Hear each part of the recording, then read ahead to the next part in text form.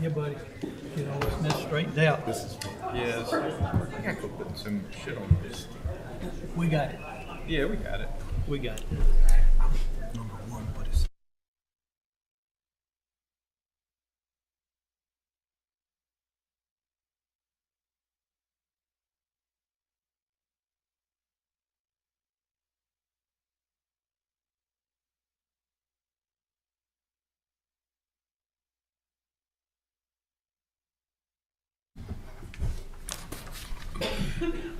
Appreciate everyone being here today. We've got a very big agenda, a lot of exciting stuff happening. Some good items on the agenda today, especially for our citizens that I think is going to be very beneficial. That's why we've got the press here. We'll be doing a press release here in a few minutes, and so, very good items here. Supervisor Leland Mitchell and Supervisor Lori Smith, they're not going to be able to join us today in our meeting due to family illnesses and sickness, so we'll remember them while they're not here. All right, we'll get our meeting started then. I'm going to ask Supervisor Tatum if he'll do the invocation, and then Supervisor Ronnie Mitchell if he'll do the pledge to the flag. Let's all stand, please. It's good to see everyone out today, and at this time, let's go to the Lord in a word of prayer. Our most kind and gracious Heavenly Father, we come to you today, Lord, just thanking you and praising you for all you do for us, Lord. We thank you for this opportunity that we have to come together and conduct the business of Franklin County. Father, I pray that everything that's said and done will be pleasing in your sight and according to your will. Lord, I also pray that this board will always look to you for wisdom and guidance in everything that we say and do. In Jesus' most holy and precious name I pray and ask it all. Amen. Amen. Amen. I pledge allegiance to the flag of the United States of America and to the republic for which it stands, one nation, under God, indivisible, with liberty and justice for all.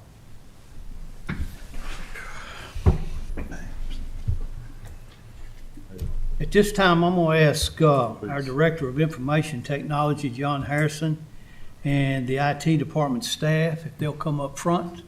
Everybody that's here, you don't want to let nobody else come? You're a slave driver today. You want to let the rest of them come today with you? They're all fixing stuff. All right, to the podium here and join us. And the county administrator is going to share with the board the county's recent recognition as a top 10 digital county. Thank you, Mr. Chairman. Of course, we released this to the public late on Friday evening that the county has once again placed in the top 10 ranking in the Center for Digital Counties and the National Association of Counties Survey for Digital Government.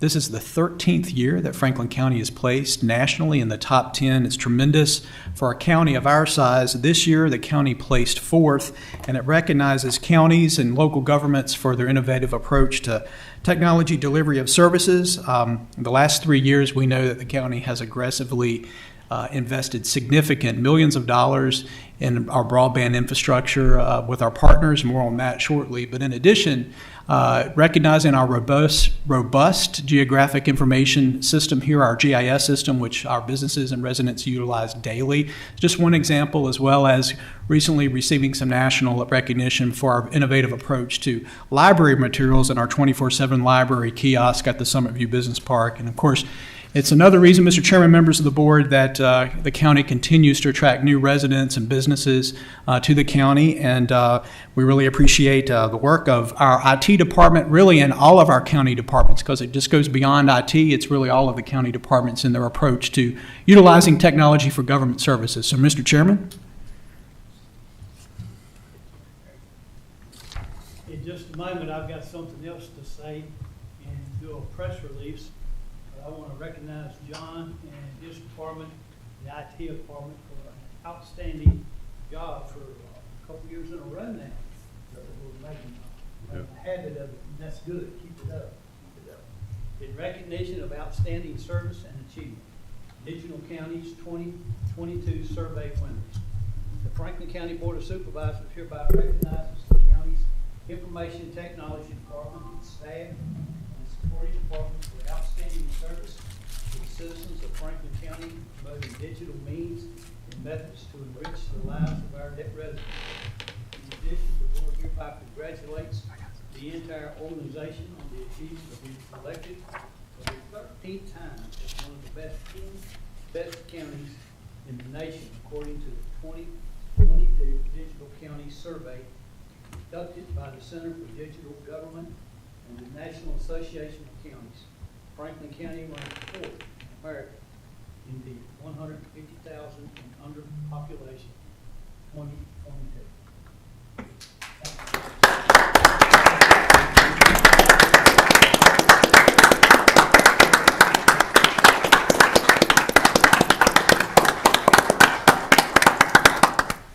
Not going back to speak. First time you walked off, that's what you said. Mr. Am I Chair- right, guys? That's right. Mr. Chairman, I would again like to thank Mr. Harrison and the IT department, all their hard work. Of course, one of their main focuses this last year has been on cybersecurity, and Mr. Harrison is on the state task force for cybersecurity as one of really the state local government experts in Virginia. And so we appreciate John's work and IT to make sure our infrastructure is kept robust and running smooth and secure. All right, we need to, I need a motion here on the approving of the agenda.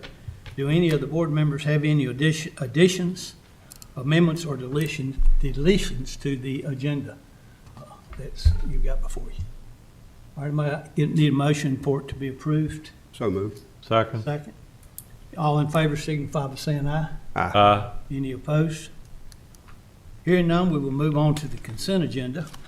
I would remind the supervisors, if you have any questions about the consent agenda, to please contact staff prior to the board meeting to ask those questions. Also want to point out to our audience members, this is very important, and I'm very excited about this.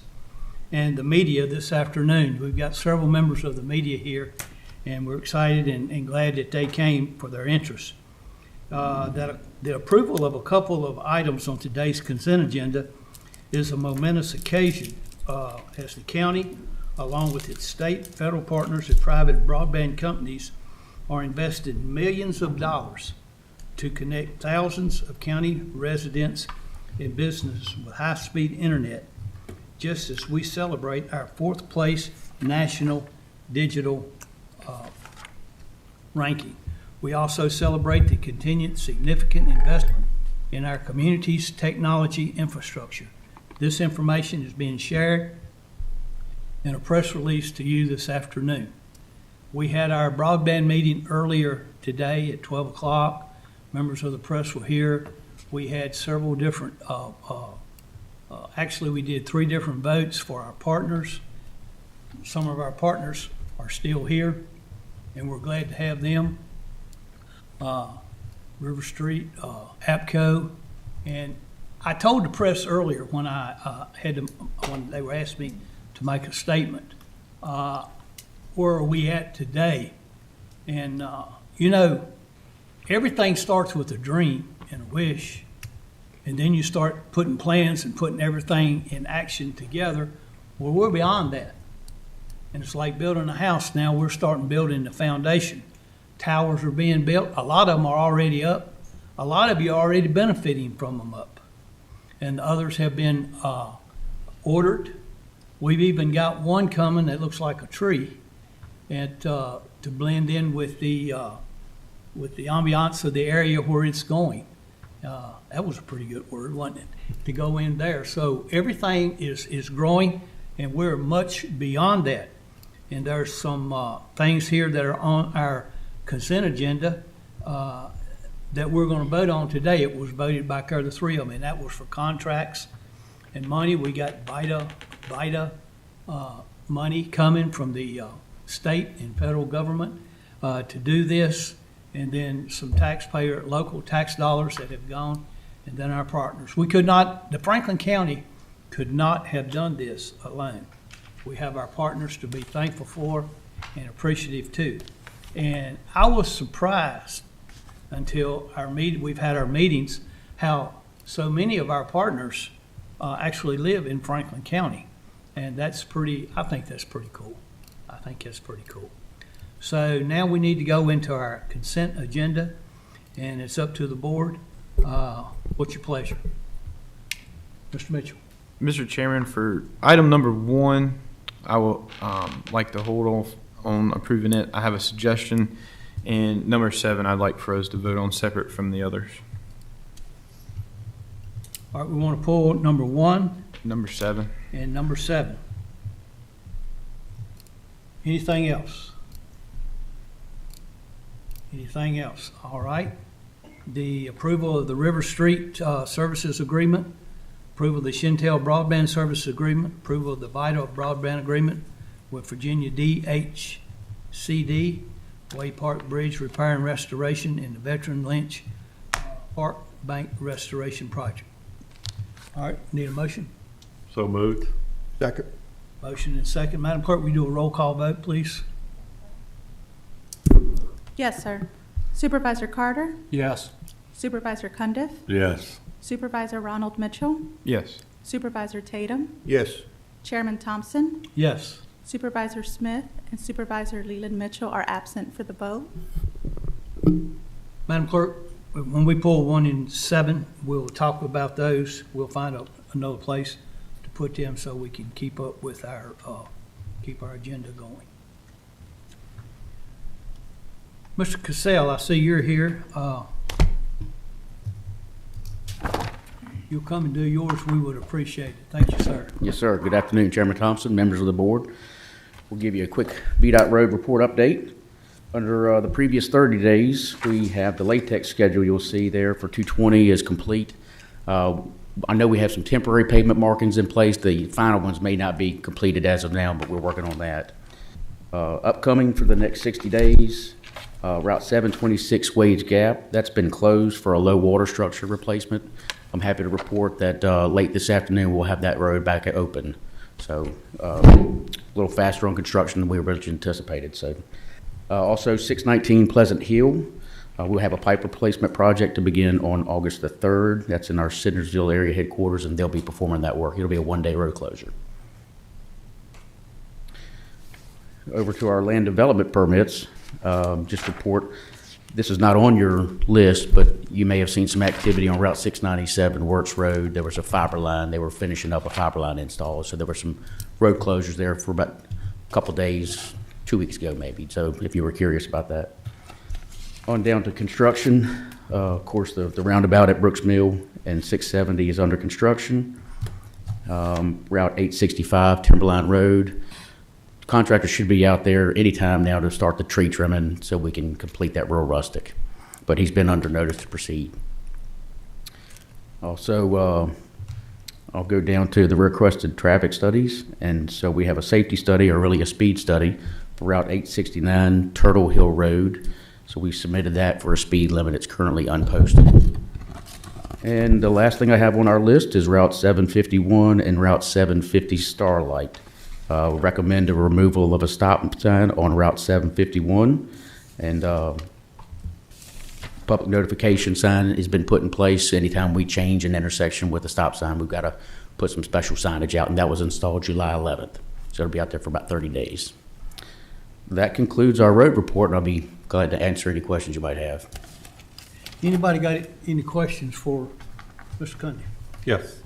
I believe you touched on 869 Turtle Hill Road. You Yes, gonna sir. do a study on that? We submitted for a traffic engineering study to do a speed study. It'll take several months for them to complete. Well, I have one other question too. We have a sign there that says no through trucks. So I wish you'd check into that and see what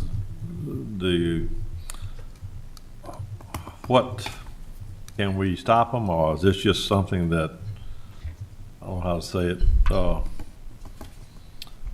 anyway, the 2 trucks are coming through. I mean, big trucks are coming through, and then we got a sign that says no through trucks. So can we adhere to that sign? Do we have the authority to know if I ask the sheriff's department to check it out, can we stop through trucks from coming through? Or is this something we need to investigate? Something we'll investigate, Mr. Condos. Okay. We know the sign is there. It says no through trucks or through trucks prohibited, something to that nature. However, there's a formal process that you go through to truly designate a truck restriction, and there's a couple of Right. different ways to do Right. it. Right. I'm not sure that study ever took place, So that's something we need to do some investigation on. Now, is that road, as narrow as it is, much traffic it carries, is it in the future plans of widening or doing anything with it? Not at this time. Okay. And I have one other. On the roundabout on 834 Wilson Store, could you send me a picture or diagram of how it's going to affect his store, where the exit is going to be? Yes, sir. Would you please do that? Yes, sir. All right. I appreciate it, sir. Thank y'all. Once again, thank y'all for what you do. Y'all have a thankless job, and I appreciate all of you. Thank you. Thank you. Last month, I spoke to you in one of our breaks about Timberline Road in Ferrum, where it comes out on the 40. And I'd had several complaints about the guardrail up through there being blocking people's view. Have y'all had a chance to look into that? I know that they have looked into it. I'm not sure that there's a good solution to fix it. We talked about shortening up that rail of run, but that really doesn't do anything to help you. It's almost like it would need to be set back. I'll check back into it and see if there was any resolution on that. Okay, thank you. Yes, sir. We got a call from a citizen yesterday on the wage gap. I know they're gonna be happy that that's open. Yeah. Thank y'all for. They've been very That pleasant. was very expedited. Good job. Thank you. Thank you, sir. Appreciate it. Brian Carter.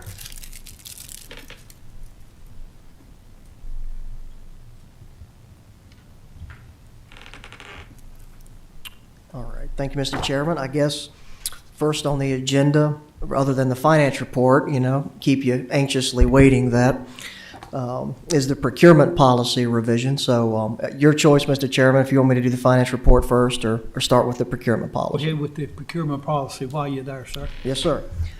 So the ultimate reason for our procurement policy update, of course, the state requires us to competitively procure goods and services for our citizens, for what we're purchasing for. That doesn't give us any guidelines or specific dollar limits. It just kind of says you have to follow a process. So we have a policy that has set those. And really, the crux of it is the policy right now sets at anything above $30,000, we have to competitively procure, which means issuing an invitation to bid or request for proposals. What we're running into in the inflationary environment is things that we never had to bid or procure are going over that $30,000 limit, and it's really one of two things: slowing down the process, creating administrative burden and cost that probably isn't necessary for what it is we're purchasing. One of the biggest issues are vehicles. We've run into an issue, and historically, what we've done is purchase through state contract. Well, all of the manufacturers that have been awarded are pretty much overloaded, and so they're canceling orders. So we had an order from last August that we were recently notified was canceled, and they didn't even offer to reorder. They just said, well, we'll open it back up probably August or September. You can ask again. And so we're getting concerned on the staff level that we're going to fall behind on some things. This also bleeds over into some maintenance items that we just probably need some quotes. By the time we go through a bid process, the contractor's booked up for another 2 months, and so things of that nature. So what we're asking, and it's been since 2006 since these limits have been increased. So, I mean, we're not talking something that's happened recently. So inflation, the dollar goes a lot less than it did in 2006. So what we would be looking at on the table that's in the executive summary is incrementally increasing those limits for each level of purchasing authority. So what we'd be looking at is raising it from $1,000 to $2,500 for departments for any good or service just to go get what they need. 3 verbal quotes would be $2,501 to $10,000. 3 written quotes would be $10,001 to $50,000, and then we would set the new limit for any invitation to bid or any request for proposals of over 50, which is pretty much going to catch any project that we're going to be doing, design, construction, and those type of things. The biggest help for us immediately is going to be in the purchase of equipment and vehicles. Obviously, any vehicle purchase still goes through the vehicle committee, of which Supervisor Tatum is a member, and of course, Mr. Whitlow, myself, and of course, Ms. Rosser for general properties also kind of coordinates that. So that's the ultimate request, is to amend the policy to help kind of ease some of the supply chain issues and inflation we're seeing. Certainly be happy to answer any questions or address any concerns that you may have. Mr. Carter? Thank you, Mr. Chairman. I just have a comment, Mr. Carter. Are these proposed limits, are they in line with other localities? Did you all research this, or how'd you come up with these figures? These figures are really just what we're seeing. I would say each locality is different. Probably some of localities are similar to us in probably the $30,000 limit. Some of the ones that I would say your Roanoke area localities probably have a little higher. But no, we did not compare policies on any specific to inform our limits. We were looking specifically at what our needs were and what was really creating burdens from an administrative standpoint. Right. Yes, Okay, sir. thank you. Mhm. Mr. Mitchell? Thank you, Mr. Chairman. I have a concern. I'm sure you can alleviate my concern, but when we're doing our budgets every year, let's talk about vehicles, for example. So we'll use the sheriff's office. They got 3 cars, and let's say they were 29.9 or whatever that fell under the procurement.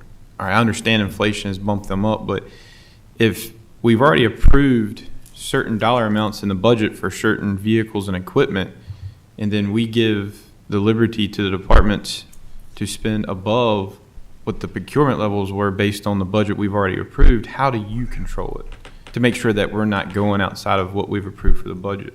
And so, so what this policy does not address the budgetary situation at all. So any purchase has to be within the budgeted funds. So even if a department can go above, they still can't purchase anything more than the money they have.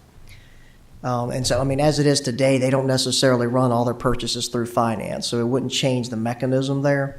But we'd monitor the budget monthly, and so that it wouldn't change the budget parameters that the board sets for these purchases. Yeah, no, I understand that, but Right. let's those same 3 cars, let's say they're now 50 grand. Well, that's $60,000 more they got to spend that they're not going to have in the budget. So are they robbing from other parts of their budget to pay for these things, or? Either that or cut back what they're purchasing. To this point, we've been able to absorb it. And the sheriff's office is one of the largest purchasers on an annual basis of vehicles.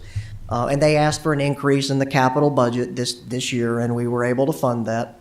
And so we're able to work around that, but in order to keep up with it, we have to constantly increase our funding to capital, which is one of the great concerns kind of we addressed during the budget process. And that inflationary factor is going to be a burden for future budgets as well. That's just my concern. I could just see us coming back to us, hey, look, we increased the procurement and we need another $130,000 because, people went ahead and ordered stuff and, but, am I making sense? The procurement, Ronnie, is the limits No, I understand of that. where they have to go out for budget and how they derive at those figures. It doesn't have anything to do with the actual purchase. That's something totally different.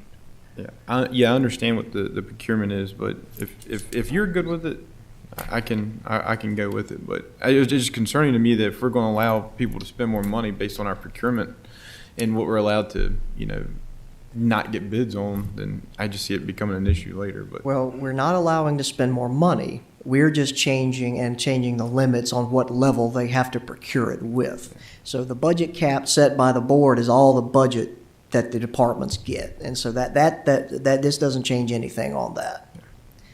But you are saying they'll have to cut back on other parts within their departments If they have to vehicle- spend over. Yeah, separate from the action on the policy amendment we're recommending. But if vehicles are higher than what was approved in the budget, the departments will have to do one of 2 things. They will have to either purchase less vehicles or smaller vehicles, or they'll have to come back to the board and ask for more money. That's my point. Ultimately, come back and ask for more money. Yes, yeah. That's the If point there's I'm not trying enough to make. money, Thank you. but Appreciate it. that's this policy addresses none of that concern. Yeah, Gotcha. this is just raising the limits. Yes, sir. Any more questions of Brian? All right, well, we need to do action on this, so we need I need an motion on whether to allow them to change the procurement. Mr. Chairman, I make a motion to approve the increased procurement policy limits as presented in the summary. Second. Madam Clerk, will you do, since it informs or involves money, a roll call vote, please? Yes, sir. Supervisor Carter, Yes. Supervisor Cundiff, Yes. Supervisor Ronald Mitchell, Yes. Supervisor Tatum, Yes. Chairman Thompson, Yes. Supervisor Smith, and Supervisor Leland Mitchell are absent for the vote. Thank you. Okay, thank you.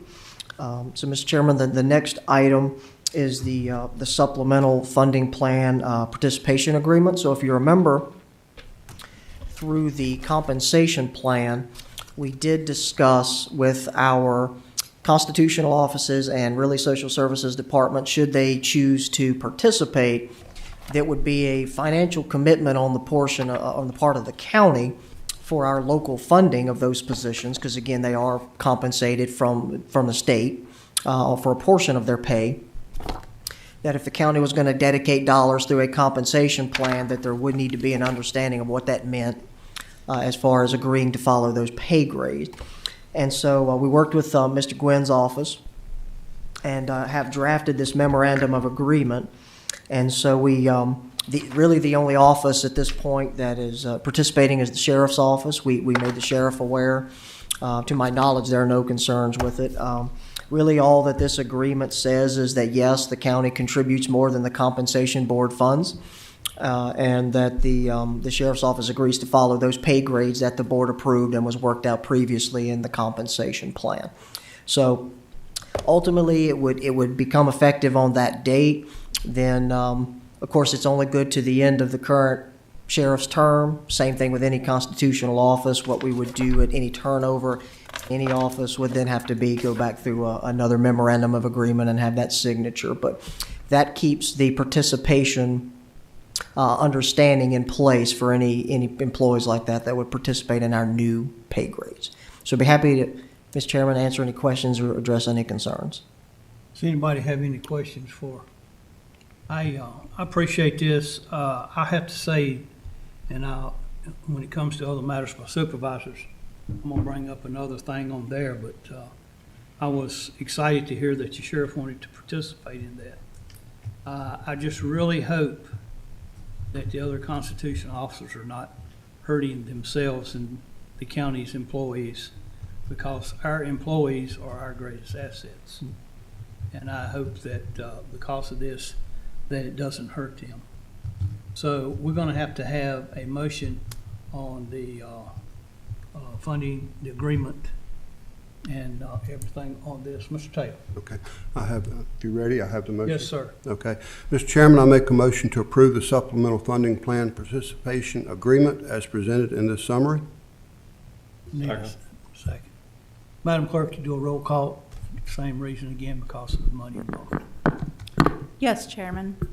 Supervisor Tatum, Yes. Supervisor Carter, Yes. Supervisor Cundiff, Yes. Supervisor Ronald Mitchell, Yes. Chairman Thompson, Yes.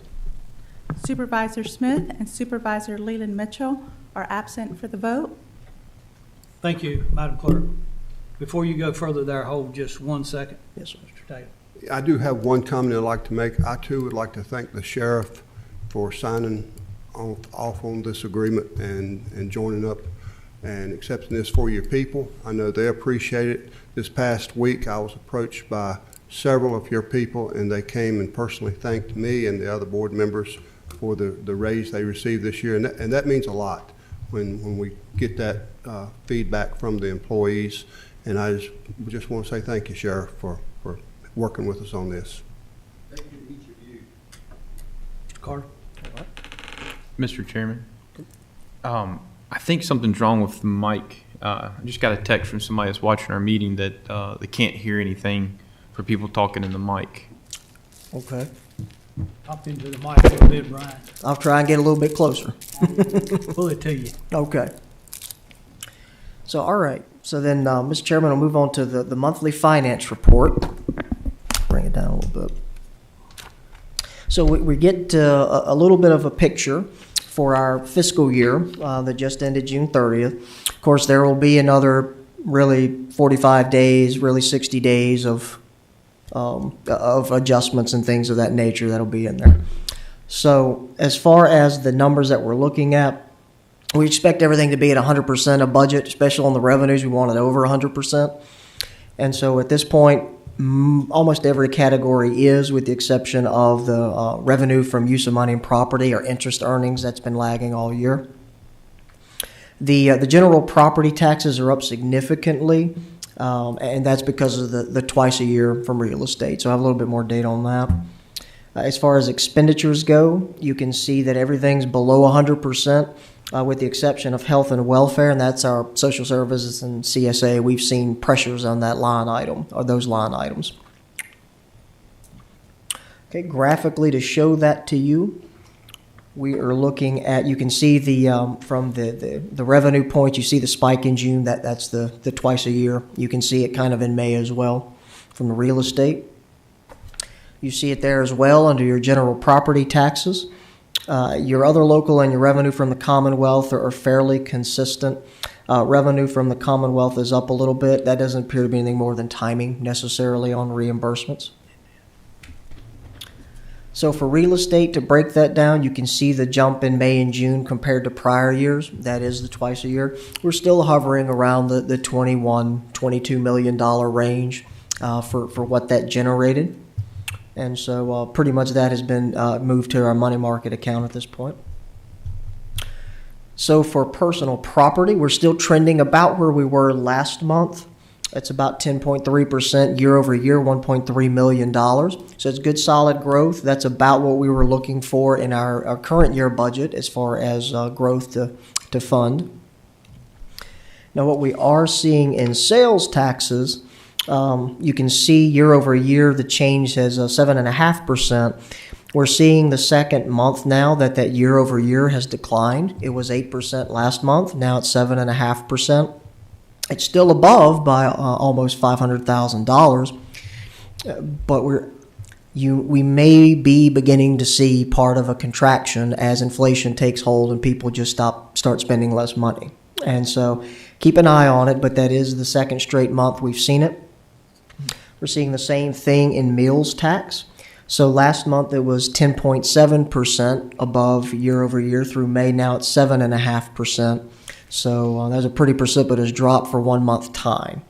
And so, of course, meals especially is a much more discretionary funding source. So still a solid month, still a solid year, but something that we're going to track as we go forward to see if these taxes that are indicative of consumer spending start to abate a little bit.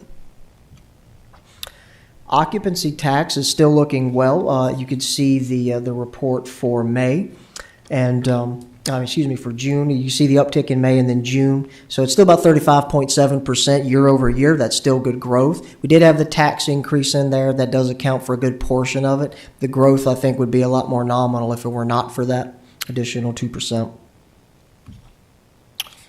But for expenditures, you can kind of see graphically we're about on line where we would expect to be. And so you can see that we had a little bit of a down month for June compared to last year. But categorically, when you look, we're about in line. We expect it to be up a little bit year over year. Public safety category, again, is still the CARES Act money, and so that will filter, as we filter forward, that will not be an issue. You can see up health and welfare, breaking that down a little bit more, social services is up on both categories, their operating and their programs. We expect it to be up some because salary increases and things from year to year, you're going to have higher costs. And that's typical. CSA is actually down overall for the year, but by the time we're done, we expect that to actually exceed the budget fairly significantly. And so we'll have state reimbursement for 70-ish% of that, and so that will go back into our coffers. But we're seeing double-digit increases in the rates that are coming back for this fiscal year for CSA. So it's certainly going to continue to be a budget pressure. So fund balance, we do have, I did add from last month the $315,000 that was needed for the 2024 reassessment. And so that is just because of even the lowest bid on that was proposal, I guess I should say, was well higher than what we have historically budgeted, typical of the inflationary environment. And was speaking with our Commissioner of Revenue, Ms. Torrance, earlier, and so that apparently seems to be a fairly good deal with what other localities in the state are getting. So something in the next fiscal year when we look at budget, we'll be bringing to you increased costs that we're going to need to put aside. If you remember from the budget, we fund a continuous funding stream over a 4-year period. So when we do the reassessment in 4 years, we have enough money set aside. So that's going to be a pressure in next year's budget that we're going to have to start working on. So that drops it to just under $7.5 million as the remaining available as of the prior year audited number for our unassigned fund balance. So nothing has changed on the rollovers from last month. This is just the $3 million that was approved by the board previously from year-end surplus. Rollover approvals for the school system, almost $2.5 million. And now this slide has been added at request. This is the commitments for our current 2022 surplus that we will eventually bring to you in probably the September timeframe. We'll have a better answer for you in August. But you can see we, through previous board action and commitments as part of those votes, it was to restore the $1 million in budget stabilization first, then to restore $75,000 to the capital reserve that was contributed to the Pinhook Community Board for EMS coverage, and then up to $650,000 for the purchase of a Ferrum fire apparatus. So that's $1.725 million that would need to come off the top of any surplus before we would look at any other funding sources, funding possibilities. So the economic update saw a record high inflationary month in June, 9.1% year over year. Still no relief in that. There's some talk, well, gas prices going down a little bit. There may be some relief coming forward. And then some say, well, it's a blip and they'll rise again shortly. So, we'll continue to monitor. There is discussion of a possible 1% increase in the Fed base rate at their next meeting. And from a Federal Reserve action standpoint, that is very significant. If they do raise the rate 1%, they are imminently concerned about recession. They are trying to cool the economy off.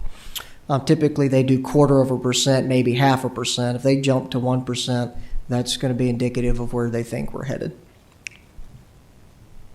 So on a state update, due to the lateness of the budget process, a lot of the state agencies that we receive funding from, Compensation Board being one of them, are still kind of going through that budget and giving staff and localities estimates for where they think that'll work.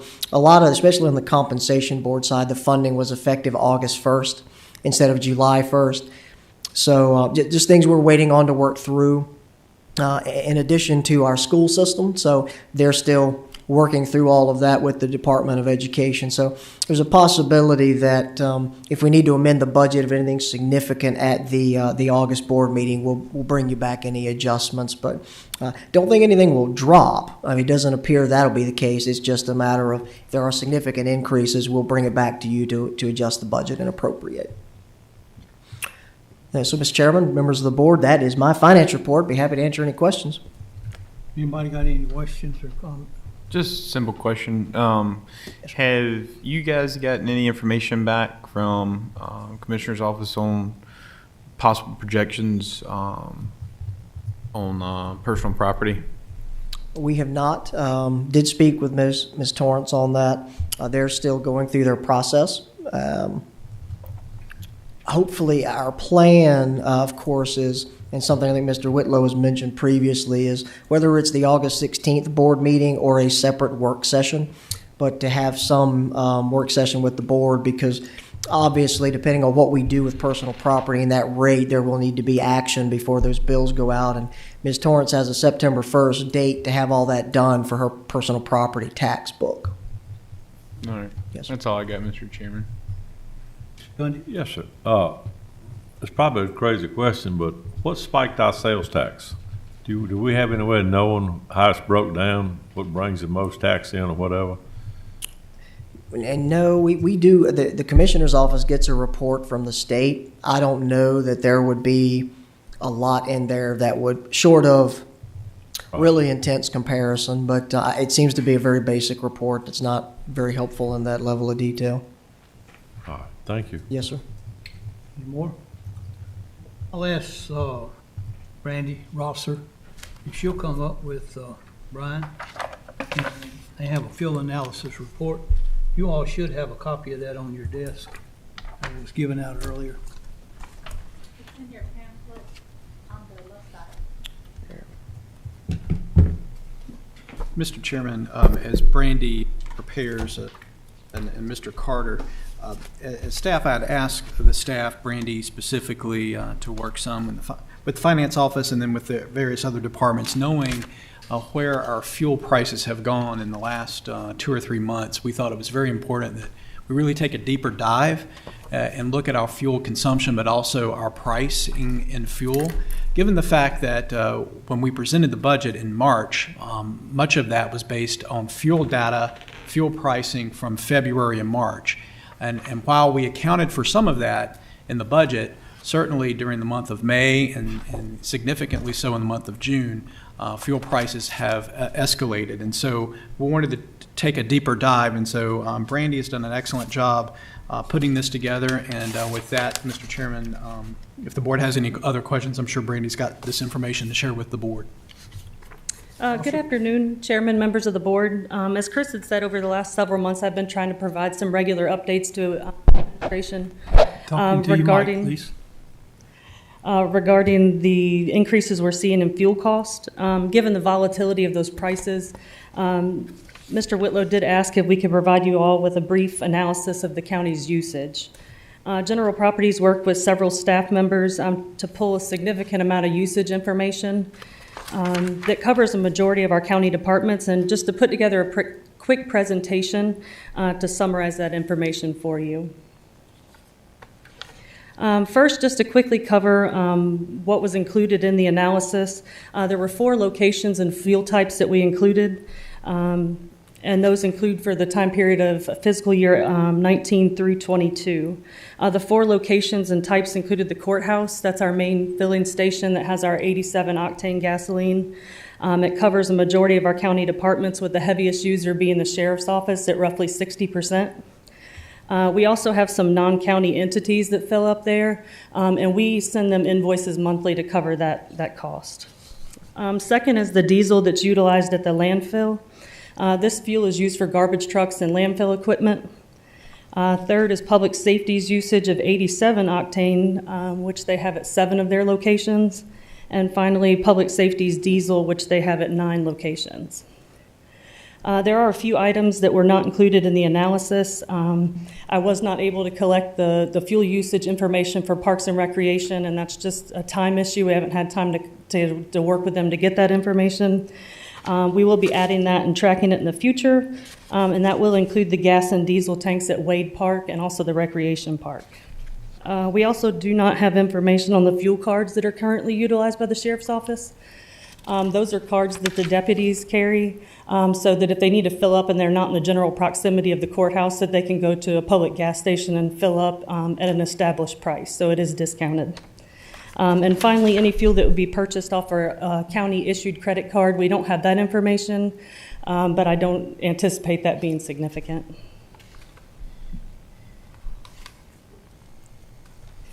So here we have the fuel usage summary for FY 19 through 22 for each location and fuel type. Again, I've attached a copy of this chart to the back of your handout just in case the numbers are a little bit difficult to read. Some of the statistics that we just wanted to point out, as Chris had noted, in May and June of this year, we saw our most significant surge in gas prices, with the price per gallon jumping from anywhere to $3.50 to $4 a gallon. That is a rather large jump from the prices we were paying earlier in the year, which we were seeing around $2.25 to $2.50 per gallon. The average price per gallon for 87 octane increased 64% from FY 21 to 22. The average price for diesel increased 68% for the same time period. And something that surprised me a little bit, our total gallons purchased was actually relatively unchanged from FY 19 to 22. So we've seen little to no impact from COVID or any other factors on that amount. So I guess the big question is the impact that these gas prices are going to have on our budget and how they're going to continue to do so in the future. And to talk about that, I'll hand it off to Brian. I gotta move the microphone back down. So, Mr. Chairman, members of the board, so from a budget standpoint, if you remember through the budget process, we increased the budget about $157,000 throughout the department budget lines, and we also added another $75,000 in a generic fuel reserve. And so that was in anticipation that fuel prices were going to increase. What we're finding with the data that Brandy has put together is that our total fuel budget of just over $875,000 across all of our department lines, including the $75,000 fuel reserve, at the gas prices at the last fill-up, basically, when our tanks were topped off for diesel or regular gasoline, 87 octane, we're going to be about $342,000 over budget if it stays at that level. If it goes below, great. If it goes above, we're going to even have a higher budgetary pressure. So we have seen over the last 2-3 weeks some decline in gas prices, so that's a positive. But I think what we're going to need to be looking at, of course, we don't need to have a knee-jerk reaction, but there are some things in the budget that we're going to need to look at going forward. Maybe it's a year-end sign a surplus look, maybe it's a mid-year look, but we certainly have a potential for a very big budget shortfall that we're going to need to address in this fiscal year's budget.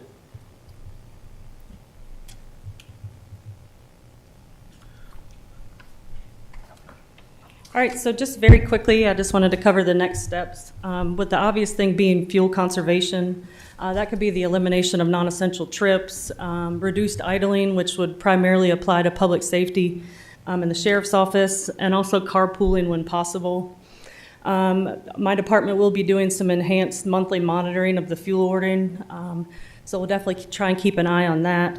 And finally, we need to kind of do a review of our fuel procurement. And there's several things we can kind of consider as part of this review. We can look into bulk pricing. We can look into set contract pricing, which is something that like Danville, I know, takes advantage of. State contracts, cooperative procurement contracts, consideration of a fuel card system, which would be similar to what the sheriff office utilizes, and the possible elimination of fuel stations. And one reason why I bring that up is we spend a lot of time procuring this fuel and getting quotes and having it delivered and invoicing. If we're able to just do a fuel card system, that would eliminate some of that legwork. So I guess the main takeaway of the analysis is that the recent increase in fuel costs, as Brian has said, has already impacted our budget, and it's going to continue to do so. We definitely recognize that impact, and we're actively working to more efficiently track our fuel usage and also try to reduce the cost of the fuel that we're purchasing. So if you have any questions, I'm sure we'd be happy to answer them. Has anybody got any questions or comments for, go ahead, Tommy. Oh, I know some public safety, you said it takes 89 octane. Everything else is 87. Why is it 89 octane for public safety? I will defer that question to Chief Ferguson. I don't do the ordering for their department. I would That's just gladly fine. answer that. Thank you.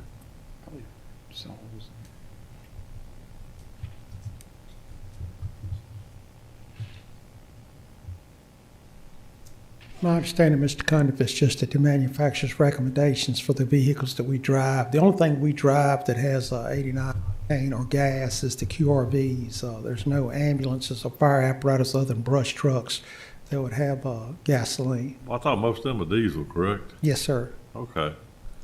Well, it just threw me when it said 89 octane. I couldn't figure out what we had to have 89 octane for. Yeah, all our vehicles use mid-grade is what we traditionally put in them. Do we have an idling policy for these vehicles? What I'm trying to say is, if they go to emergency room, drop somebody off, do we have an idling policy, or the trucks just keep idling? I mean, I know they got to keep stuff up, but I'm just curious. We do not have a policy on that. Most of the time, the reason the truck's left idling is we do have different medicines on there that need to be temperature controlled, and it's either for the heat or the AC on there. So I sort of figured, but I just want people to know that those trucks do have to idle because of what they're into. Right, and the same thing with the animal control trucks, where there are the animals and other types of stuff on there. It needs to be climate controlled. All right, thank you. Thank you, I sir. have one more question, sir. Yes, sir. When it comes to fuel, do we put it out for bid every year? Is it a contract bid, or how does it do? Different departments I know procure it different ways. The fuel that I order for the courthouse, we fill up roughly every 2 weeks. We call 3 vendors. We get the pricing for the quantity we need, and we award it to the lowest bidder. I do not order for public safety, the landfill, Parks and Recs. I can't exactly speak to theirs. I know it was bid out at one point. We may have been utilizing one of the contracts with our public school system. You guys may be able to, I don't know if you have any idea. No, I think Ms. Rosser is correct in that, well, that was close, in that that's historically what's happened, is that if we utilized any cooperative procurement, it was through the public school system. I don't know that we've utilized that in the last few years. I think it's been more, we just contact as many as we can, get quotes, and we take the cheapest. And so each department does, for the most part, order their own, as Ms. Rosser stated. So that's part of the options we may look at into state contracts or cooperative contracts, things of that nature, to help maybe hedge a little bit on some of these price increases. So right now, we have multiple partners as far as getting fuel from. We do. It just varies based on the time that we get the quote and who really the lowest price is. Yes, sir. Okay. Yep. Thank you. Mhm. Thank you. Question. I guess this question is probably for Brandy.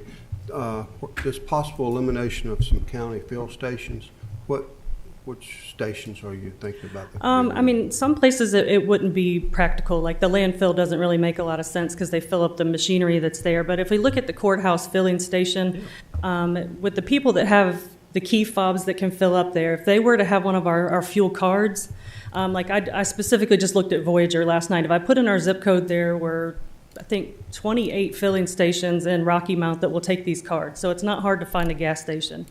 If we eliminated people filling up at the courthouse and gave them that card to fill up at whatever station is closest to them, the price per gallon is already negotiated based on the contract we have, and they'll be billed once a month for their usage. It also allows you to better track who's using the fuel and what time, so you know exactly who fills up what day of the week, how many gallons they got, so you can kind of track fuel usage or misusage a little bit better. Okay. I mean, my biggest concern with it would be with our public safety departments, fire departments, rescue squads.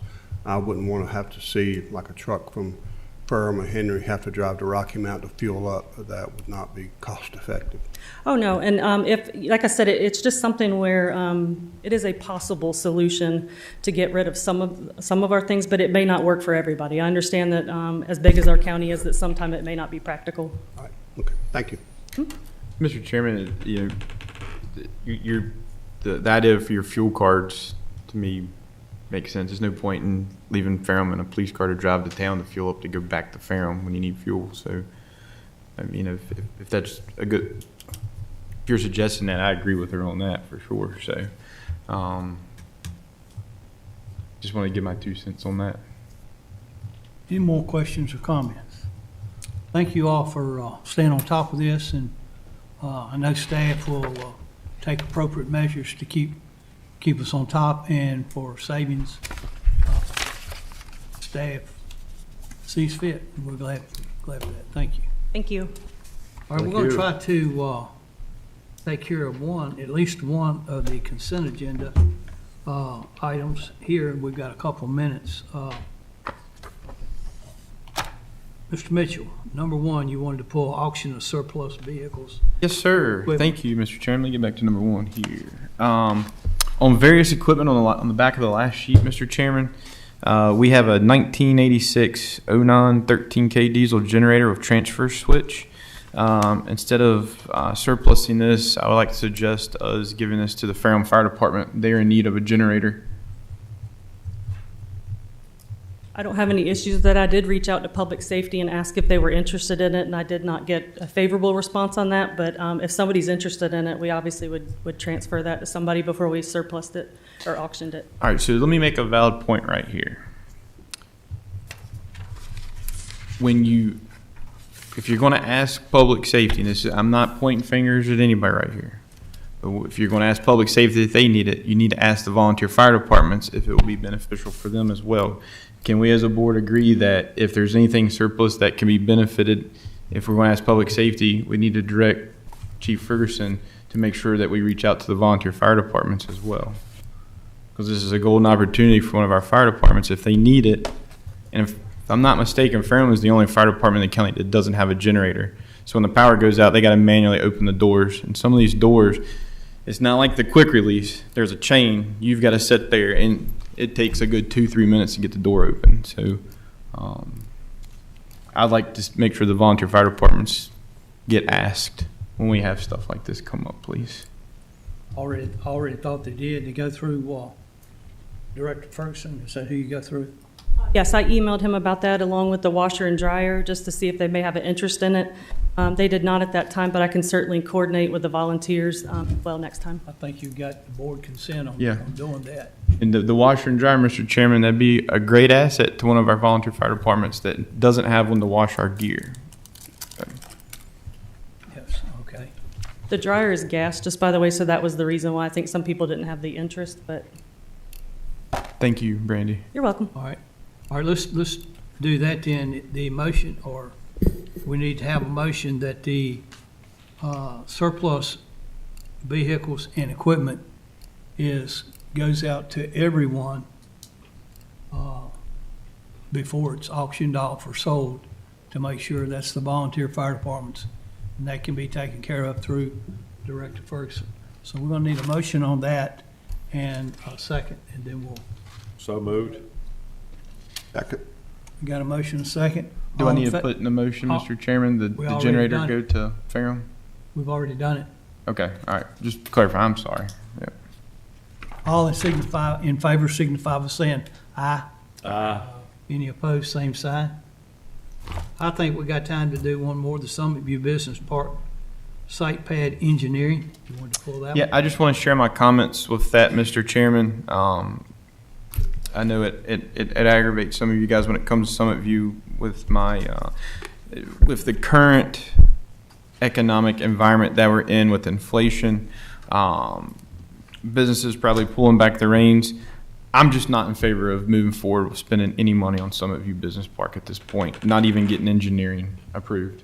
So I want to just get my comments out there, because if we go ahead and approve the engineering, then we're looking at, I think it was $2.5 million that we got to come up with to actually do the project that we don't have in grants. And I'm just very cautious with that. But that's just my opinion, so. All right. Mr. Anybody else got any comments or things that they want to say here?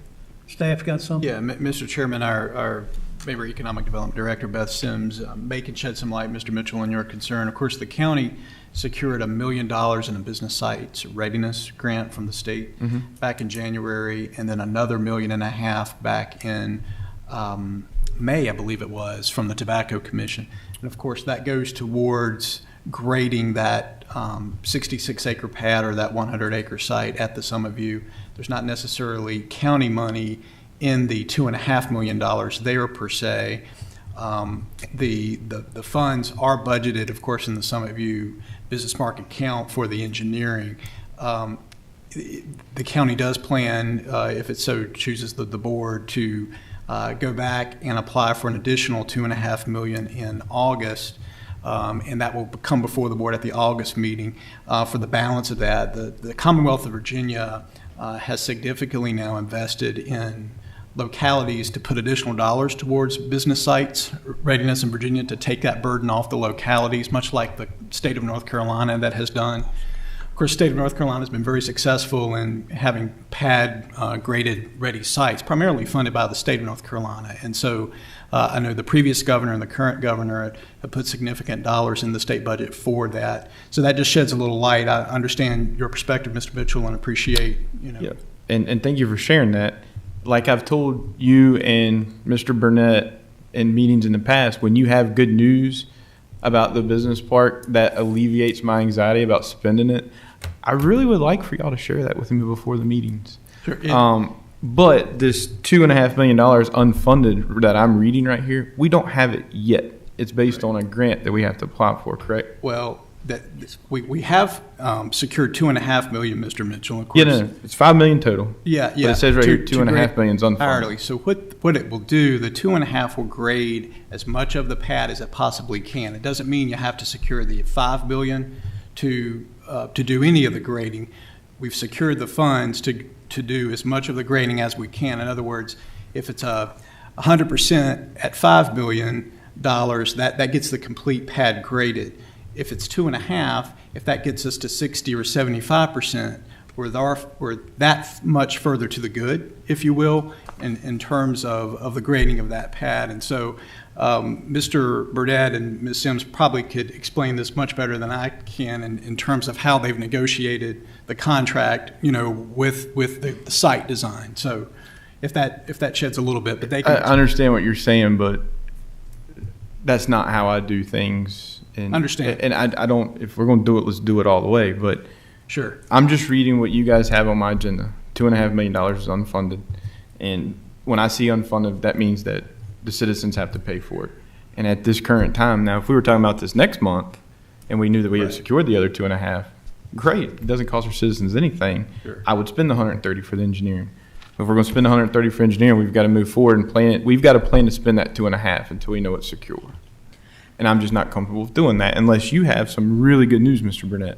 Well, I just want to kind of give some background on this whole process for the Dogwood site and site readiness. So I guess it was right at a year ago now, we got word that the state was given $7 million worth of grants for site readiness. We also got word there was a lot of people asking for this money, but we were told to ask for the moon, and hopefully we'll land somewhere within the stars. So we applied for the full $5 million for grading of the Dogwood site, and we applied for an additional 1.6 or 1.7 million for some work in the north region of the park, where stick pack and traditional medicinals are. We got word right before we had, went through many phases with this grant. We had to do an online presentation, we had to do an in-person presentation, and we got some intel from Richmond that we need to be able to say that this project could be broken down if need be. Because they weren't funding anybody's projects fully. And so when they came to visit, we told them, and we actually asked Bowman Excavating they are working on another project. We said, could this be graded in two different times? We were just kind of asking industry knowledge, and they said yes. The way the land is, you could easily grade half of it now if you get this funding, which we've secured half of the funding, and then if we get additional funding, we could come back and grade the other half later. They said they wouldn't really break it down any more than that because that could be wasteful, but they did say it was responsible to be able to grade half of it now and possibly half of it later. I just wanted to reiterate that all of it, I don't want to say it's not tax money because it is tax money, but it's state tax money. This $2.5 million, like Chris said, $1 million from VDP and then $1.5 from the Tobacco Commission, and that includes the engineering cost as well. And so we will be applying for the additional $2.5 in August-September timeframe. Last year we found out at the beginning of January, so hopefully we'll find out, Thanksgiving, Christmas, January again this year. That will be in the time that the engineering is being done. So if we get awarded that, then they could go ahead and do engineering for the whole thing. We could do grading for the whole thing. But I just wanted to reiterate that we will not be using any of the local dollars for this without asking you all first. This has all been just time spent, my staff time and Mike's staff time and other people's staff time spent applying for these grants to get the site ready. Just a couple of stats. We do have 3 open projects on the pad site that was just completed that are still open, that are looking at that site. We don't know what the status of those are. Up until a couple weeks ago, all we know is they're still open. And as of when I was working on these grants, I got some statistics and data from Richmond. And as of February 1st, 2022, there are only 1,100-acre pad-ready sites in the state. And as you've seen, the growth in Greensboro is just insane. And anything we can do to capitalize on that is kind of the reason for we're doing this, to be honest.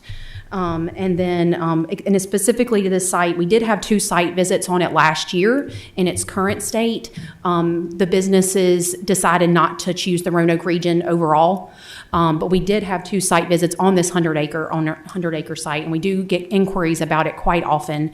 What we're hearing, though, is people want to be open. I know it's crazy, but people want to be open in 18 months. So I don't know if Mike has anything, and I'm sorry that was kind of long, but I don't get a chance to talk to y'all much. So I just wanted to update you on everything that I had. I would love to talk to you more about some of your business. You can call me anytime. Okay. All right? Okay. Mike, do you have anything else? You got anything to add, Mike? No, I think that's it. Mr. Tatum, you got a question? Yes, or comment? I do. First off, thank you for all your work and effort that's gone into this. And it's my understanding that any future businesses that may be looking at Summit View Business Park, one, if we do not have a site ready for them to go, they're not going to give us a second.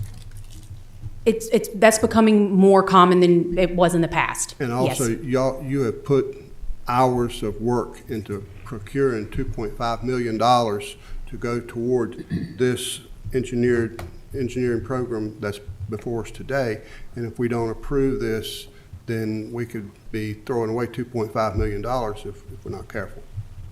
We do have to, yeah. Yeah, and let me just add to that, Supervisor Tatum. I think the big question is using funding that we don't have yet, which is not what we're looking to do.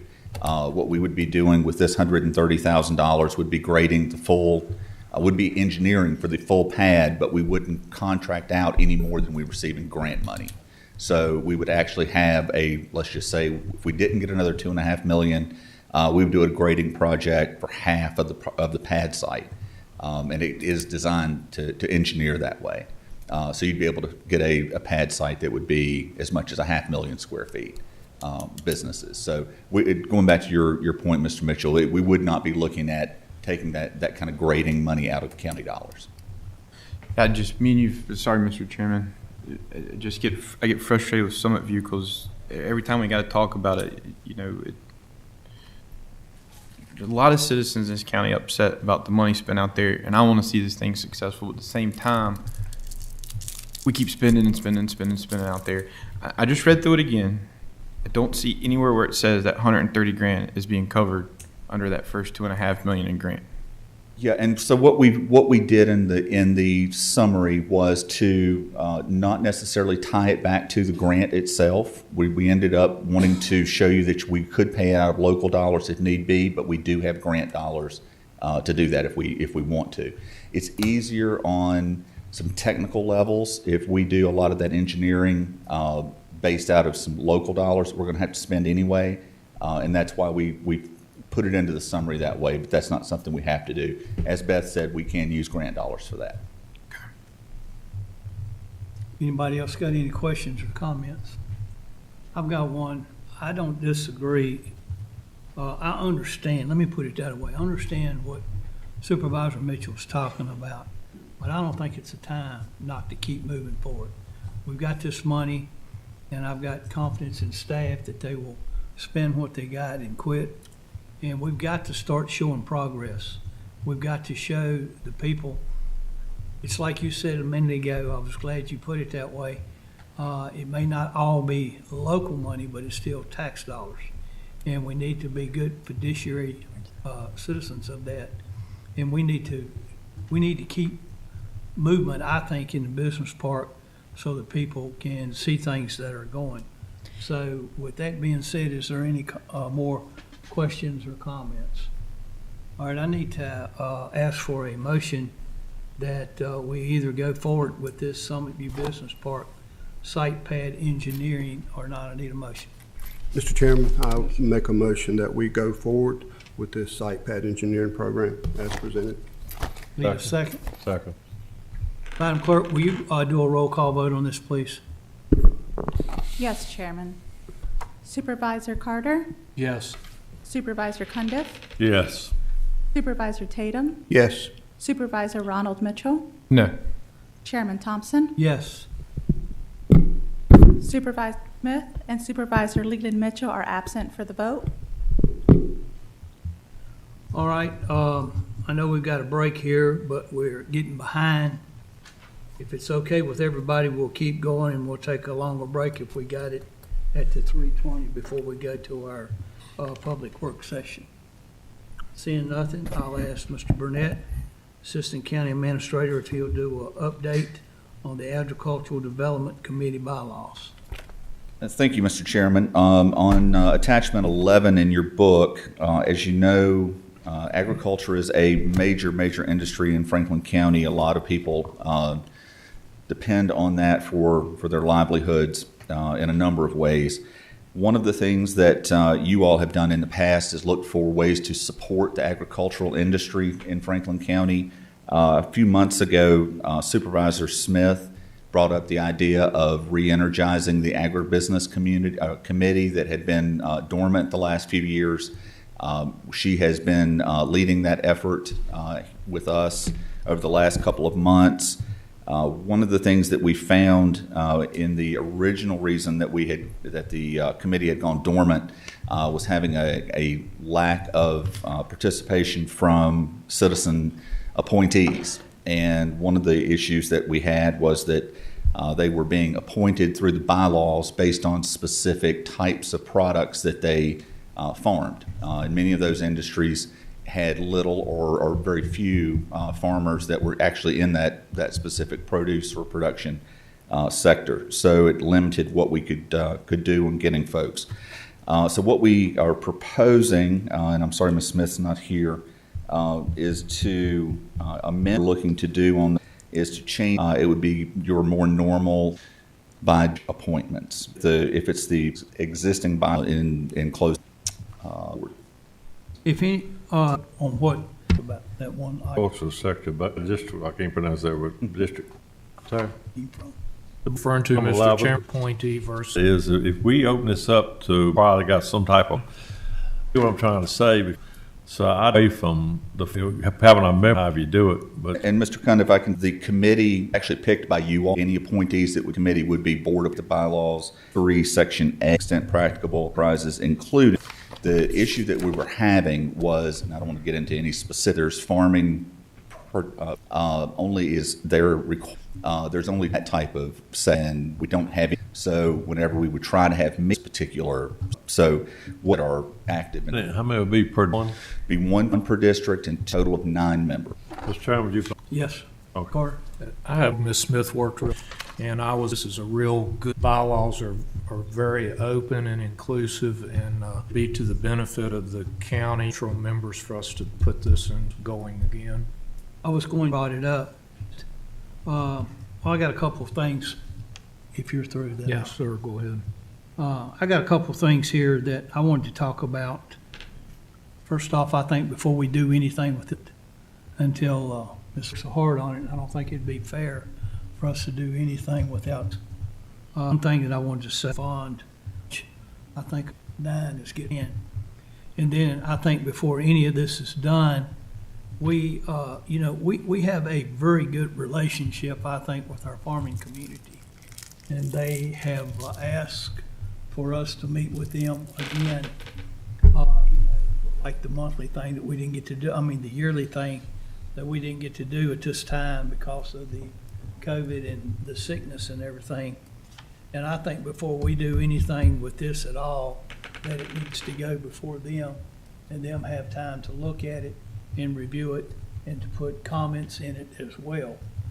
We've not had this committee active for such a long time, and I don't see any urgency in it being done. Mike shaking his head. I'm good, yeah. That's unanimous. She needs to be here. So we'll table anything on this today, and if you will, if you haven't already done so, make sure that the farming community is aware of this and that they can have input in this as well. Okay, with everybody else?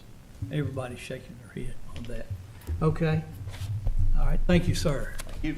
Ms. Cooper, Lisa Cooper with Director of Planning on smart, try to say that bad. Smart scale projects. Well, I'm glad I ain't the only one that have trouble with words. Mr. Cunny, I'll say this, but I've got a couple stitches in my mouth from where they took a tooth out, and that's even compounding everything. Lisa. Thank you, Mr. Chairman, members of the board. It's time for Smart Scale funding. It seems like I was just up here for round 4. As you remember, Smart Scale funding is in Virginia to prioritize transportation projects for the best limited use of the funding.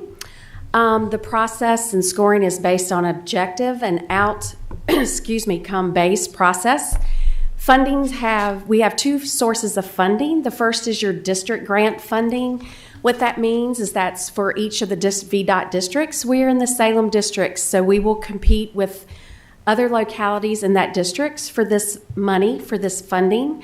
The high priority projects program is for the whole state of Virginia. So our projects that we bring to you today will also compete with everyone in the Commonwealth. Projects, if approved in our locality, will be VDOT administered. There is no county funding. There's not a county match required for Smart Scale funding. This is round 5 of the funding. And just to let you know, the county has been successful in the Smart Scale funding. In 4 rounds, we have had 8 projects. So we feel very fortunate of bringing funding dollars to here that we don't have to match. In March, you, the board, allowed authorized county staff to submit 4 pre-applications.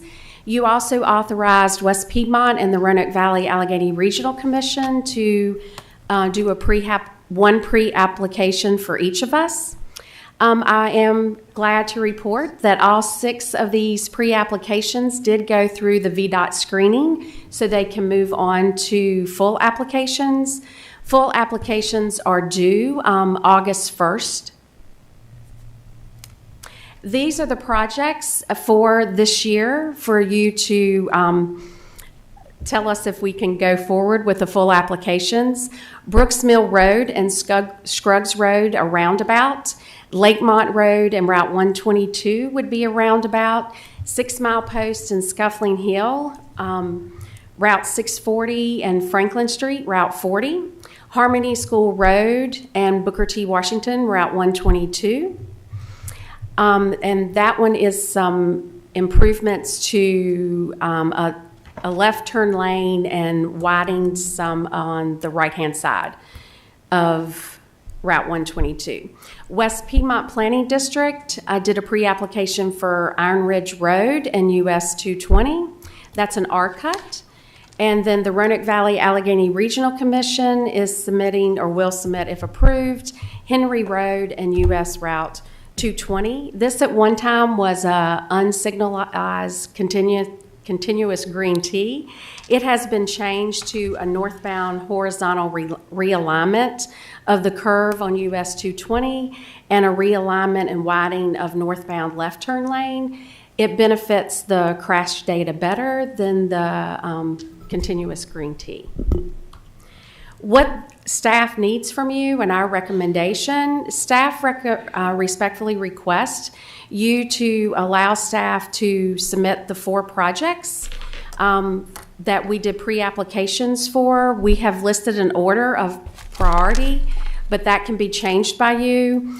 Brooks Mill Road and Scruggs would be first, Lakemont Drive and Route 122 second, 6 Mile Post, Scuffling Hill, Route 140 third, Harmony School Road and Route 122 fourth. Also, we respectfully request for you to allow West Piedmont to go ahead with the Iron Ridge US 220, and for the Roanoke Valley Allegheny Regional Commission to be able to submit full application for Henry Road and US 220.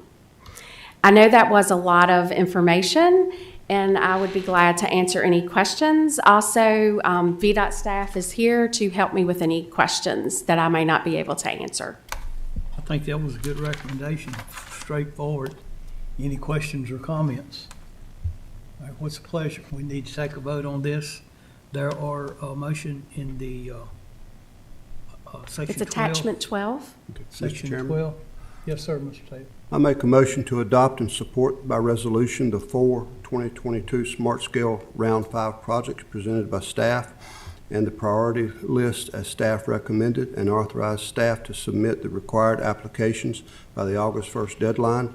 I also adopt and support by resolution the 2 projects presented by staff that the PDCs will be submitting on behalf of the county for the 2022 Smart Scale funding. Need a second? Second. Mr. Mitchell, you had a question or comment? Just a quick comment. I agree with everything, but one of these negatively affects a citizen who farms.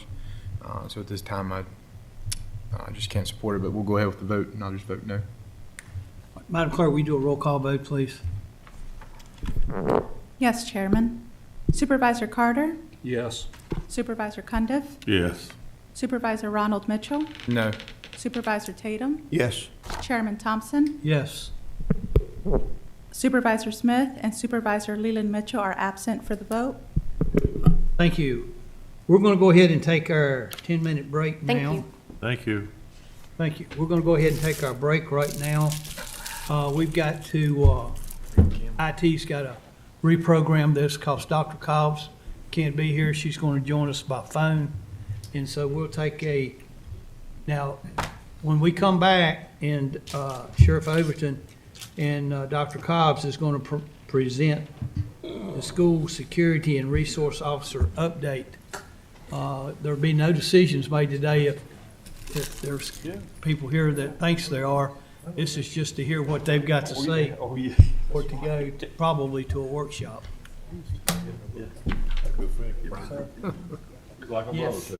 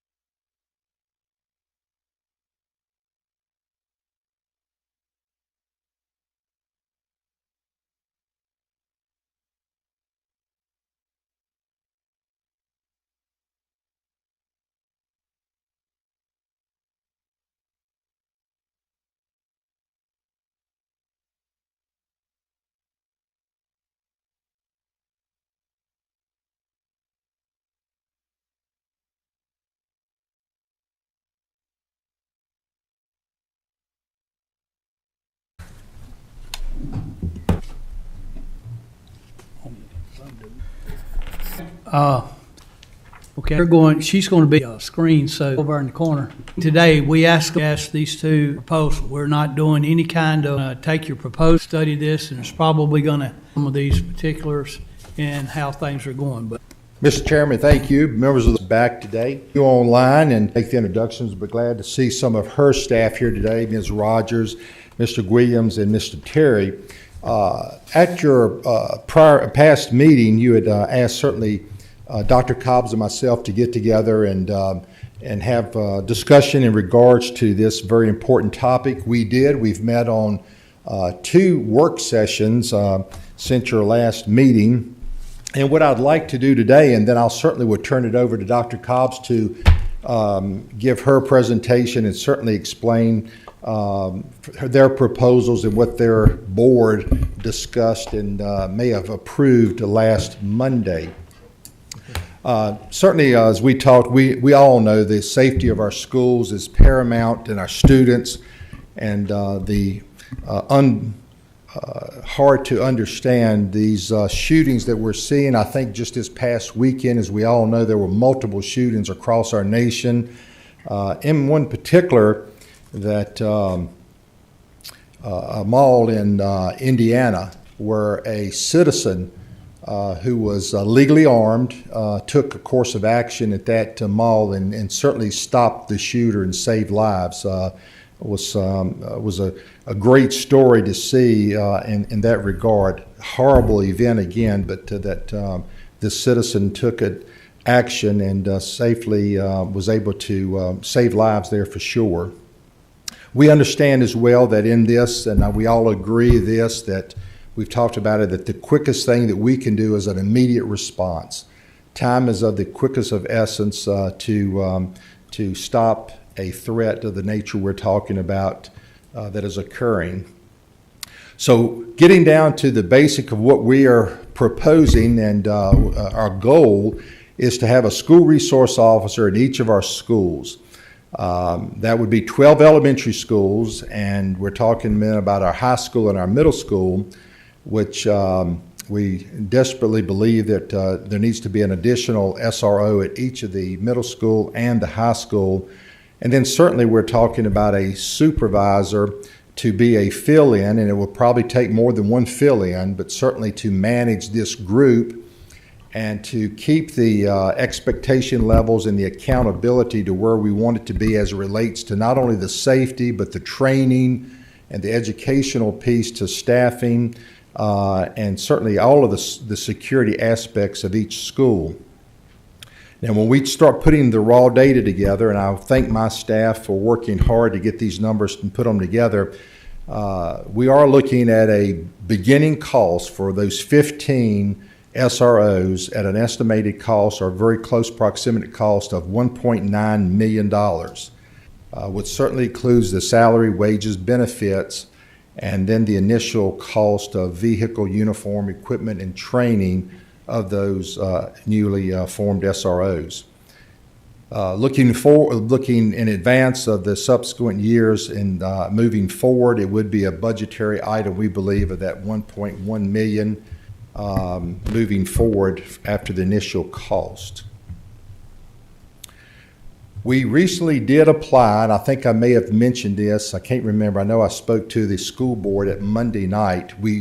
There was a grant funding that's been in place for several years now that we have taken advantage of that helps supplement the 2 school resource officers we have at the high school and 1 at the middle school.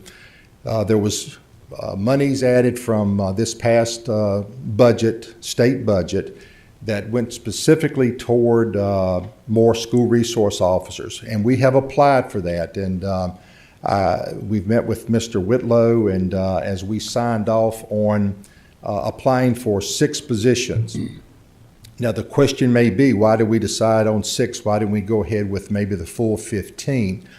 We had to approach this within the parameters of what the guidelines of the grant are, and unfortunately, it's almost like a double-edged sword. They're trying to help out, but we know sometimes when you try to help out and you start putting guidelines in, you don't quite understand. It's almost like you're self-defeating, because My perspective at this point, and I believe yours would be too, if we do this, the quicker we can get these school resource officers in the school, we would be meeting our objective. But according to the grant, they have to be 3 years of experience before they go to the school. The second part of it was they have to be ready to start this school year. And we knew we just could not match the personnel needed to get as many as we're asking for. So we've applied for the 6 positions, which would be, the first year would be fully funded. There would be no match coming back from the localities the first year. Then there would be matching funds that would occur after year 1. If we were to get the 6 positions, we've asked in the total grant for $519,000. Now that just is to cover the salaries and the benefits for the SRO itself. That's not for any equipment, training, vehicles of that type.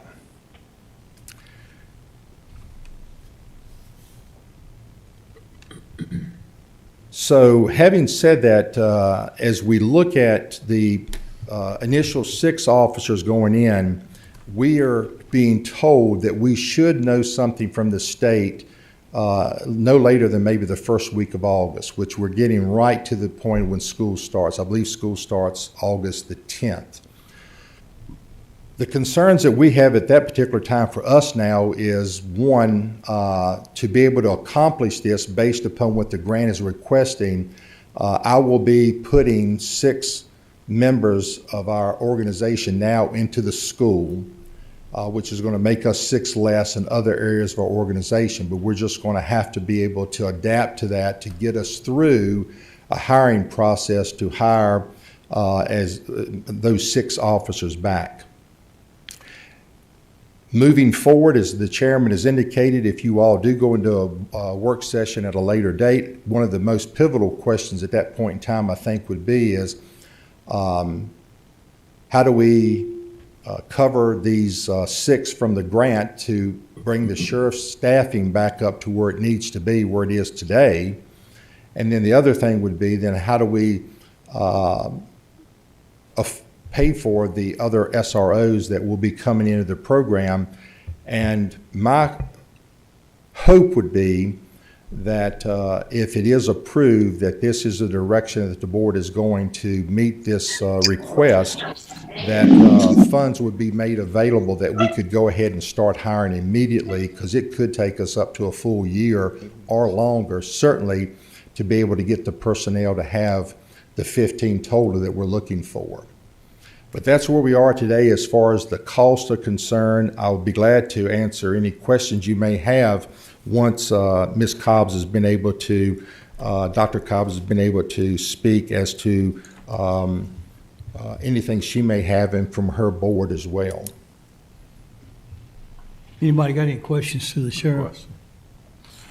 Mr. Alton, how much, I know you said that the money was appropriated for 6, but also the training, how much does training cost each one of these officers?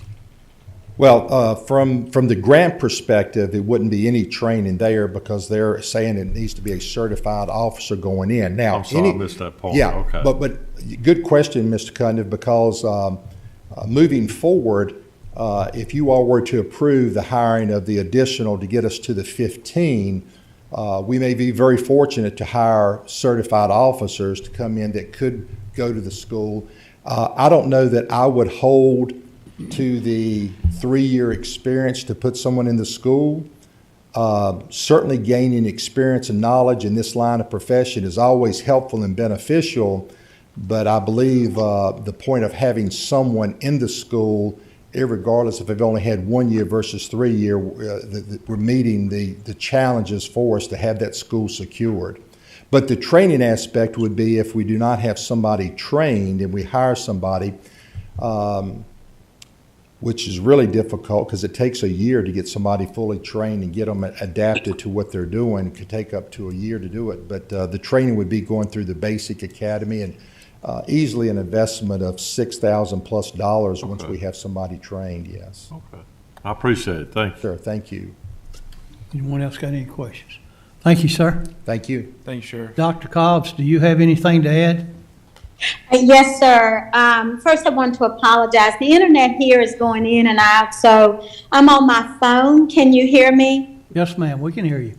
Very good. Good afternoon, everyone, and thank you, Board of Supervisors, for allowing Sheriff Overton and myself the time today. What I do want to let the Board of Supervisors know is in reviewing our budget, our operational budget for 22-23, we determined that we are able to dedicate an additional $300,000 for SRO salaries and benefits. And I say additional because, and you all probably already know this, in years past in our operational budget, we do have a line item for $116,000 that does support the current SROs.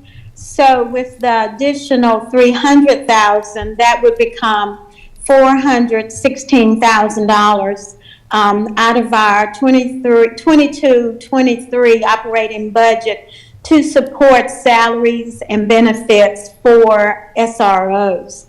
The board, our school board, did approve the $300,000.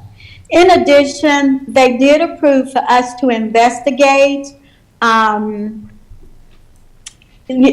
ESSER funds, if we're able to use any of the ESSER funds for eligible funding for one-time cost. And Sheriff Overton, there's a list there of items that would supply the new SRO officers with supplies that they would need. Now, as they investigate, we would, the VDOE does have a federal office. We would send that list to the federal office to get the approval on what we can and cannot spend the ESSER funds and approximately how much. So that's what we mean by investigate. They would help us determine what's eligible under those funds. So I did want to bring that to the Board of Supervisors' attention. That's where we are right now. Do you all have any questions for us? Mr. Mitchell, go ahead. Hey, Dr. Cobbs, it's Ronnie Mitchell. You said you guys were able to identify some ESSER funds. How much ESSER funds? And I guess the follow-up to that I'm assuming we could maybe use those ESSER funds for uniforms. They give you for uniforms, guns, even vehicles. How much money was that? Well, right now, that's a great question, Mr. We really don't know. That's what I meant by we would reach out to the federal programs at the VDOE, and they would help us determine on that list that Sheriff Overton showed us today what's eligible. Well, number one, if we are able to spend any of the ESSER funds toward the SRO initiative, that's number one. And number two, they would help us to determine what's eligible. What is it that, on that list, what items would be eligible for us to support the SRO initiative? So that's what I mean by investigate. We don't know right now, but we are going to investigate with the federal programs. And honestly, they would have to give us approval. And the reason I say that is because SROs and supplies are not on the appropriation list, but because safety has come to the forefront, I do know that the federal programs are working with schools and those that reach out to them. So really, we're going to be looking to them for guidance right now because we don't want to go out on a limb on our own and have to repay those funds. So they're going to help us to determine the amount and what we can spend the funds on, if that makes sense. Dr. Cobbs, what's the time frame that you would need to find out the answer to those questions. Well, we're going to try to reach out tomorrow. Tomorrow is Wednesday, correct? Wednesday. Probably maybe over the next couple of days. They are really giving schools fast turnarounds regarding when we usually send an email or call regarding requests regarding the ESSA funds. There's usually a quick turnaround. So I would imagine the next 2 days. Thank you. Any more questions? Thank you. I just one comment, Mr. Chairman, and my goodness, I'm trying to preface this in the right way because I don't want to create any confusion. But I am getting calls and people are very concerned, and we're right on the back door of the new school year starting. So I guess this is what I'm asking from you all, and if the grant that we've applied for comes through and we find out within the next coming weeks, you've been approved for 6. It's hypothetical. We could get none, we could get 3, we could get 2, we could get the full 6. But if they do give us the full 6 and they're in the first year is waived, then it is my full intent, unless you all have some discussion here that would indicate we would not want to move forward with the grant, then would be to have, I'm going to have 6 people in those schools. And hopefully, if I have to, maybe even devise a schedule where we can hit all 12 schools, not just 6, but how will we best do that? And some people have looked at us and asked, well, how do you accomplish that? Well, certainly, we would probably look at the most outlying schools and work our way in, but as you start looking at that, most all of the schools except for Rocky Mount are outlying. It takes a period of time to get there. So the next question is, if we go with 6, which is a wonderful start, it's going to put some hardship on us, but then are we not really making some kind of statement that, because there's going to be many saying, well, why 6 schools, why not our school? When is our school going to have something? So I know we're going to be asked questions, and I'm probably going to be getting a lot of feedback at that particular time of how you chose a specific school, what is the schedule you're working, and at the end of it, what does this mean as far as every school possibly having? And again, I understand maybe the work session. I guess the only point would be the sooner we could get into that work session to finalize or look at how you're planning to fund or not fund this is probably going to be pretty important just because of the school year and where it's starting. Sheriff, that's why I asked her how long it was going to take for her to get an answer. Yeah. We didn't, talking to this, No, Mr. go Mitchell, ahead. go ahead. No, I didn't know you had anything to say. Talking to members of the board, staff, we probably need to set a workshop schedule pretty quick, as soon as we possibly can to get, but we got to wait and get these answers on all this and give staff time. I'm sure, I know for a fact staff's already been working on where the funds are going to come from, and I don't know where they're going to come from. So, but anyway, that's why we got to schedule that.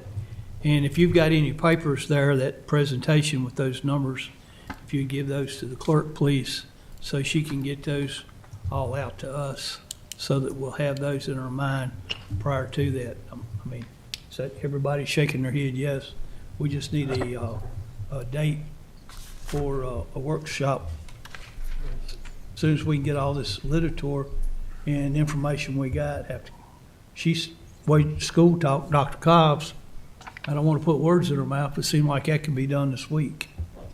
You know, so if we set a workshop out within 10 days, 2 weeks, I think that would, I mean, whatever the time frame works out, just have to work it out. We understand the importance and the urgency, but can only, we're working at it, Sheriff. Yes, understand. We're doing it. Dr. Cobbs, you got something else to add, ma'am? No, sir, I don't. Does anyone have any questions for me, or Mr. Terry's there, Ms. Rogers is there, and Mr. Williams, they're present as well. We're happy to answer any questions you might have. I don't And we think, will reach out to the federal programs, ASAP, and let you know what the guidance that they give us. what we were talking about earlier before you came on the line is we were just going to hear the presentation today, not make a lot of comments. We're going to try to work out the wherefores and the outcomes in a workshop as soon as possible. That's why I asked the question, how long you thought it would take for you to get answers to your questions in regards to the ESSA funds. Yes, sir, I understand. Okay, Mr. Mitchell. Just a couple of suggestions, ideas. I understand exactly what Sheriff Overton's saying. School starts in 2.5 weeks. Staff goes back in a week and a half, if I'm not mistaken. I'm married to a teacher, so I'm well aware that school's coming. I'll make a quick comment about funding, and then I'll make a suggestion on what we can do until we can get the kinks worked out. Funding, just to remind this board, of course, we got budget. We typically start in January of next year for the next fiscal year. Until we can get down in the budget and figure out how to work in the operating costs, I would like to remind the board that the roughly $19-20 million windfall from twice-year tax collections is available to fund this until we can work it into the budget. I, for one, am 100% comfortable moving forward and saying, Sheriff, go hire 13 people today. But that's me. I want this bad. I don't want to just have one single day of school without SROs in every school. It's one single day where we're setting ourselves up for basically failure of what the bad what can happen. A suggestion until we kind of work through the kinks, if we were to try to approve some funding for overtime for your current deputies, just so we could have a deputy in the schools until, we might not be able to vote and finalize in the August meeting. It might be the September meeting. If we can give the sheriff some money to pay overtime just to get a deputy in these schools, school starts in 2.5 weeks. Mr. Williams back here? Is it 2.5 weeks, right? August 3rd, teachers come back. No. Students come back. So we got 2.5 weeks basically to get someone in there to protect. So I'm offering a suggestion, some overtime money just to get these deputies in the schools until we can get the details ironed out.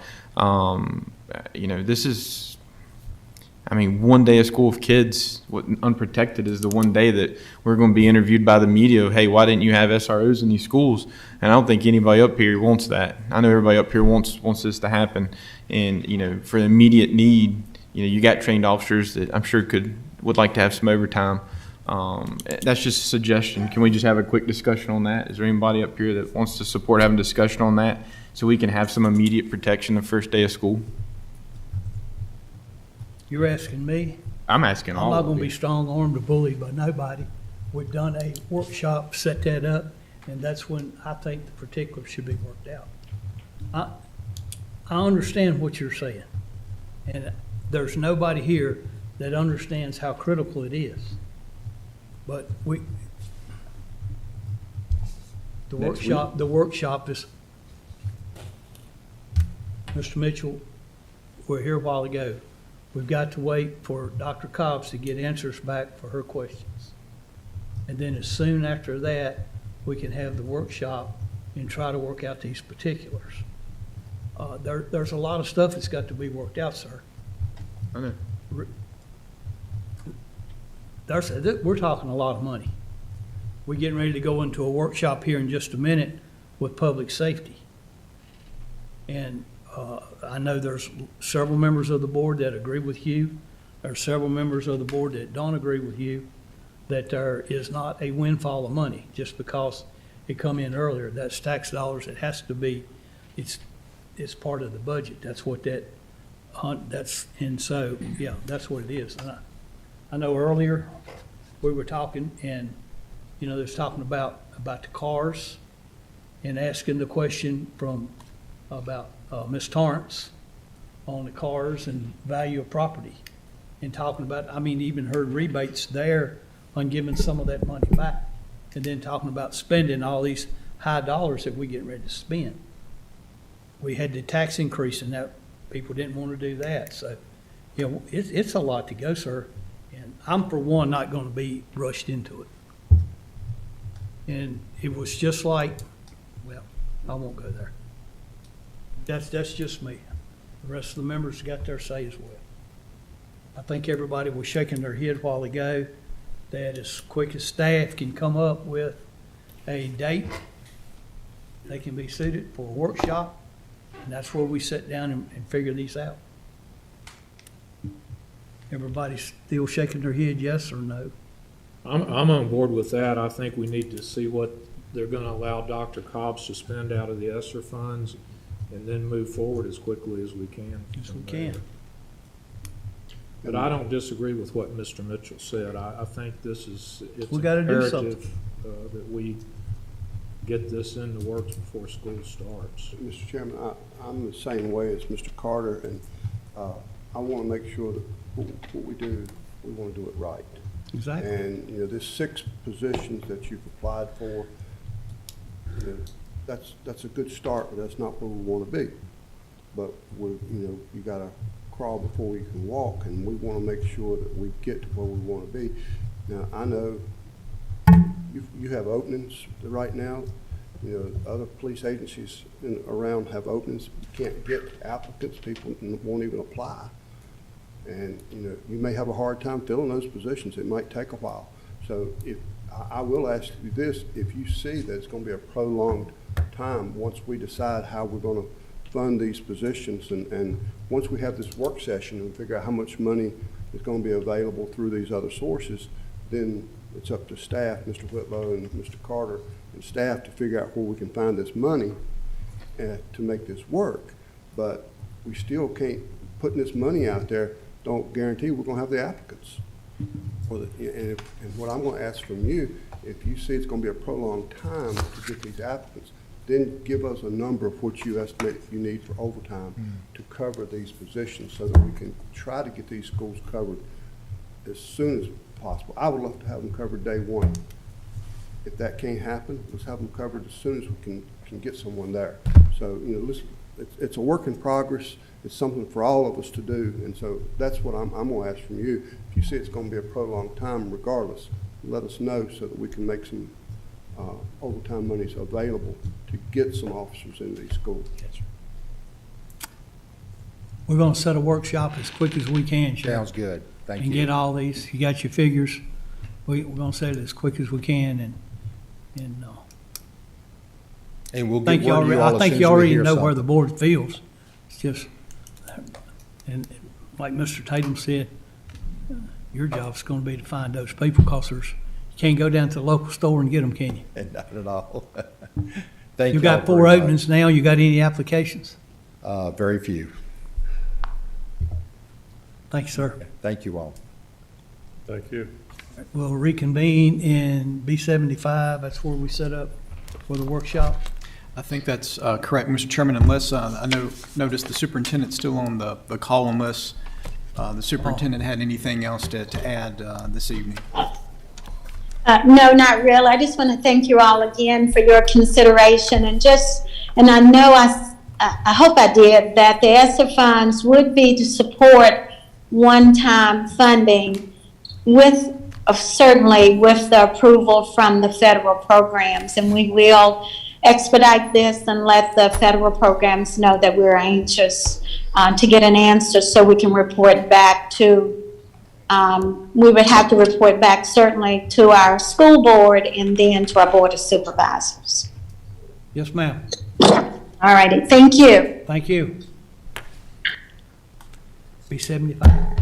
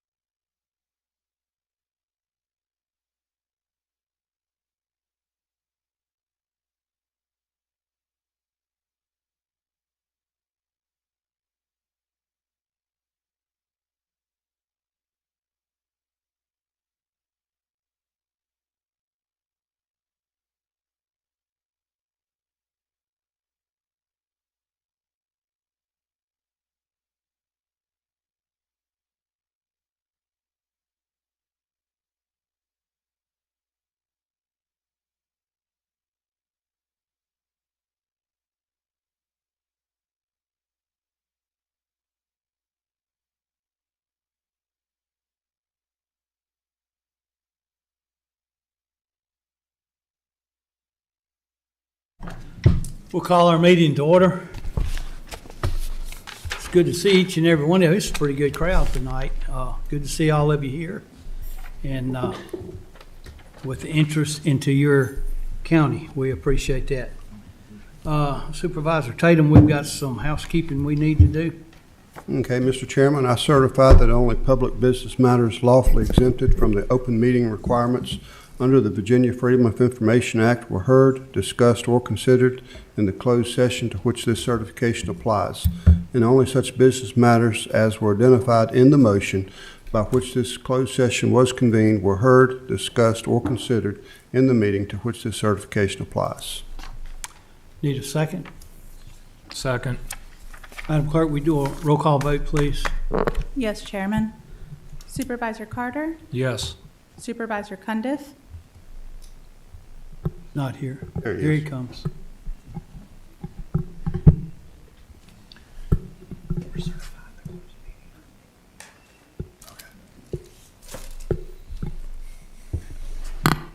Supervisor Cundiff? Yes. Supervisor Ronald Mitchell? Supervisor Tatum? Yes. Chairman Thompson? Yes. Supervisor Smith and Supervisor Leland Mitchell are absent for the vote. Thank you. Madam Clerk, I think we have some appointments. Will you read those out, please, and we'll take them one at a time and vote. I'll ask for motions, and then we'll vote on them. Yes, Chairman. We have an appointment for the Ferrum Water Authority. Mr. Ray Hundley. Mr. Chairman, I would like to make a motion to appoint Ray Hundley to the Ferrum Water Authority. Second. Second. All in favor signify by saying aye. Aye. Any opposed, same sign. Madam Clerk? To the Planning Commission, Ms. Angie McGee. Well, I can't make a motion. I'll make a motion that we reappoint Angie McGee to the Planning Commission. Second. All in favor signify by saying aye. Aye. Any opposed, same sign. Madam Clerk? To the Department of Social Services Board, Mr. Bill Grusho. Tommy, that's yours. Sorry. That's yours. DSS Board. Yes. Bill Croshaw, fine gentleman. He lives on Tim Isle, moved here about 10 years ago. Very responsible person. I'll nominate him. Second. All in favor signify by saying aye. Aye. Any opposed, same sign. Madam Clerk? Yes, to the Library Board, Ms. Marilyn Amerson. Yes, Marilyn, she used to work for the library board for the Blackwater District. She used to work for our library system, and I think she currently works Roanoke County's library. So I'd like for her to serve on the library board for the Blackwater District. Second. All in favor signify by saying aye. Aye. Any opposed? And I think we got one more. To the Department of Social Services Board, a reappointment for Ms. Sharon Tudor. Mr. Chairman, Sharon Tudor currently serves as chairperson. She was my appointee, and I'd like to make a motion to reappoint her. Yes, sir. Second. Second. All right. All in favor signify by saying aye. Aye. Any opposed, same sign. Madam Clerk, does that cover all of our appointments? Yes, sir. I have no further appointments. Thank you. All right, we'll recess from our previously advertised public hearing as following. Lisa Cooper, application for special use permit for George and Lynette Carnes. Thank you. Let me get the PowerPoint.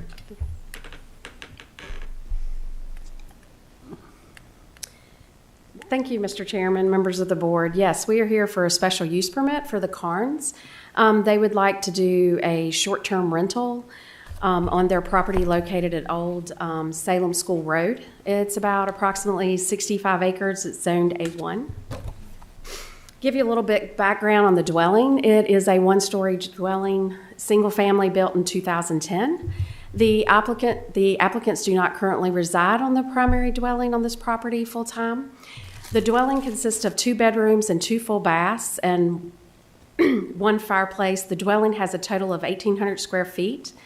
The dwelling on the property sits on a grade and open field that has dense wooded areas to the north, west, and south, and has a large open field to the east.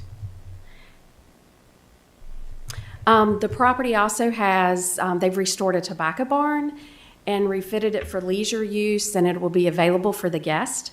As a complementary use to the short-term rentals, the applicant is proposing to do some agricultural tourism.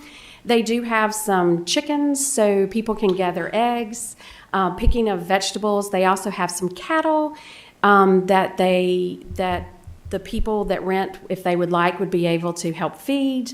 The nearby parcels are mixed with other single families, residents, wooded or vacant lots. They're zoned agricultural, and the closest dwelling to this dwelling is about 530 feet away to the west.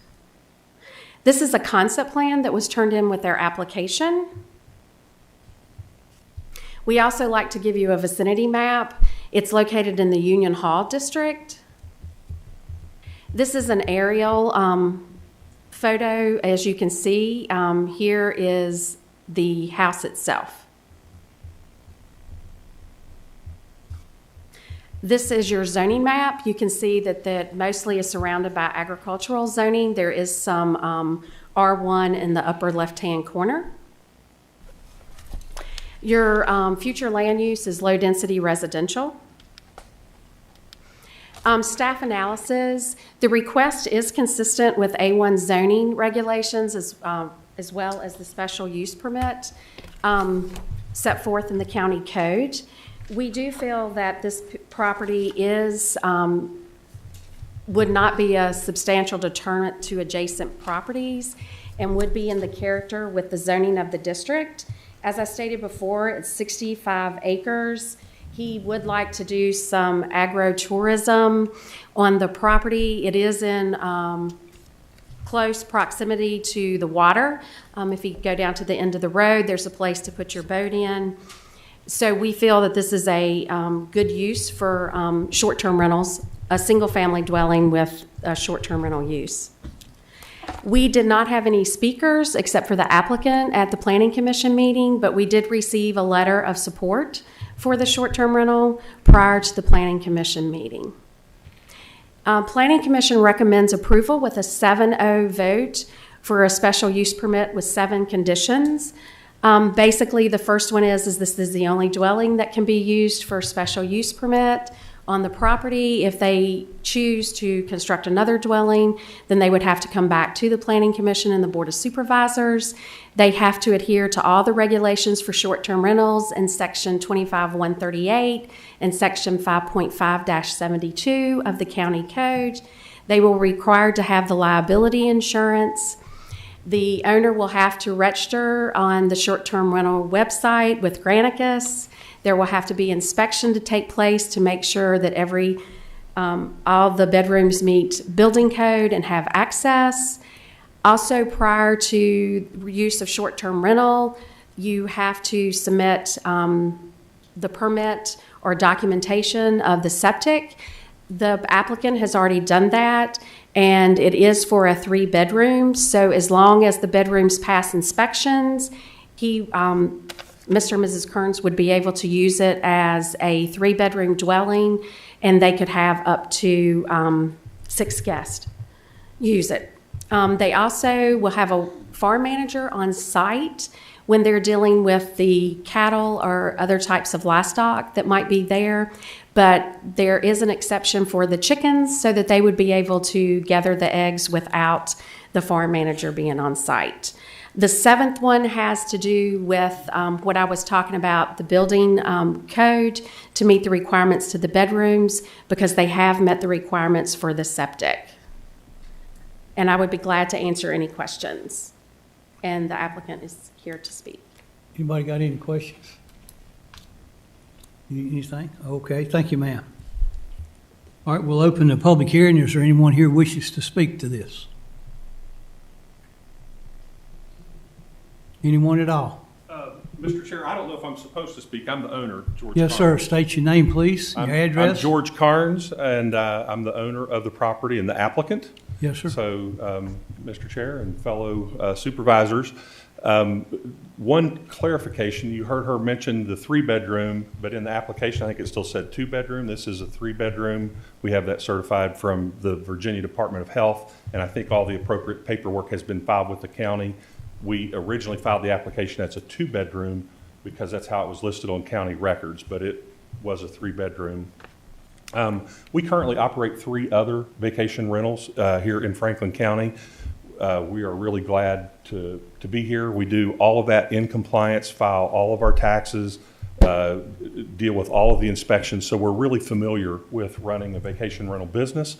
And when we found this farm, we saw an opportunity to share something with what our client base is, which are people that are coming from areas like Richmond, Northern Virginia, that have a desire to see what an agricultural operation looks like. So this is a working farm that we will be gardening. We have an orchard, cattle, chickens there, so that people can come from these areas and experience what it's like to live a rural life.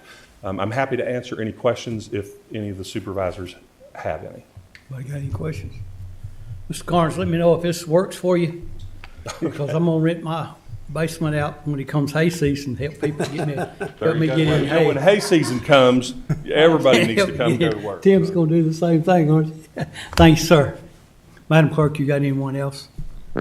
No, Chairman, I have no other speakers for this item. We'll close the public hearing and go into closed session. Gentlemen, what's your pleasure? Mr. Chairman, I make a motion. I find that the requested special use permit will not be of substantial detriment to adjacent properties, that the character of the surrounding area will not be changed thereby, and that the use will be in harmony with the purpose and intent of the county code, that use is permitted by right in the zoning district and with public health, safety, and general welfare in the community. Therefore, I move that the recommended approval of the applicant's request for a special use permit to allow for short-term rental of a dwelling with the 7 conditions recommended by the Planning Commission. Got a second? Second.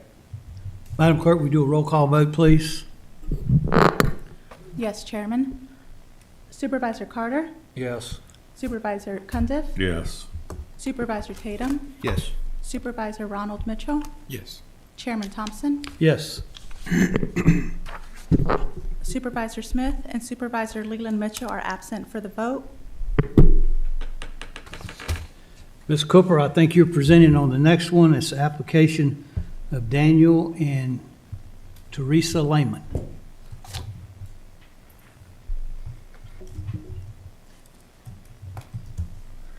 Yes, thank you, Chairman, members of the board. This is another short-term rental application.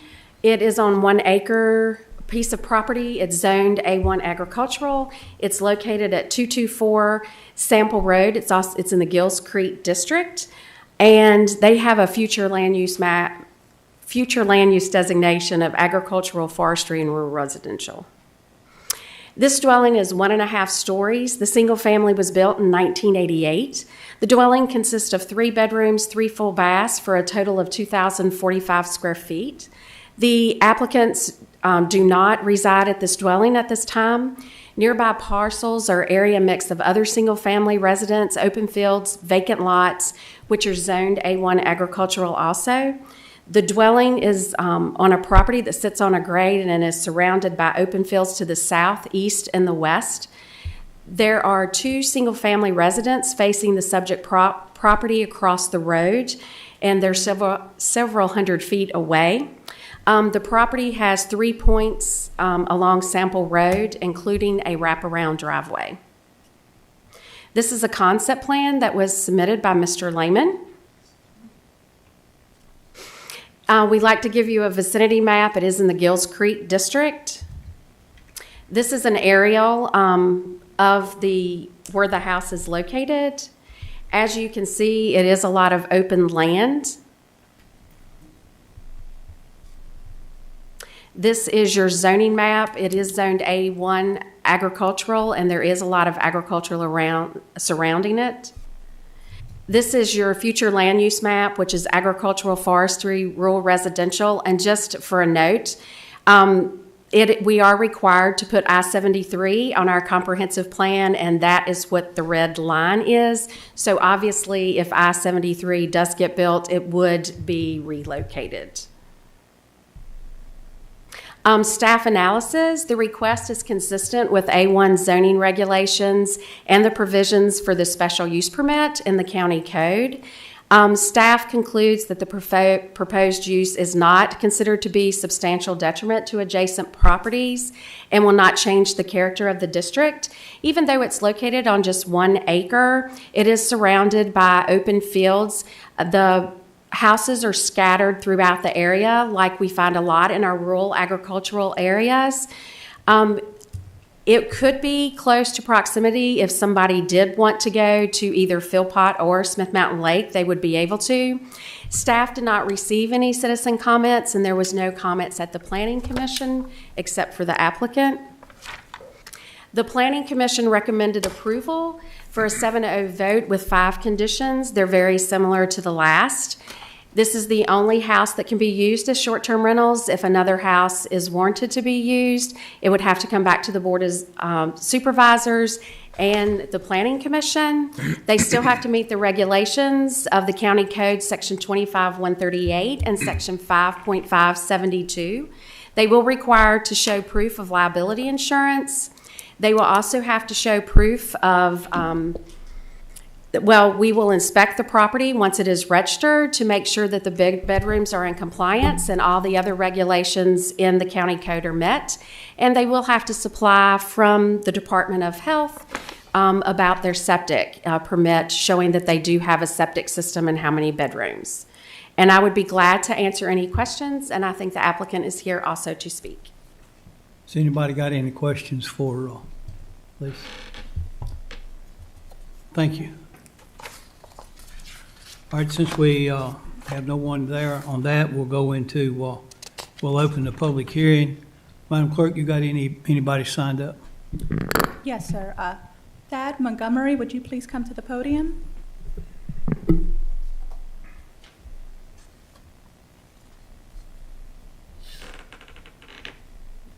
Good evening. I'm Thad Montgomery from the Boone District. I live right down the road from Daniel Teresa, and the funny thing about the citizens in Franklin County, we're real entrepreneurial. And if the Board of Supervisors and government gets out of the way, we can solve a whole lot of problems. Thank you.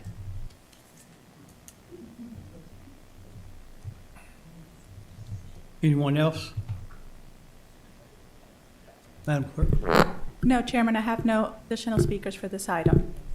Anyone else here wish to speak to this? All right, we'll close the public hearing. You got one coming. All right, I'll open it back up since I've closed it. Yes, sir. We're the property owner. Daniel Lehman is my name. Yes, sir. Built this house in 1988. My wife and I lived in it for 8 years. We bought the farm that is adjacent to it. This piece of property actually came off of a farm that was owned by my parents. And so we built the house there, and when we bought their farm and took over the dairy operation, we moved into the house that they lived in, and we sold them our house. So they lived in it a while, and after their decease, just been in a long-term rental, and we thought maybe it's time to maybe look at some other options. So we're making a request for a permit for short-term rental. I guess it'd be one question that I do have in most of the permits that I'm familiar with, at least in the agricultural thing, is that you'll get something, it'll be a permit number, and that certifies that you're good to go. And I'm not sure, at what point can we move forward? Because until we really get something, it's still up in the air until we get something in writing. And then do we have to post this in the property that planning to rent that shows that it is a licensed and permitted property? I guess that's not been clear in my mind from what's been said at any of the meetings yet at this point. Yes. you get together with Ms. Cooper there when we get through with the vote today. She'll answer your questions, okay? Okay. And I guess that's really all I have to say. I mean, my family's been in Franklin County probably since the 1700s. And Yes, sir. we've seen a lot of changes over the years, but we don't do things like we used to. We got to get permission to do everything when we used to didn't have to. Yes, sir.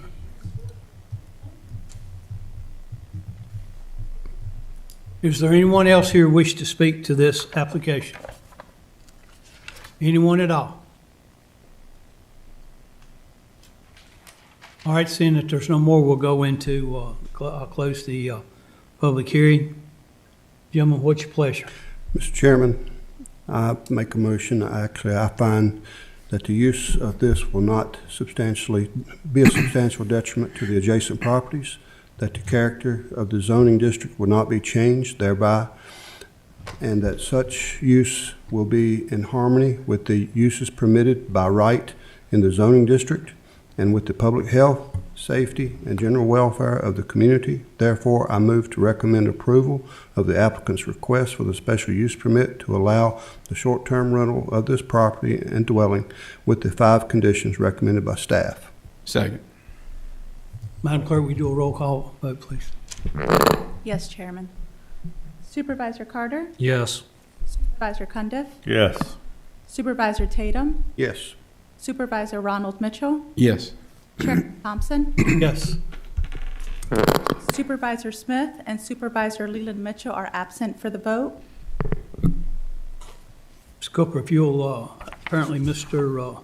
Lehman has some questions. If you'll get in contact with him on those questions, please. Yes. All right, you're going to present on the application for Holly Hall. Yes. And yes, sir, I will get in touch, my office will get in touch with Mr. Lehman. Either myself or Mr. Mack will call him tomorrow That'd be great. Thank you. to help him with the process.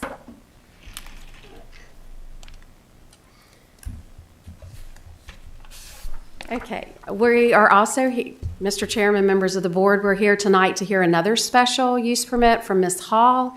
It's on approximately 23 acres. It's located in the Gills Creek District. It's zone A1 agricultural.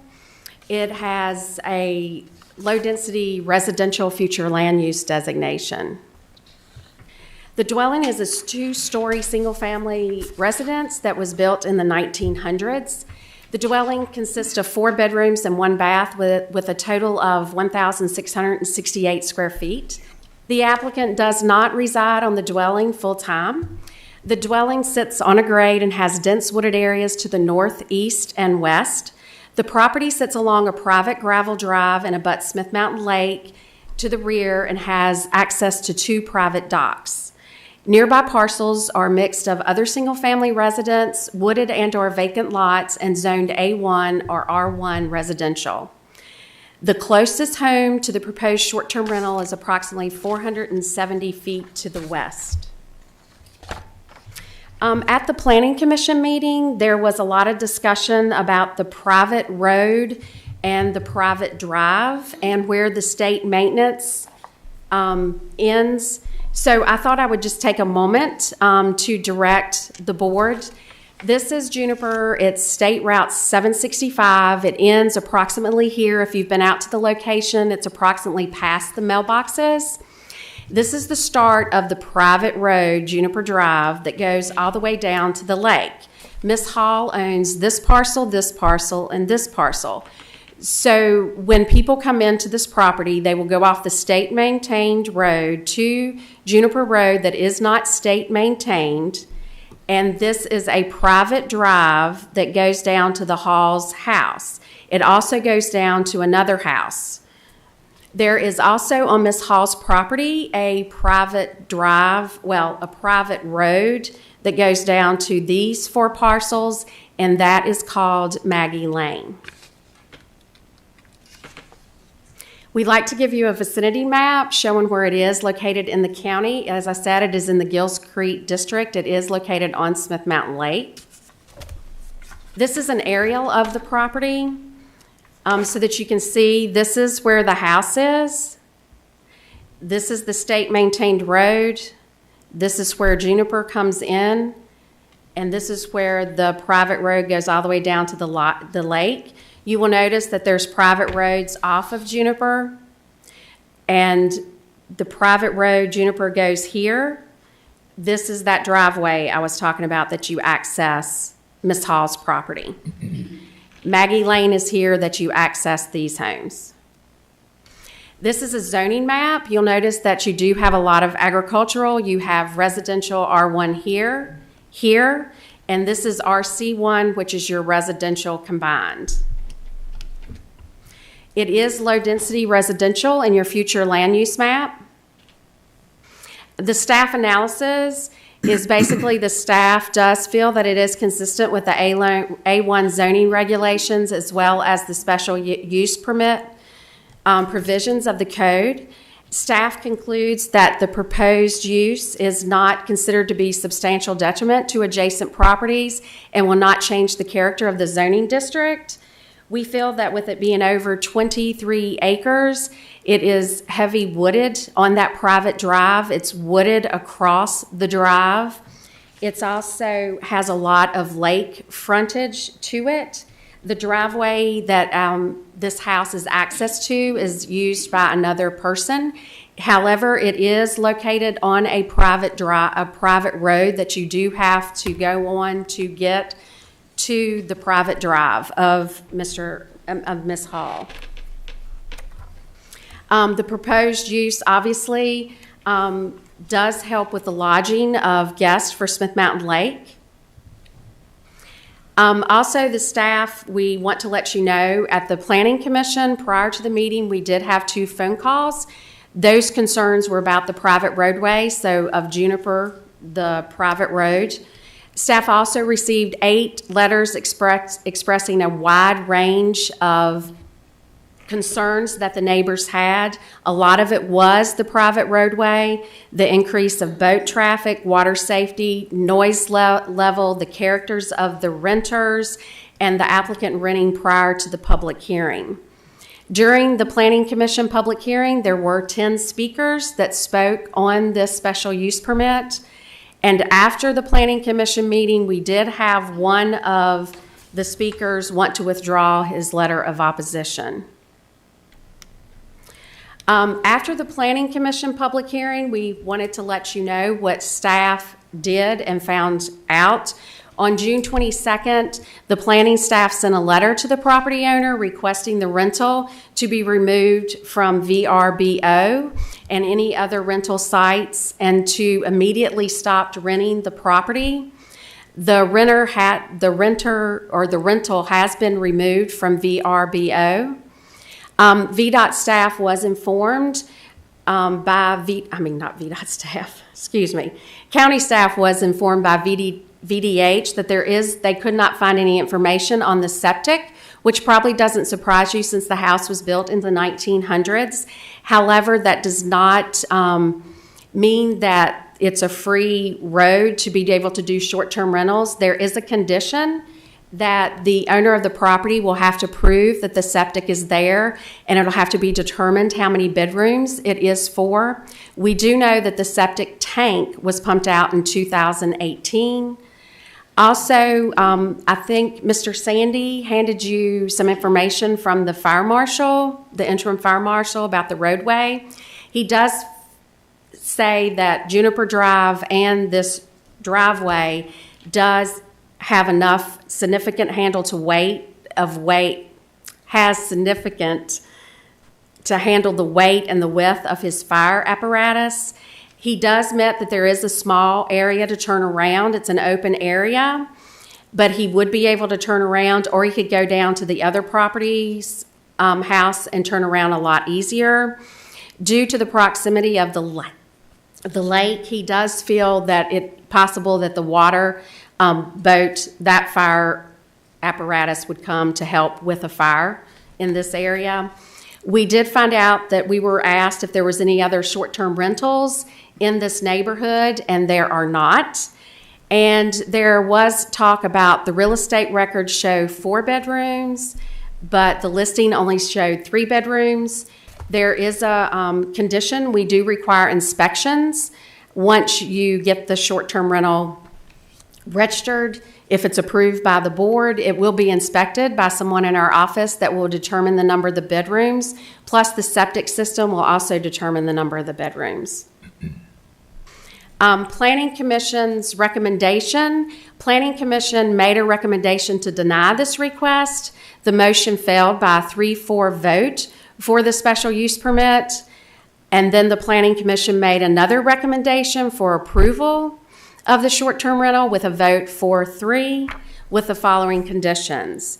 This will be the only short-term rental dwelling on the property. If another short-term rental dwelling would be constructed, it would have to come back to the Board of Supervisors and the Planning Commission. The owner of the property would have to adhere to sections 25.138 and section 5.572 in the Franklin County Code. They will be required to have the liability insurance. The owner will be required to register the short-term rental, and it will have to be in compliance with the county code, and that is one of the places where they would check about the bedrooms. Prior to renting the short-term rental, the septic system, there will have to be some type of permit or documentation from the health department in order for this property to be rented.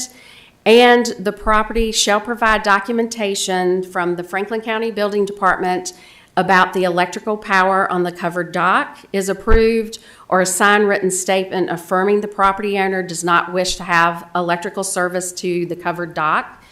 One of the docks was built prior to Ms. Hall purchasing the property, but when we were out there on a site visit, it looked like that it still had temporary electric power, so that will have to be that issue will have to be also taken care of before the property could be rented for short-term rental if approved by the board. And I would be glad to answer any questions. Mr. Carter. Thank you, Mr. Chairman. So if I understood correctly, they were renting this without a permit and then ceased?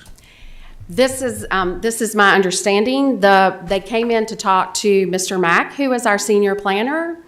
And our senior planner would have told him at the time, in order to do short-term rentals, you have to get a special use permit. You have to do 2 public hearings, one to the Planning Commission, one to the Board of Supervisors, and that you cannot rent until you get the special use permit. But a couple hours prior to the Planning Commission meeting, we were given information that it was on VRBO. And after the Planning Commission member meeting the next day, staff was able to verify that, and that's why a letter was sent out to take it off of any type of rental agencies and to cease renting the property. And So I yes, noticed- sir, that it was being rented prior to getting the special use permit. And I noticed in the paperwork, the septic, there was nothing from the Virginia Department of Health, no permit for the septic, but obviously there's one there because they pumped it, is that correct? There is a tank there. I don't know enough about septics, but I know what is pumped is the tank. I'm assuming there are lines, but Ms. Hall will have to probably hire a soil scientist to be able to determine how many lines and how many bedrooms she can have in this house, and any upgrades to that septic would have to be made prior to her renting the property. I see. Okay. Because we will require something from the Virginia Department of Health, Right. meaning Planning Department will require. And the vote was 4-3 to deny and then 4-3 to approve? 3-4, yeah, to deny, and then 4-3 to approve. Okay, thank you. Mr. Gunny, if you've got Yeah. something. Oh, you said this is a shared driveway? Best I looked at it. Sorry. That's all right. If you notice, well, it's not on this one, so I can't show you because it's a drive. This is the better picture. This is the state maintained road. This is Juniper, the private road. Okay. This is the driveway that goes down to the property that's asking for the special use permit. It also goes down to this property right here. So they basically own a private drive to their house.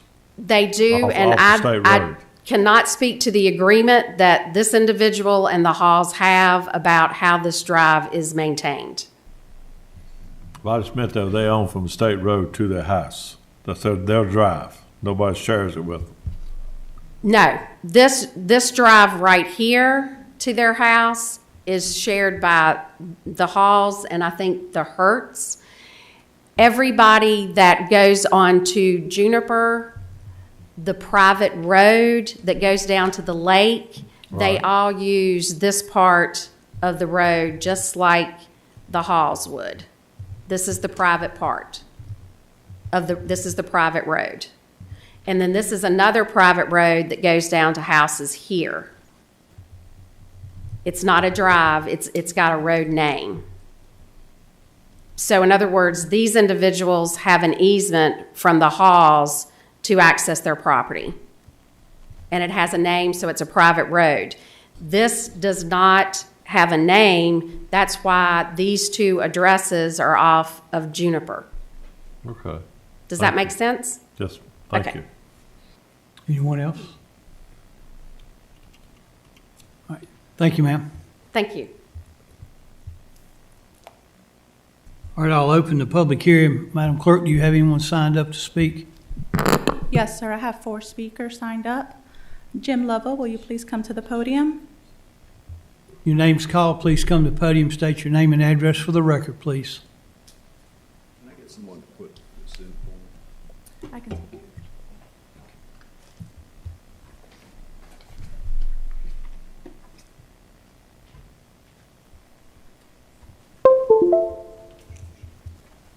Which item is that? Thank you.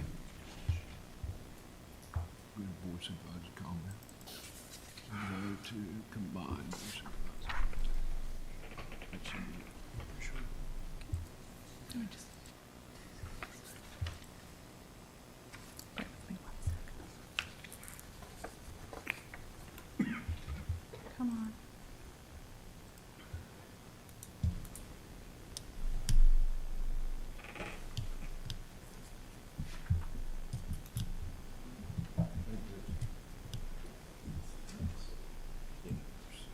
Bear with me just 1 second. Right.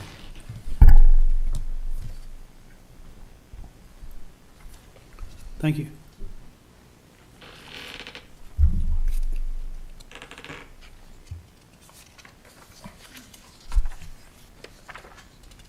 Mr. Chairman, we're having some technical difficulties. Will you allow me just a couple of minutes? Sure, go ahead, ma'am. Thank you.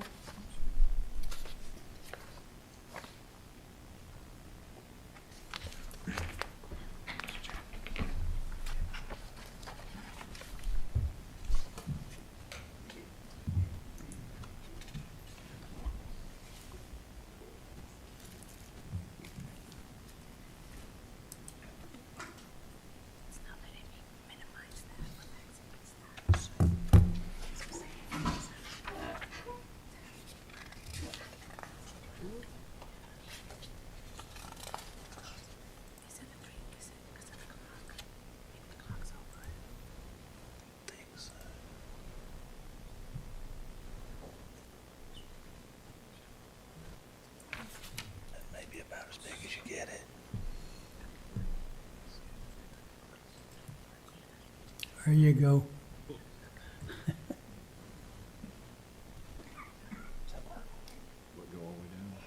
Everything?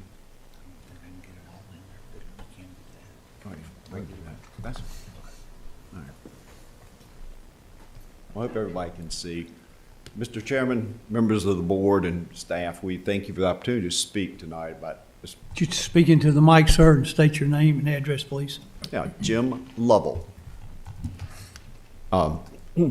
As I said, we thank you for taking the opportunity to listen to us tonight. And the staff's reviewed the planning commission and provided information on a number of concerned citizens in this neighborhood that we had and the comments received. So I'd like to spend my time talking about what we believe is a detriment to our neighborhood, harmony and character, and some other issues. Substantial detriment, and I'll run through real quick. It's a privately maintained road. It's maintained by the neighbors, not by the state of Virginia. It's narrow, and I'll show you some pictures in a minute. In a lot of places, it's one lane, and it has some steep parts, but I will show you that. The addition of short-term rental would add different services that it doesn't presently have, including maid, mowing, trash, but also including most people don't come to the lake to not get on the water. So it'd be boats, jet skis, maybe UTVs. Plus, if it's up to 8 people renting, we probably have the probability of 3+ vehicles, additional traffic on that road. And your staff report states that this is a low-density residential area. And that staff report states that a low-density residential area is required to have a state-maintained road. And Mr.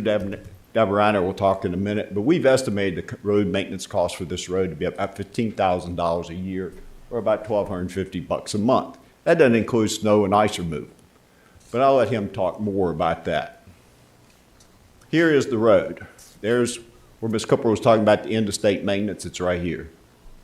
Here's the road bed, the road width. You see the 10-mile-an-hour limit because a lot of people don't understand how to drive on a gravel road. Here's the hill that actually goes down. You can see another curve, and that's a fairly steep slope. You can see the problems that we have with erosion and some of the road maintenance right there. If I'm going too fast, I can slow up. Here is the rest of the road, and we get to this point, and I'll show you in a minute. That's where the 2 driveways that we're talking about turn off. And here they are. You can't really see Maggie Lane, but you can see the applicant's road, and then you can see the slope that goes on up, continues on, and it continues on. And I'm going to move fast through this. And it continues on past here. And this is not actually the end of the road. It's a long road. The environmental, we talked about it. The concept plan requires that if you read the application, that a septic field be identified. I noticed the applicant just prior to this had a septic field on his concept plan. This one does not have one. There's no record with the health department of a septic. And as I said, did that start when I started? Yes, sir, did. Yes, sir. How much longer are you gonna be? Maybe, I'll try to fast as I can. I'll stop on the septic.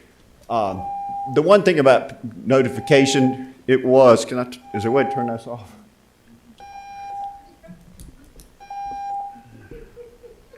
Thank you.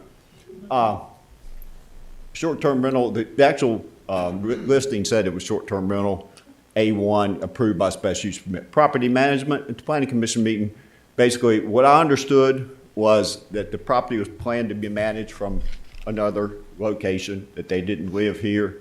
And when they were questioned about it, they said the real estate agent was there, said that she'd come over and help because she lived nearby. Public safety. I mentioned earlier, this is a gravel road. It's narrow. It's got some areas that are really fairly steep. And people who are not familiar with a gravel road, and they drive, we got 10-mile-an-hour speed limits. They may drive too fast. They may not watch the curves. They may not be familiar with it. They'll do more damage to a gravel road than people that aren't. So we are concerned about the additional. As far as property rights, there was some mention about property rights, and we understand personal and property rights, but the rest of the neighborhood has personal and property rights also. And this is going to impact us and our rights.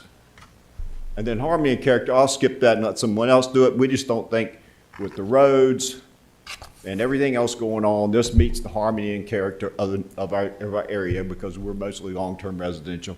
And then I want to go through the adherence to the zoning ordinance. It was purchased in April 4th. Application was April 28th. Based on VRBO, it was rented in May. And understand they were requested to stop. The week after the planning commission meeting is when I understand, based on the letter, that it was actually done. So basically the way I see it, the property owners moved forward, even though it was listed in real estate renting, even though it was told by planning staff, they moved forward.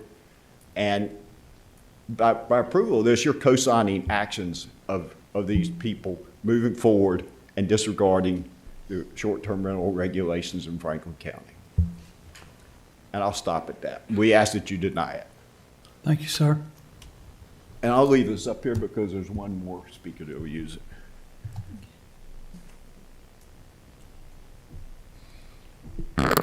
The next speaker, Shirley Mitterdorfer. Please come to the podium.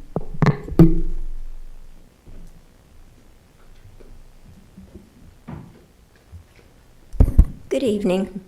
Good evening. I'm Shirley Middledorfer. I live on 203 Maggie Lane. I put the 10 miles an hour speed signs out. Thanks to John and Lisa, they save us all kind of money by dragging the road, and as the ditches fill up from the rain, clearing those out, ordering the gravel. We all chip in to maintain the road as best we can. I come from Richmond, Virginia, and this gravel road I take seriously because people come down it and it's a one-way road, most of it, and you've got to be really careful because the trees block your vision and you can have an accident. I travel with a chainsaw in my Lexus for that and also for my Maggie. The noise level, yeah, there are trees around, but I heard the renters that were renting without permission. What does that tell you about the person applying for this permit? Renting without permission? It is possible that there would be theft. We have no problem with that now. But strangers coming to that area that we know nothing about and know nothing about us does not seem like something that I would like to endure. A septic system, I'm very careful with mine.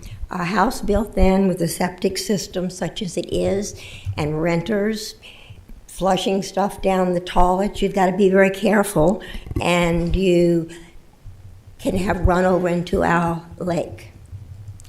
It is possible that there could be a fire. It is an older house, and I've lived in older houses in my 82 years, and the wiring is not always quite as good as I would like to think it would be. What about the property management? The person does not live there, and yet that real estate lady said she would help out with it. I don't think that's a good idea.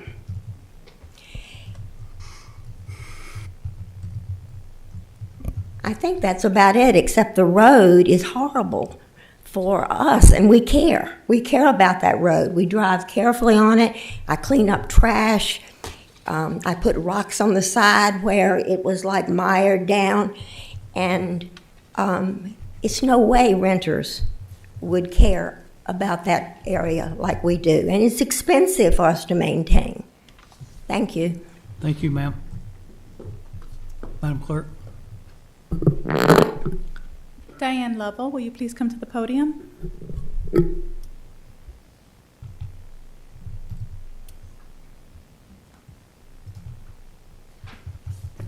Hi, Mr. Chair, Hi. members of the board, thank you for having me. I'm Diane Lovell. I live at 25 Lily Lane, Hardy, on the private road.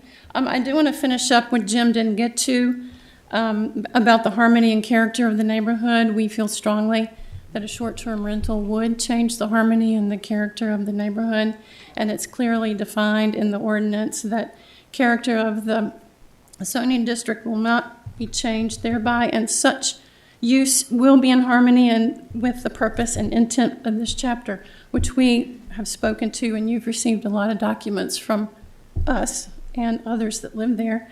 Also, we want to address random scattering. Lisa stated that there aren't any other short-term rentals in the area, so we think this would be an example of random scattering. Also, on the website, the Planning and Community Development webpage, it says, "Great communities just don't happen." And I thought this was interesting, and I agree. They're the result of a series of good decisions made over time by a diverse and committed group of people, all pulling in the same direction.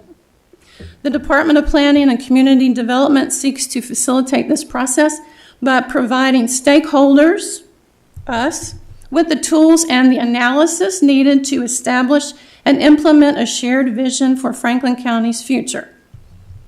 Well, at the time of the Planning Commission meeting, there had been big gaps in the analysis that is stipulated on the Planning and Community Development's website. So I found that interesting. I'd also like to share that I have doubt that any laws or ordinances will be followed, as the owners have flagrant disregard for the laws in place concerning short-term rentals and began renting prior to approval. I was brought up to believe that if you didn't respect the small things, then it's very likely there will be no respect when bigger issues are. To me, getting a permit is a big issue. That is just, I would never do that. What if other businesses and residents pick which laws to obey? We see this every day, locally and nationally, and we know what that looks like. Isn't that how the erosion of harmony and character and peace begins? By approving the special use permit, considering the way it went down at the Planning Commission meeting, which I'd like to review some of those things, and I would request that these procedures are looked into.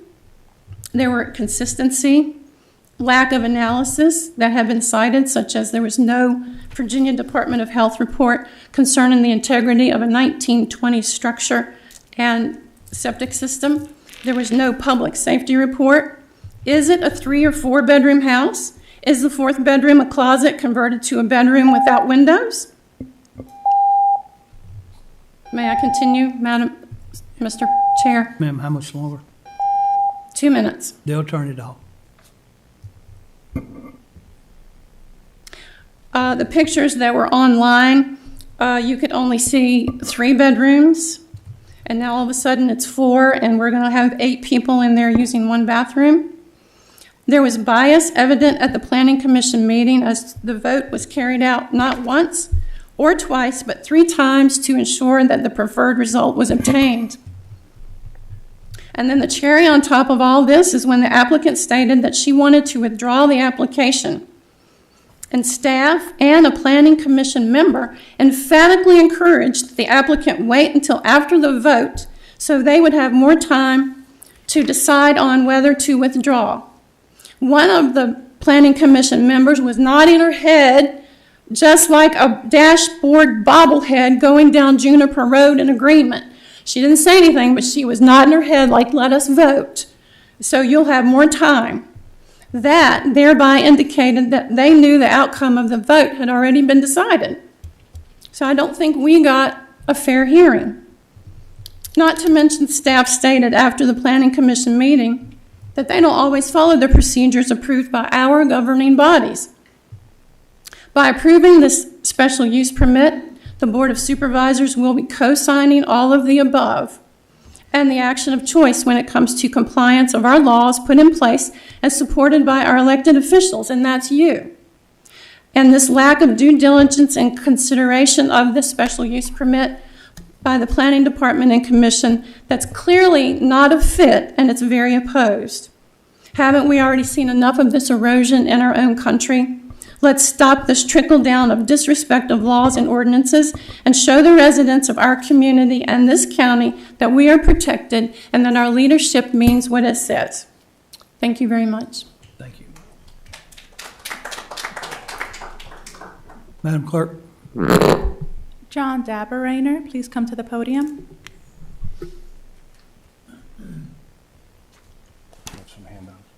Thank you. Good evening, Chairman, members of the board. John Daberainer, 1068 Juniper Road.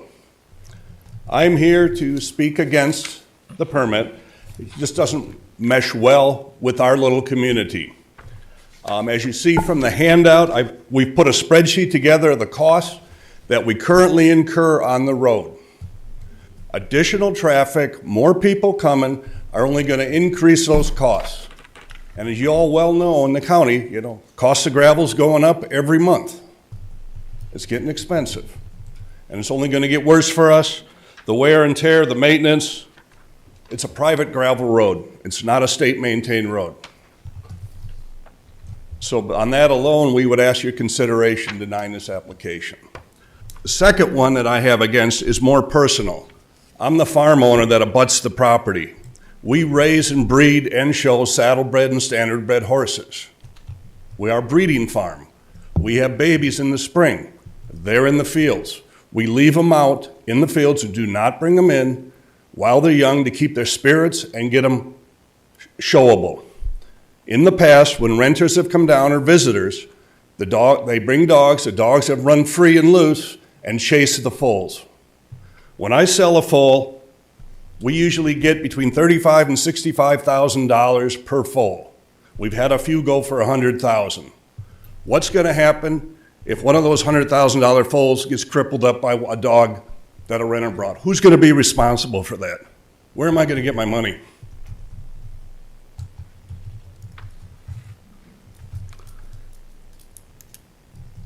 The other concern we have on the farm is typically renters bring fireworks at the 4th of July. They blow the fireworks off, spooks the horses. My wife and I spend the entire evening checking horses and a lot of times repairing fences that the horses went through. You know, it's the world we live in. I can't do a whole lot about it, but I don't need to increase the problem. Any questions for me? No, sir. Thank you for listening. Appreciate it. Chairman, I have no additional speakers for this item. Is there anybody else here wish to speak for the Holly Hall application? Come forward, state your name and your address for the record. Speaking to the mic, please. I'm Mike Prez. This is my wife Janice. We're at 110 Oakley Drive in Rebel Shores community. We've kind of consolidated our comments and concerns into a kind of a 5-minute discussion, if that's okay, in the interest of your time. And I have a brief I'd like to be able to put up, if that's okay. Yes. We ask that you keep your comments to 3 minutes, please.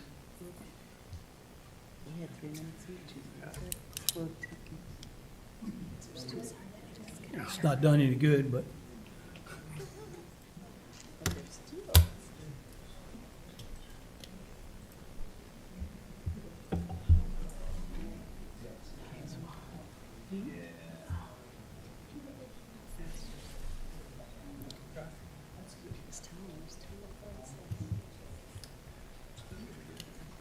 They weren't sympathetic. All right, is it this one? It's the only one on there again. Yes. There you go. Then you have a clicker, or you can use the mouse. Can I use the enter key? Okay. Should be able to. There you go. All right. Okay, thank you. So welcome to Rebel Shores. I hope you've all had a chance to come out and look at the community. If you haven't, you missed a real opportunity to see a real true paradise in Virginia. We're a quiet bedroom community. We are at the end of the road. You do not stumble on Rebel Shores. You have an intent to find us, okay? And we're really truly a paradise here in Virginia.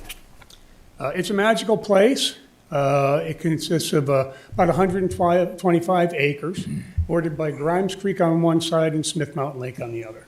Okay, we have about 30 home sites, approximately 20 homes in the area. The lifestyle there is simple. It's quiet, it's peaceful. The access is through a gravel road. Our posted speed limit is 10 miles an hour. No one hunts. Dogs are leashed. And the neighbors, we meet each other walking on the streets, going back and forth to the mailbox, getting our mail and so forth. It's a quiet, serene community. And there has not been a disturbance that we know of that's been reported since we've owned our property for the last 17 years. Now, the special zoning location, the property here, as you can see, is sort of central to Rebel Shores. It's a 23-plus acre parcel, 4-bedroom, 1-bath, single-family home, about 800 feet of waterfront. And it borders 14 of the properties that are in Rebel Shores, contains an easement called Maggie Lane for access for another group of homes down below. And it borders Juniper, probably occupying almost half of the road, exposing every resident in Rebel Shores to the activities and the behaviors that might spill over from this residence. So our experience. What I'm going to describe to you is not a rumor. This isn't secondhand information. This is, my wife and I have the pleasure of having a lakefront property. That's the good news. We're on the main channel, and directly across from us is a short-term rental on the lakefront in Bedford County. And so we see and witness the behaviors that we will now have to deal with in Rebel Shores on a weekly basis, every single weekend. Okay? So, first, a question for the commission, if I could. Okay? You're a young adult today. You're going to rent a 23-acre property on the lake with a home. Okay? Now, think back to your young days. How many of your roommates, friends, neighbors, relatives, fraternity brothers are you going to invite? Is it 10, 20, 30, more? Okay? There have been countless examples of these mass parties and VRBOs and Airbnbs.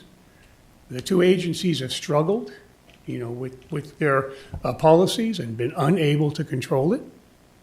And we've all read about the mass parties and, 100 people showing up and a deck collapsing, and we had 2 fatalities not too long ago in Chicago. Okay? And this location is going to be a mass haven for gatherings. It's completely unhinged behavior. There's no supervision here. There's no owner on site. The agents are remote. There's no one present. And there's no stakeholder in this transaction that's concerned about our quality of life except you, every one of you. Okay? So this is really a bad idea.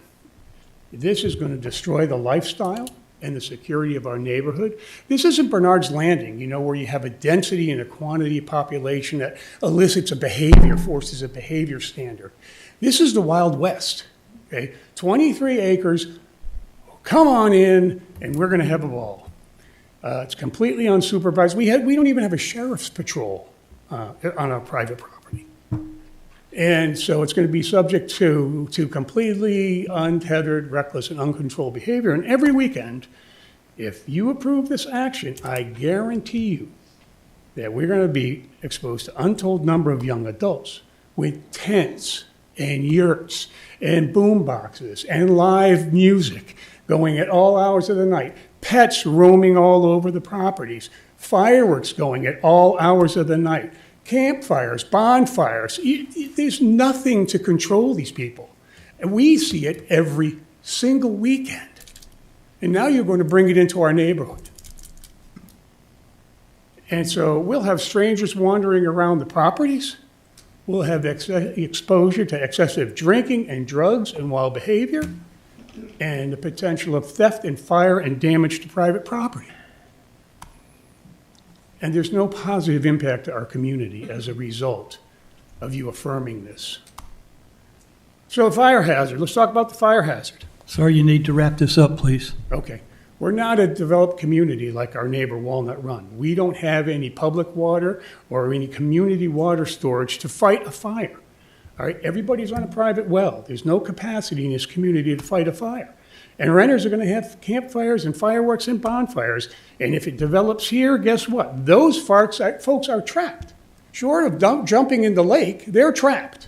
And if it spreads to here, everybody's trapped. There's no way out.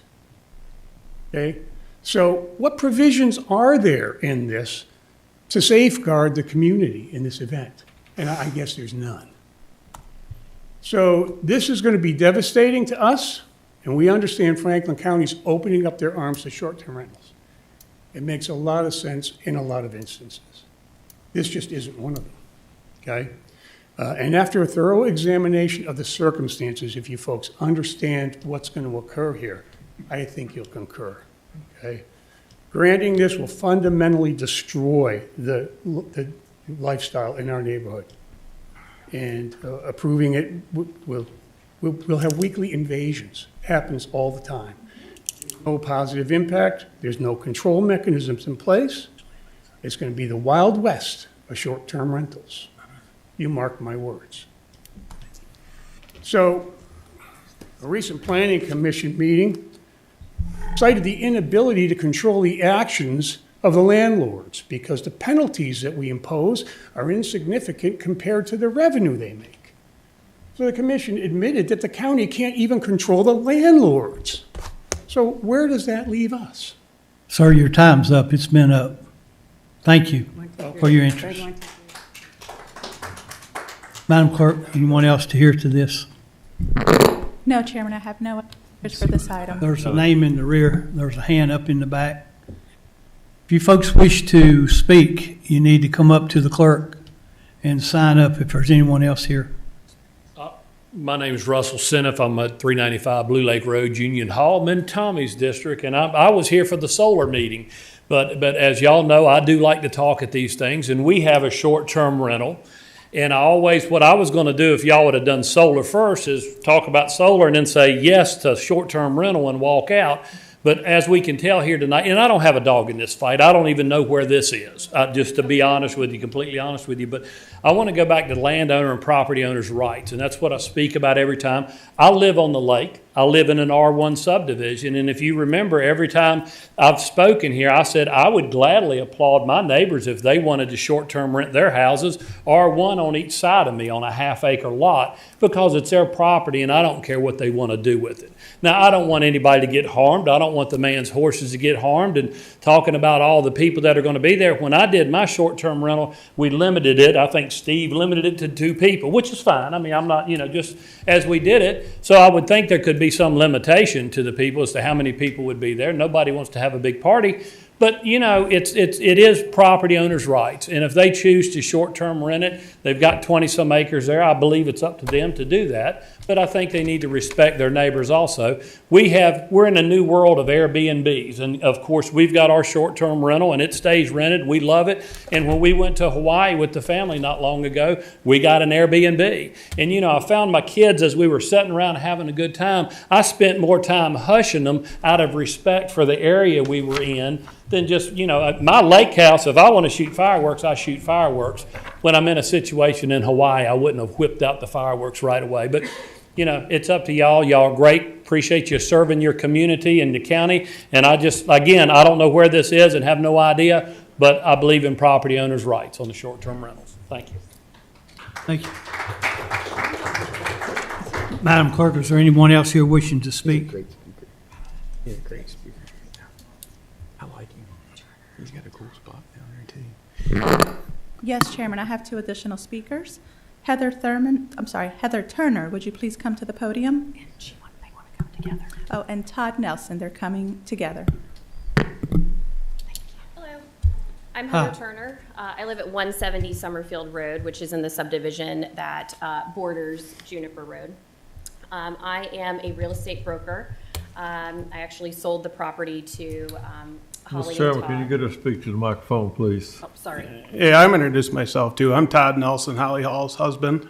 So if you have any questions for us, I could answer them. And I think Heather wants to talk. I wanted to kind of bring Ma'am, up the if you fact- will, move over I'm in sorry. front of the mic and talk Yes. into that, please. My name's Heather Turner, 170 Summerfield Road in Hardy. I live in Summerfield subdivision, which is right near this particular parcel. I'm the real estate broker that sold the property to Holly and Todd. I wanted to bring up a couple of issues. When you look at the road of Juniper, where the state maintained portion ends to the Hall's driveway, it's exactly 1/10 of a mile. None of the neighbors have ever brought to anyone's attention that they are spending these exorbitant amounts of money on the road maintenance. I know that Holly and Todd would be glad to work with the adjacent property owners to establish some kind of financial obligation there to help offset any additional traffic. When I was there today, there was a tractor trailer coming down and leaving, going to the commercial horse farm today. So tractor trailer came in and tractor trailers come out. I have seen it on numerous occasions. So the fact that we are looking at an additional couple of vehicles to offset, potential renters versus tractor trailer damaging that road. And then anything else you want to add to, Todd, about discussed? Yeah, I mean, it seems like the road is a huge issue for a lot of people, but, we need the road open to get renters to the house, to get ourselves to the house. Like, we'll take care of the road ourselves. If somebody else uses it, great. Down below us with the Hertz, we have a deal with them that we split the gravel, which doesn't concern anybody here. It's 1/10 of a mile, and I believe it's 27 people that share that 1/10 of a mile. Another thing to mention too is in regards to potential renters and noise ordinance and things of that nature. We all understand that code enforcement, law enforcement would be the ones that handle noise violations. Same with water safety, that would be DGIF or law enforcement. And of course, you know, any potential renters, they could limit no animals to help protect the horse farm, make sure that nobody, you know, we don't have any issues there. Same with fireworks. We can put certain restrictions on, obviously, the number of people and what they are and are not allowed to do to help keep the community harmonious. Thank you. Do you have any questions for us? No, sir. Thank you. Thank you. The Verbo thing, too, I guess I'd like to speak about that. I don't know the people that said that we had renters there and spoke to them. They were family of ours. They gave us money for electric or water or whatever, but we've had like 3 family members stay there, not just one. We've been there. The Verbo thing, it takes a while to get renters, so we got the weeks blocked out waiting until this gets approved, hoping that it gets approved, and we didn't really know it was going to take this long, but if that helps clear that up, I don't know. But Thank you, sir. Thank you. I have a question for the applicant, Mr. Chairman. Yes, sir, go ahead. It was stated earlier that Holly's your wife, correct? Is that what I Yes. heard? That she wanted to pull her applicant at the Planning and Zoning Commission? Yeah, she felt bullied here and just didn't want to be part of the community. And some people talked her out of it, and that's why I'm here tonight. I didn't realize it was this kind of a deal. I think she was feeling overwhelmed, and she's had a change of heart so far. So, Thank you, sir. yeah, we've been there since April, and we've met 2 neighbors. I've talked to a 3rd one on the phone. We had no clue that there was this much problems with the road. Nobody told us when we bought the place. Nobody's asked us for help. So it was kind of a surprise. Yes, sir. Thank you. Madam Clerk, is there anyone else? No, Chairman, I have no. Is there anyone else here wish to speak to the application of Holly Hall? All right, seeing that we have no more comment, then we'll go back into close the public hearing. Gentlemen, what's your pleasure? Mr. Chairman, I'm not ready to make a motion or anything, but I do have a comment, something that's kind of puzzling me about this. I agree with the gentleman in the back when it comes to property rights. Of course, I represent a non-zoned section of Franklin County. But we also have rules and regulations that have been in existence for a long time. And I guess it bothers me that, you know, this property was listed with a rental company before. And I'm sure, you know, on the applicant's part, it was accidental. He was hoping everything would take place. But I think he just kind of put the cart before the horse there. And also, I have some questions about the septic system. I would like to, before we go any further with this, I would like some assurances that septic system is up to standard. And what that would require, I'm sure, is getting health department out, some type of certification, and you're done. No, sir. But you know, I would like to see. You know, I'm not saying that I'm no vote on this, but I just have some questions that I think we need to get answered before we move forward with it. Again, I support the property rights, and for me, if I own 23 acres of land, if I wanted to rent it, you know, I think that's would be my right, and I think that's your right. But right now, you know, I have these questions, and you know, these questions could be clarified tomorrow with email or a letter or something from the health department, we could probably settle this. But I do have some questions there. Ms. Cooper, can you come back up, please? See if you can answer me and Mr. Tatum's questions in regards to the septic system. With the septic system, with being as old as it is, more than likely, what we have gotten from Lorena, she is not going to just send an email saying that the septic system is okay. I mean, there is going to have to be somebody out there. Ms. Cooper, who is Lorena? Oh, I'm sorry, Lorena Huffman with the Virginia Department of Health. She would be the one approving the septic. So she is going to want some information about that septic. So if this is something that's important to the Board of Supervisors, having before you make your decision, I mean, you could always table, and it would be up to the property owners. I would suggest talking to the health department, and then possibly, I think they're probably going to have to hire a soil scientist unless they know where the septic is. But there's going to have to be some information presented to her, to Ms. Huffman, in order for her to put something in writing to make her feel secure about that system. Okay. Mr. Carter? Thank you, Mr. Chairman. I have some real concerns over this. The septic being number one, the bedrooms, the private road, the wiring. It also concerns me the vote in the Planning Commission was pretty divided. And I really think, since this is Supervisor Smith's district, we should table this until she's here so that she has a vote on this, since it's her district. Okay. Mr. Cundy, if you had something? Well, I'll agree with Mr. Carter. I think we can, Mr. Mitchell. Kind of elaborate on the Planning and Zoning Commission. I think we need to look into, out of everything else said here tonight, the thing that concerns me the most is the actions of one of our Planning and Zoning members. That just, I mean, that's alarming to me. And yeah, I'm not comfortable with it at all at this point. And I agree with them that we need to have Lori here to, it's her district. We need to have her here so she can voice her concerns, or for it or against it. So I think we're well within our purview that we can table this. I don't disagree with what, we can table it if you want till our next board meeting, or we can go ahead and do the vote with a stipulation that before it can go forward, that we're going to have a clearance from the health department. But the public hearing is over with. There'll be no more public hearing on this.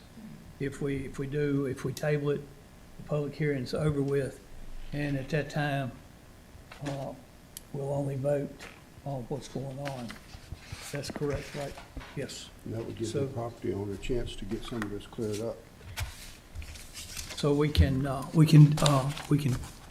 entertain a motion to table it, or entertain a motion at this time to either go forward with the vote, with the stipulation of the health department. What is your pleasure? Mr. Chairman, I'll make a motion that we table it. For how long? Next meeting. Till our next meeting? I think, would that be sufficient time to get the health department and stuff? Basically, we could talk to the property owner tomorrow to get in touch with the health department. I guess it's going to depend on if they do need to hire a soil scientist, how busy, because everybody seems to be booked. There is a possibility that information cannot be obtained in a month, but standing up here before you, I'm not sure that I can answer that. But if that's something that you need to make your decision, then that's something staff will definitely have for you. I think you could include in your motion to table it until at such point that you get what it is that you want. Okay, I'll make a motion that we table to the point we get the rest of our information. Supposed to table to specific times. To a specific time. Table it to the next meeting, and if we can't get the information by then, we'll table it again. Table it again. Okay.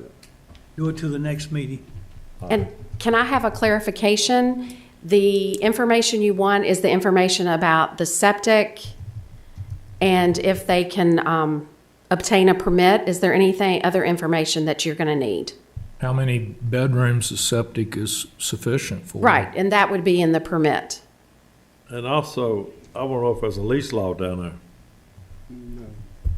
We don't I have a don't leash think law in county Franklin. has a leash law. I didn't think so, but We it's don't talking have a about leash law in word it Franklin was County. worded in. Okay, all right. Well, I All still right, make a well, motion. to So table the it. motion Yes. is there to table it until the next meeting for the health certificate for the health department. Correct? Do I have a second? I'll second. Madam Clerk, will you do a roll call vote on that, please? Yes, Chairman. Supervisor Tatum, Yes. Supervisor Cundiff, Yes. Supervisor Carter, Yes. Supervisor Ronald Mitchell, Yes. Chairman Thompson, Yes. Supervisor Smith, and Supervisor Leland Mitchell are absent for the vote. Okay. Folks, we're getting ready to go into this ordinance for the comprehensive plan. If there's anybody here that wishes to speak, I ask you to come forward and get registered, sign up with the clerk before we get into that. And I am going to hold the time limit to the 3 minutes. We're going to be here a long time if we don't, and we need to stick to that 3-minute time limit. Anybody wanting to speak, please come forward at this time and sign up with the clerk. While we're doing that, we'll take a 5-minute break, and we'll be right back. That's a whole lot that ain't. My gracious, a lifetime. I got a headache. Real quick. Oh.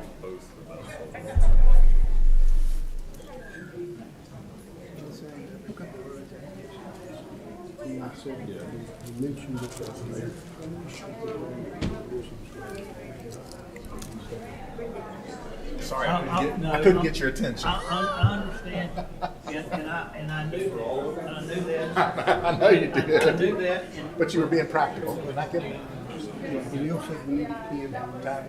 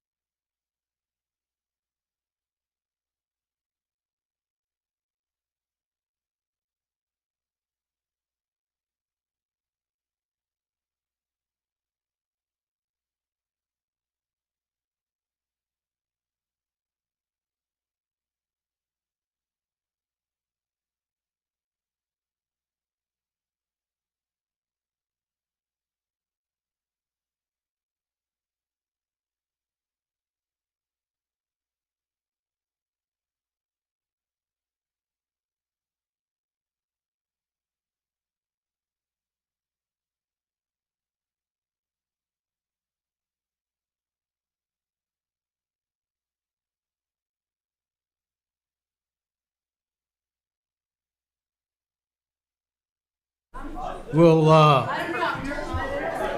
application for an amendment to the Franklin County Comprehensive Plan to amend Chapter 11, Goals, Objectives, and Strategies of the 2007 Franklin County Comprehensive Plan pertaining to renewable energy. Ms. Cooper. Yes, thank you, Mr. Chairman and members of the board. We're here this evening to talk about the comprehensive plan amendment for solar facilities. As you will recall, Planning Commission had their formal public hearing on January 11th, 2022. The Commission approved the comprehensive plan amendments by a vote of 7-0. The board held a work session back in May, and the board discussed recommending amendments and requested staff and the county attorney to develop additional comprehensive plan language to be considered by this board.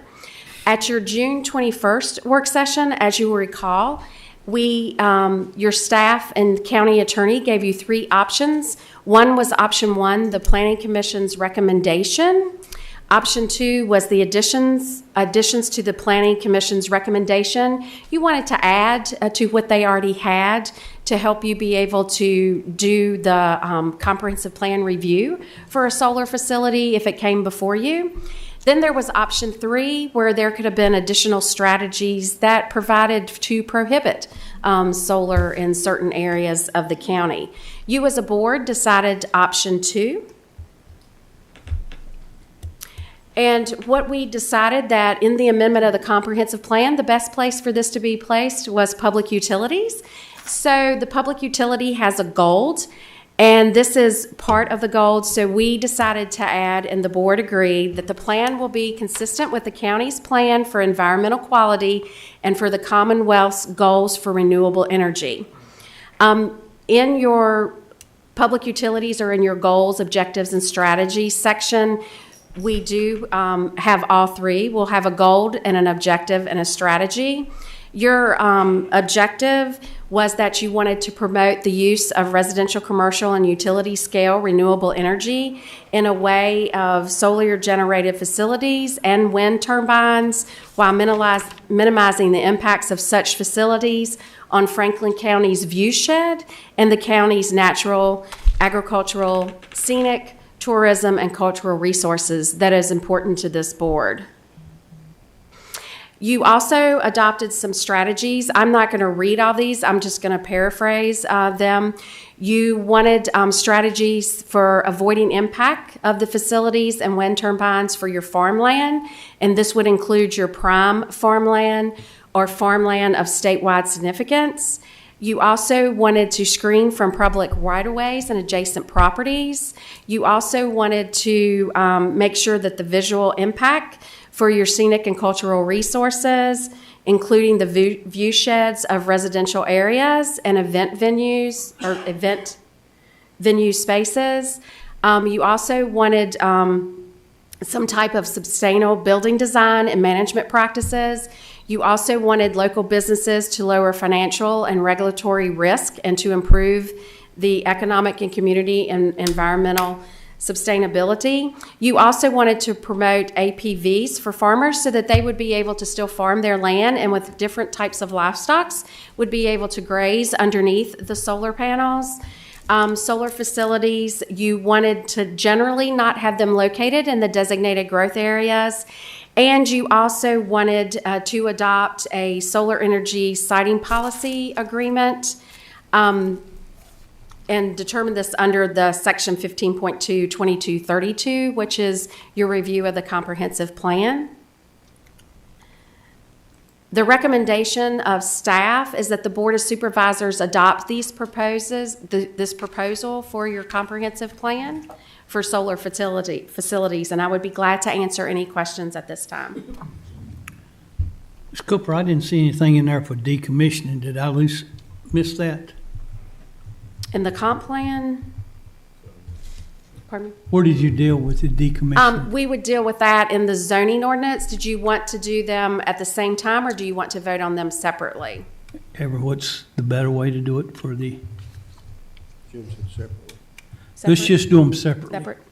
Let's do them separately. Your decommissioning will be the zoning portion, and I'll make sure we turn to the section of the code. Okay.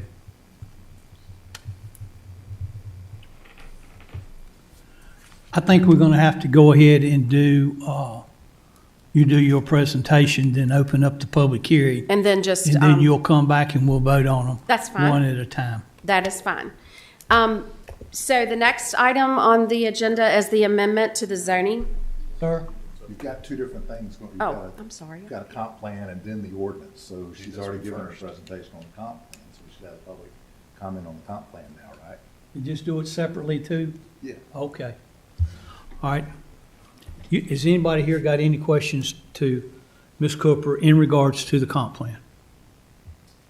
Mr. Chairman, just want to clarify, in the designated growth areas, it's restricted in there so that, if a farmer has land in the designated growth areas, it will be restricted in those designated growth areas?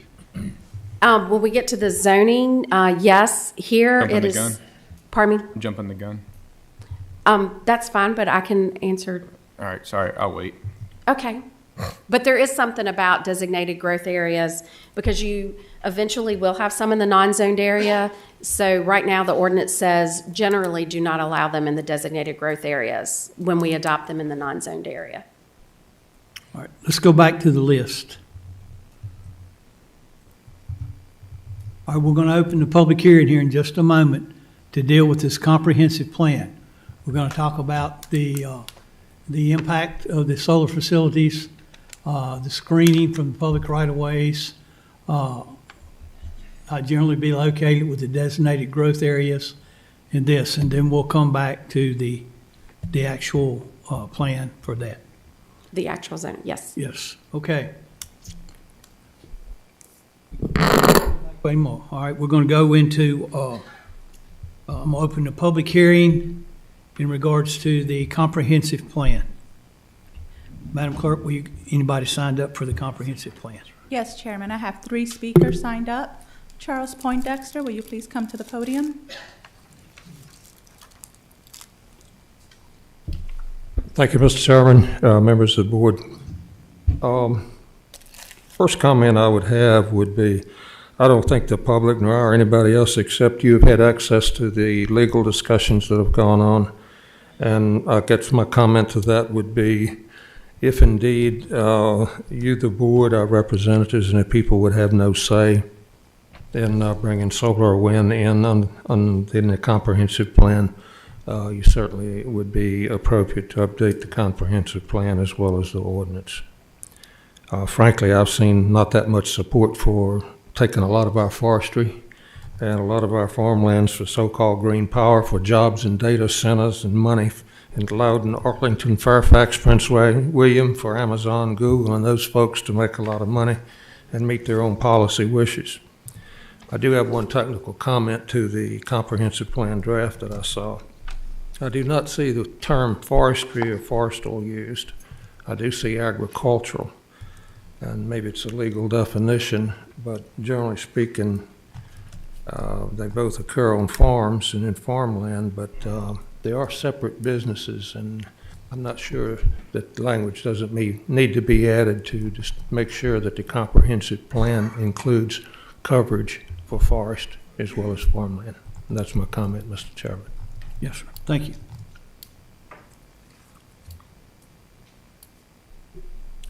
Thad Montgomery, would you please come to the podium?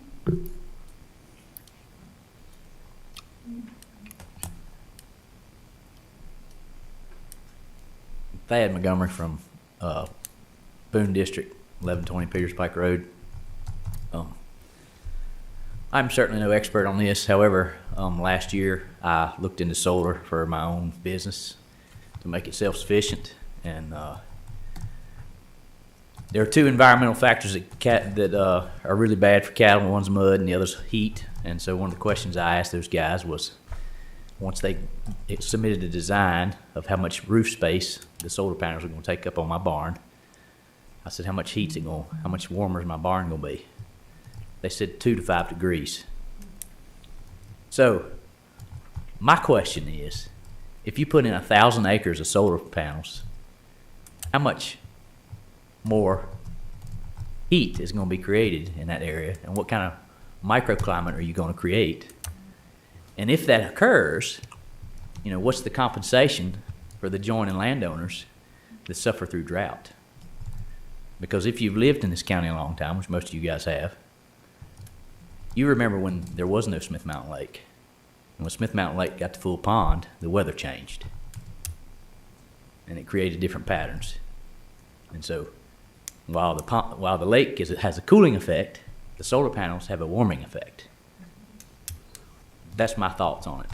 And if you got any questions, I'd be glad to entertain the idea. Thank you, sir. Kim Siegel, will you please come to the podium? Hello, gentlemen. My name is Kim Siegel. I am from the Sontag Snow Creek area. I am in opposition of having these sites. As I understand, the board and the criteria both consider sites to be in unzoned areas of the county, most likely to be that of Sontag or Snow Creek. Although the draft is basic regulations to be very few and well-organized information, including the amount of energy and what we'll be using, hopefully not turbines, as I'm from California and I've seen the gist of turbines, but also that we use responsible energy. And also I'd like to know, what is the impact for the people of Franklin County? Will we see a decrease in our energy bills? Eminent domain is likely to be approved for the purchase of approximately 1,500 acres in a small-scale site, which is approximately 2.35 square miles. That's a lot of land. And also, we have the option of expansion with these companies. That means more land will be taken from farmers. My information that I got is not personal. I got it from websites, Programmatic, Environmental Impact Statements, Bureau of Land Management, Electronic Industries Alliance, Department of Forestry as well. Beautiful, harmonious land of Franklin County, and its clean soil, air, and water will be impacted by construction. The vegetation, wildlife, including sensitive species, which includes insects, will be impacted. Other impacts is visual beauty, human culture and activities, fossils, grazing, farmland, military response, and materials such as natural resources of lumber, mining, and minerals, and of course, clean water.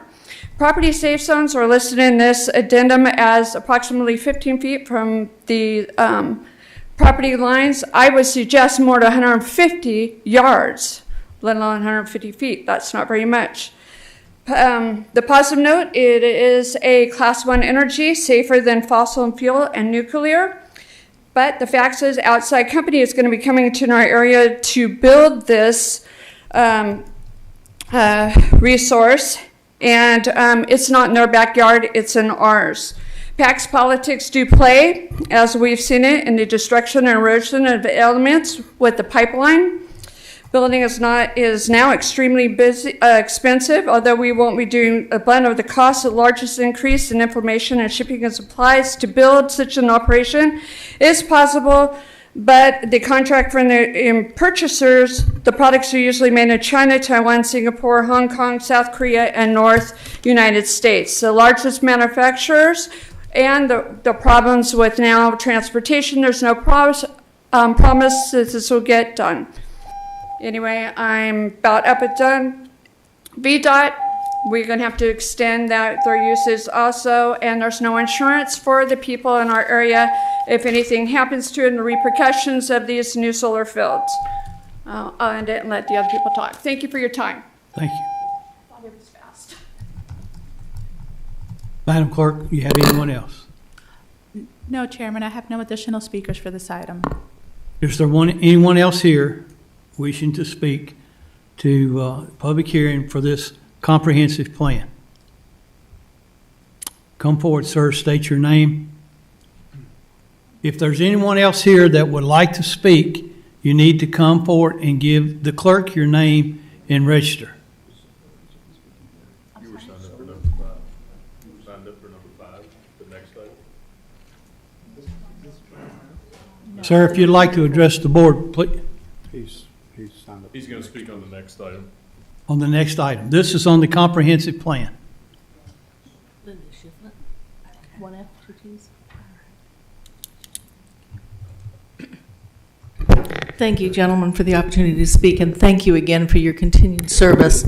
You are, in my opinion, in a position of Solomon, making decisions for people that change lives. So thank you again for doing that. I'm concerned about the solar State your name, farm. please, ma'am, and your I'm address. sorry, Linda Shiflett, Snow Creek District, Franklin County. Thank you. I'm concerned about fields of solar panels as well, and I object to that. I think few scattered, but to sell our property, our lands, to people who are going to come in and have it not even benefit us, if I'm understanding that correctly, I'm opposed to. I come from Florida, and I want to speak to Thad Montgomery's comment about the change in temperature. Where I come from, this is kind of the land of mobile home parks, miles of them. And in my experience, in my life living there, and probably easy to document this, tornadoes tend to hit that area first. And if you've got miles of solar panels, you're gonna attract that in this situation too. And I know we don't want to have to recover from the devastation of tornadic activity. And that's my thoughts on this. Again, thank you for your service. Thank you, ma'am. I saw somebody's hand in the back. Come forward, please. State your name. Hello. My name is Penny Blue of Union Hall, Virginia, and I actually hadn't planned to speak tonight, but based on the other speakers, I decided to come forward because I am a property owner, and as the gentleman talked earlier, I do believe that the property owners have the right to engage in what they determine they want to do with their property. If they want to raise horses, then they can raise horses. If they want to raise cattle, they should be able to raise cattle. If they want to do solar, they should be able to engage in solar. And most of what has been talked about tonight with regard to being against solar, I personally think that most of what was said, I'm trying to think of a positive way to say this, that what I'm trying to say in a positive way, but I can't think of a positive way. But I'm trying to say that most of what has been said negatively about solar, I don't think that people really know what it is they're talking about. And with regard to solar, it's a positive energy, and that is actually what we should be moving toward, is this type of energy here in Franklin County and other places. So that's all I had to say. But basically back to property rights and people being able to do what it is they want to do with their property in line with, of course, ordinances, which you all are looking at, and your people have studied what needs to be done and proposed what needs to be done from a technical and scientific perspective. So I would ask that you approve the ordinance that's been provided to you. Thank you. Is there anyone else? Anyone else wish to speak to the comprehensive plan? Come forward, ma'am. I kind of planned on speaking for this portion, but it's just a very quick comment. Good evening, gentlemen. My name is Jenny Juranich, and I'm from the Gills Creek District. And my opinion is I think the utility-sized solar farms don't belong on prime farmland or many of the properties that are zoned A1. When I think of farmland, I think of the ongoing shortages that we have and supply chain issues. No farmers equal no food equal no future. So I pray that you consider that. And the other thing is that with developing utility-sized solar plants, my opinion is that they should be developed on lands that are less suited for development, properties such as brownfields. Thank you. Anyone else? Anyone else here wishing to speak to the comprehensive plan? Come forward, sir. He's signed up for the next one.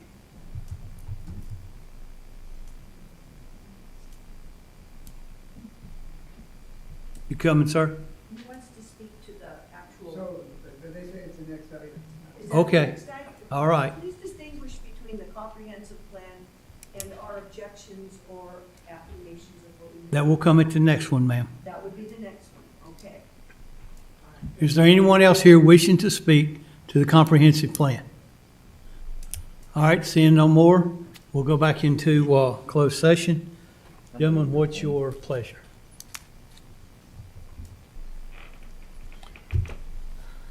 Mr. Chairman,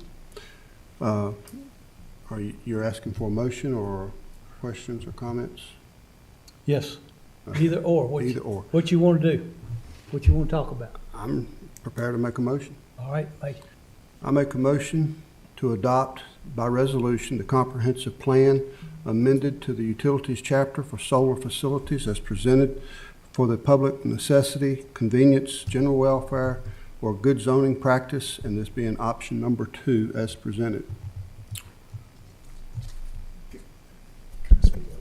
Sir, yes, sir. Mr. Chairman, thank you. I don't know how much this will assist folks in making their comments as both with regard to the comprehensive plan and the statute, but I've been thinking about this. You need to understand the point of the ordinances and the comprehensive plan. If we do nothing, people can put solar panels wherever they want to. So basically, the only choice we have in this matter is to regulate them. We can't stop them, okay? And it comes down to property rights, it comes down to the state code, it comes down to a number of different things. So what is essentially going on here is the Board of Supervisors is doing its best to try and make sure that when they get here, and believe me, they're coming, that we have a means by which to regulate them as well as we can. We can't stop them. We can't regulate them out of existence. But we can do our best to try to make sure that we lessen the impact on the citizens of Franklin County as a whole. I just wanted to make sure everybody understood that if you ask this board if they wanted solar panels here, they may not say they do, but we can't stop them, okay? And we're simply trying to do the best we can to regulate them under the circumstances. Thank you, sir. And I apologize. All right, we've got a motion and need a second. Thank you. Second. Madam Clerk, if you will, do a roll call vote, please. Yes, Chairman. Supervisor Carter? Yes. Supervisor Cundiff? Yes. Supervisor Tatum? Yes. Supervisor Ronald Mitchell? No. Chairman Thompson? Yes. Supervisor Smith and Supervisor Leland Mitchell are absent for the vote. Okay. Ms. Cooper, to amend Chapter 25 of the zoning ordinance, Division 3, the definitions, Section 2540, principal definitions of the zoning ordinance and Divisions 4 supplementary regulations. Yes, thank you. Thank you, Mr. Chairman and member of the board. This is our last public hearing, and it's on the amendment, as you said, to the zoning ordinance, Chapter 25 for solar facilities. Just a little background. Back in January of 2021, staff started talking to you about solar facilities and taxation. The board directed staff to develop something for the zoning ordinance for an amendment to regulate the solar development. The task was referred to the Planning Commission, as it usually is when you're doing amendments to your zoning ordinance. A formal public hearing was held for the Planning Commission January 11th, 2022. Yes, it took us about a year to get a draft ordinance in place that the Planning Commission felt comfortable with. The Planning Commission voted they delayed their action until February 8th for further discussion on certain items that they were looking at and were not exactly agreeing on. But they did, on the 8th, decide to recommend an amendment to the zoning ordinance with a 6-1 vote. to you, and that's where we started your work sessions. And May 17th, we had a work session where we presented changes to the solar facility ordinance to you based on the comments that we received from you as board members. And the board made the following amendments to the draft zoning ordinance that were recommended by the Planning Commission. You did that as a work session in June. And these are the topics that you discussed that day, and we will also discuss decommissioning. But you, as a board, decided that you wanted to delete the regulations found in Section 25-147 that had to do with the cumulative acreage in the zoned areas of 1,500 acres. You wanted to delete that out of the ordinance. You also wanted to delete the part of the ordinance where it's located, the solar facilities would be located to each other, have to be a mile away. You decided to delete that. You also decided that it was in the best interest to have the utility scales not located in the designated growth areas of your comprehensive plan. You also wanted to reduce the proposed 300-foot front setback to 150 feet for all property lines and public right-of-ways. And I know you may want to discuss more that minimum and maximum that you discussed on the setbacks, and staff would be glad to discuss that with you. Also, there was a consensus from this board to move forward to a public hearing for the amendment on the zoning ordinance. And Mr. Chairman Thompson, if you want to talk about decommissioning, in your packet, let me get what item. Item 19 is for the executive summary for the zoning ordinance amendment. If you go to the back of that executive summary, you will come across the zoning ordinance itself. It starts with page number 1, and it goes, if you want to talk about decommissioning, that starts on page number 9. We feel like that we have looked at decommissioning, that if some reason we would have to remove it, we could definitely remove it, there would be a surety for us to do it. I think in decommissioning, there's enough in there where the land would have to be put back to the best of its ability to how it was. I'm not sure your specific questions that you have. We could go through if you choose. It runs. I've read them, ma'am. Okay. I've read them. And so if you have any questions about those, I would be happy to try to answer them. I understand what's going on now with this. This here's how I wanted to make sure that there was sufficient funds for the decommission. I think as your staff, sorry.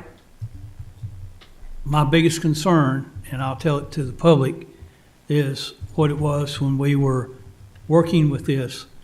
This is new. This is brand new. And I mean, we're talking virgin territory here. And I wanted to make sure that our children were protected if this happens. And when I asked the question, when it's decommissioned, is it radioactive waste? What is it? Nobody could answer me. And I wanted to make sure that whatever the proper answer is, that it is taken care of properly. And this here, I think, does that by making the builder put up a bond enough that it can take care of this. 'Cause yes. To me, this is scary stuff. I would agree with you. It is definitely new territory, but I commend the board on their action to do something about it, to help protect our lands here in Franklin County. And that way, we have regulations to help both parties, the parties that want the solar and the parties that don't. Has anybody got any questions for Ms. Cooper? I have one. On the proposed 300-foot setback, I thought when we were in the work session, the comment was a minimum of 150 feet up to 300 feet. Yes, sir. You did have a minimum of 150 feet and a maximum of 300 feet. And as your staff Would you want to limit that maximum to 300 feet because it would be in the zoning ordinance? So if you wanted to go further, and Mr. Gwynn might be able to help me, I don't think legally you could. Now, if you want the minimum and the maximum, and legally we can put that in the zoning ordinance, I would be glad to put that back. I would acquiesce to Mr. Gwynn for a comment. Lisa, what section is that in the code? It's. Because you've got. Hang on. C under, I got it right here. Towards C, Mr. I got it, Wood. yeah. It's towards the front. Yeah, I've got it. So they are a minimum of 150 feet. Our position would be that regardless, it's got to be a minimum of 150 feet. If the circumstances would require more, that we could impose more as a condition based upon the fact that we haven't limited ourselves to anything other than a minimum. Okay, So that answers my question. Is there any more questions for Ms. Cooper? Anyone? All right. Thank you, ma'am. Thank you. All right, seeing if there's no more questions for her, then I will open the public hearing.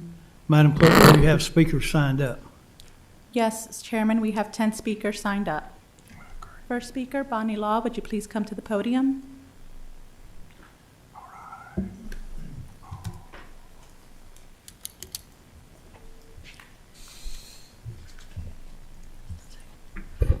Excuse me. Mr. Chairman, I'm asking for 5 minutes tonight because I'm here speaking on behalf of a group, What group? Preserve Franklin County.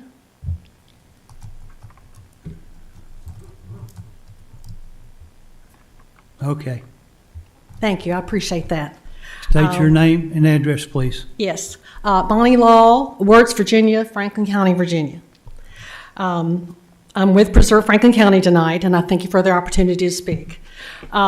Basically, what I want to do is just address like 3 primary categories of concerns I think that probably need to be brought forward, and maybe some additional thought on some of these. So the first category is primarily financial.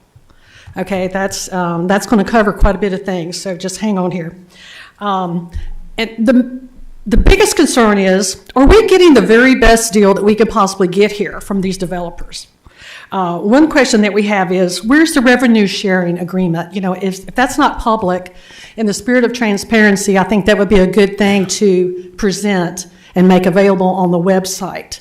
I think the citizens of the county might have a better understanding of what exactly we're getting from this and what's involved in this if we can see that agreement. Has Joe Lurch with the Virginia Association of Counties, has he weighed in on this information on the comp plan or the ordinance? And if not, I strongly recommend that the board have a consultation with him if you haven't had a chance to do that prior to making any final decision. Are we going to have a machine and tool tax for any solar developments in the county? And that might be presented to Ms. Margaret at the Commissioner of Revenue's office. Are we going to tax them, any solar developments for any industrial classifications, as we're certainly going to have industrial level impacts to properties that may be developed here? I'd like to, will the definition of an industrial site be taxed, including any and all wiring and any and all infrastructure and equipment down to about 5 feet of depth below the surface? Will the ordinance also clarify this 5 feet depth in the decommission language? So that's a question that we have. So basically, you know, we don't want some farmer coming along 20 years from now and plowing through a field or trying to plow up something and, you know, crash into something that's, you know, 3 or 4 feet down below the surface and damaging some, you know, very expensive farming equipment in years going forward. So, and we may ask for a third-party consultation with an appropriate insurance carriers or their representatives to determine any appropriate amounts of any necessary bonds, such as an environmental bond and any other construction performance bonds. And a big question's come up from constituents to me is, will the applicant contribute to any county-paid personnel to monitor any of these construction sites? It's my understanding right now that DEQ may only have about 4 people statewide that does this kind of work. So we're going to be left holding the bag here to watch what's going on in our own county. Solar developments are going to become a solar power plant, not a farm of any kind, once it has been completely and totally leveled and graded. So the industrial impacts to soil should also warrant mitigation money up front. I'm sorry, show me the money, okay? Taxpayers want to make absolutely sure that we're not on the hook at the end of the day or any decommissioning for any associated cleanup, removal, or restoration cost. That's not going to be a good position to be in. So let's not kid ourselves here. Just basically get restoration out of your head, because we all know that's a pipe dream and that's not going to happen. So anyway, the board may also want to consult with a land rights lawyer out here, possibly with a specialty in mining operations. It's my understanding that they have great insight into these type of developments that are coming along here. So decommission issues. We want the removal of any and all infrastructure to the depth of 5 feet. That should be specified. Return the land to agricultural viability. Minimize the land disturbance and return to the best condition by reserving topsoil, and always put the topsoil back. And remember, there's no central recycling system figured out yet for this type of product at decommission time.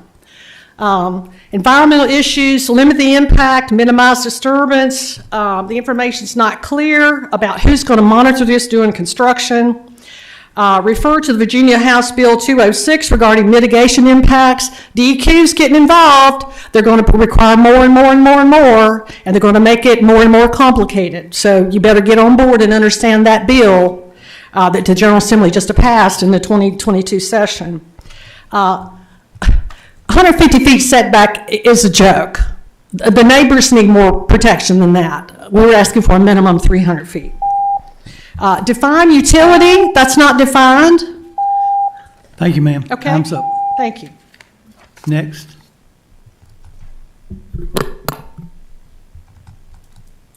Ann Rogers, would you please come to the podium?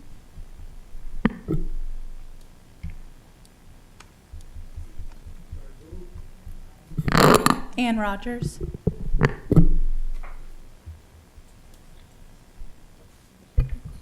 Good evening. My name is Ann Rogers, and I am a community organizer with Blue Ridge Environmental Defense League, also known as BREDL, B-R-E-D-L. And I am here this evening to extend an invitation to Franklin County to collaborate with BREDL on a project to implement construction of solar panels in parking lots as an alternative to solar development on agricultural and forest land. BREDL would more than welcome an opportunity to work with the Franklin County Planning Commission and Board of Supervisors on a project to study and implement construction of solar panels in parking lots as an alternative to massive solar development on the county's agricultural and forest land. My article in the summer 2022 edition of the League Line, and I'll be giving you a copy, discusses the potential for utilizing parking lots as an environmentally ideal space for solar development. When built in parking lots, massive solar developments will do no harm whatsoever to the county's soils, wildlife, plants, or aquatic species. The disruption to soils that is associated with solar development on farmland is unnecessary when building solar panels in parking lots because the area is already paved. The challenge of solar development on parking lots is the initial cost, unfortunately, which is 2 to 5 times as much as building solar development on farmland. So here's the big ask. We in BREDL would be deeply honored to work with Franklin County elected officials, administrators, and staff on a project to research sources of funding for for the construction of solar development and parking lots, as well as to identify the commercial, industrial, and/or governmental properties with large parking lots inside the county that might be good candidates for this innovative approach to power generation. Thank you so much. Thank you, ma'am. And should I give my Just comments? give it to the clerk. She'll take care of it. Thank you much. Madam Clerk. Skylar Sunk, would you please come to the podium? Good evening, Mr. Chairman, members of the board. My name is Skylar Zunk. The gentleman from the Sheriff's Office reminded me that I'm not lucky enough to call Franklin County home, but would love to stay at one of your short-term rental properties if I can make another visit down here. You all might remember me from my time with Conservatives for Clean Energy. Pleasure to be back with you this evening. Made the first trip down here, I believe in December, to speak with your Planning Commission and have followed this process the entire way. I really want to applaud you all on the ordinance that you have set forth. I think it does a lot of phenomenal things, and I'm very impressed with the direction that you have taken. I encourage you to accept and pass the ordinance with staff's recommendations. Number one reason I support it, the ordinance as it stands today compared to the one 6 months ago, this ordinance is more conservative. It's more business friendly, and you're respecting the rights of your property owners, the private property rights for the many people who call Franklin County home. I also think this ordinance ensures that solar projects are developed with respect for neighboring property owners. I hope you pass this ordinance tonight. I surely encourage you to do so. In terms of next steps, after this ordinance is passed and you all begin to hear individual project applications, I hope you pursue projects that contribute a whole lot to the tax base. I hope you pursue projects that use local labor and local contractors to build these projects. I hope you pass projects that prioritize the use of American-made solar panels for the projects built in Franklin County. I hope you pursue projects that help farmers and landowners diversify their income. I hope you pursue projects that fit into the Franklin County landscape. And I hope you pursue projects that even maybe go further than your decommissioning language that's in the ordinance that already states that the land will be returned to its original state, quote. Really hope you pass this ordinance. Thank you for your time. I'm really impressed with the direction you've taken over the past year of studying this, and hats off to you and your staff. Thank you. Thank you. Jenny Juranish, can you please come to the podium?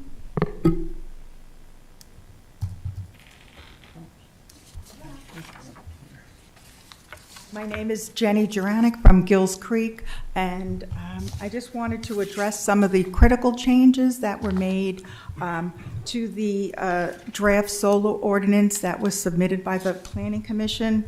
One of them had to do with the 1,500 acre limit that was originally on the Planning Commission's draft ordinance. Subsequently, with the changes, that limit has been removed. And in my opinion, granting unlimited acreage can endanger our county's natural resources, beauty, and property values. I ask that the Board of Supervisors keep the original cap of 1,500 acres as the limit to start with. Where, as you said, you're in virgin territory. The county is navigating uncharted waters with solar farms. This cap can always be adjusted in time, but I am urging you to reinstate that 1,500 acre limit. The second concern that I have is with the change in the setback from a minimum of 300 feet to 100 feet. I ask that the 300-foot setback be reinstated to help mitigate destruction of views, lessen the proximity to other developments, reduce impact during drilling, blasting, and construction activities, and reduce danger in the event of fire. The third concern I have was the removal of the 1 mile separation between solar installations. Originally, the Planning Commission had a 1 mile separation to prevent properties from being engulfed by almost contiguous solar installations. So again, I request that you reinstate that 1 mile separation. Other concerns that I have, not listed, but new transmission lines will be needed to carry the power generated by these solar installations. And even if someone doesn't live by a solar installation, we may be impacted by views of large new power lines and electrical grid substations. And again, we're not really getting the benefit because this power is being shipped off elsewhere and not for Franklin County. Lastly, I am concerned that solar implementations are not restricted from land zoned A1, which most of our residential neighborhoods around the lake are zoned for. Solar developers claim that property values are not harmed, and many pay their own appraisers to write these reports. On Facebook, I had asked one of these companies that were lobbying for solar and wind if they would purchase a property for their home adjacent to a solar facility, and I never received a response. Thank you, gentlemen. Thank you. Madam Clerk, the gentleman there that wanted to speak a while ago 2 or 3 times, will you call him up, sir, ma'am? Come forward, sir.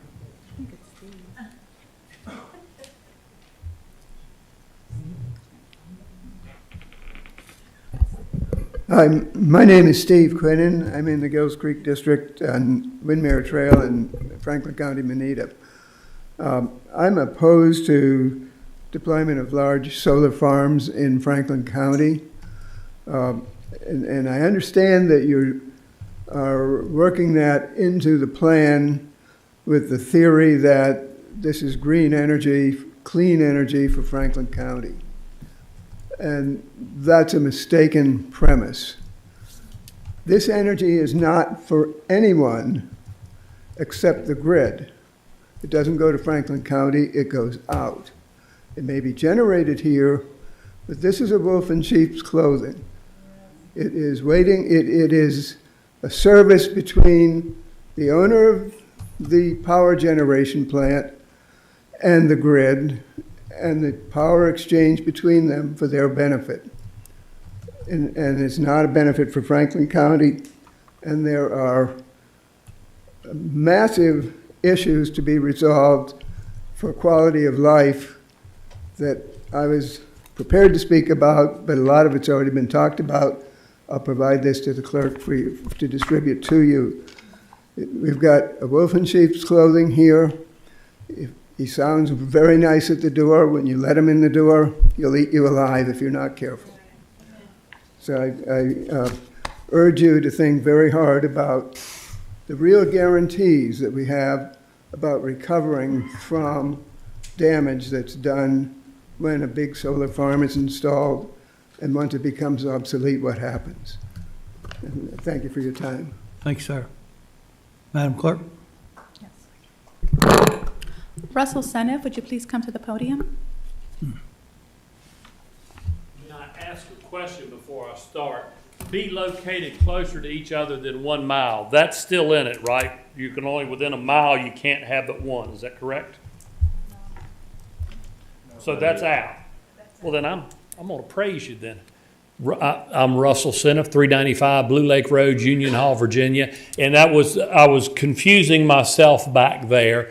I wanted that removed before. Again, I want to talk about property owner rights. Not whether solar works or doesn't work. I don't want solar on my farm. I won't put solar on my farm. But when we look at property owners' rights, if there's a farmer that says, I want to have solar, then I think they should be able to do that. I appreciate what you've done because that bothered me 1 mile. But since that's gone, right? We can have them right on top of each other. Then I like what you did. The 300 foot versus 150, and I had submitted something earlier. If you take 300 feet all the way around a property, you eat up a ton of somebody's property. Again, I'm not saying solar works or doesn't work. I just want the property owners, if they choose to go that route, to be able to do what they want to do. Thank y'all. Thank you for your time. Kim Siegel, would you please come to the podium? Hello again, Kim Siegel from Sontag, Snow Creek area. A couple things I want to touch under this part. I got my wrong glasses. Is the ecosystem being changed? And I've seen the damages in California, not only with the deconstruction, if that is found that that has to occur, many a times not only has the environmental impact of climate change and temperature rising from that area, but also the soil is pretty much useless after that because of the amount of heat. And being that we are in a higher climate than in the Valley of California, the effects are going to take effect a lot faster because of our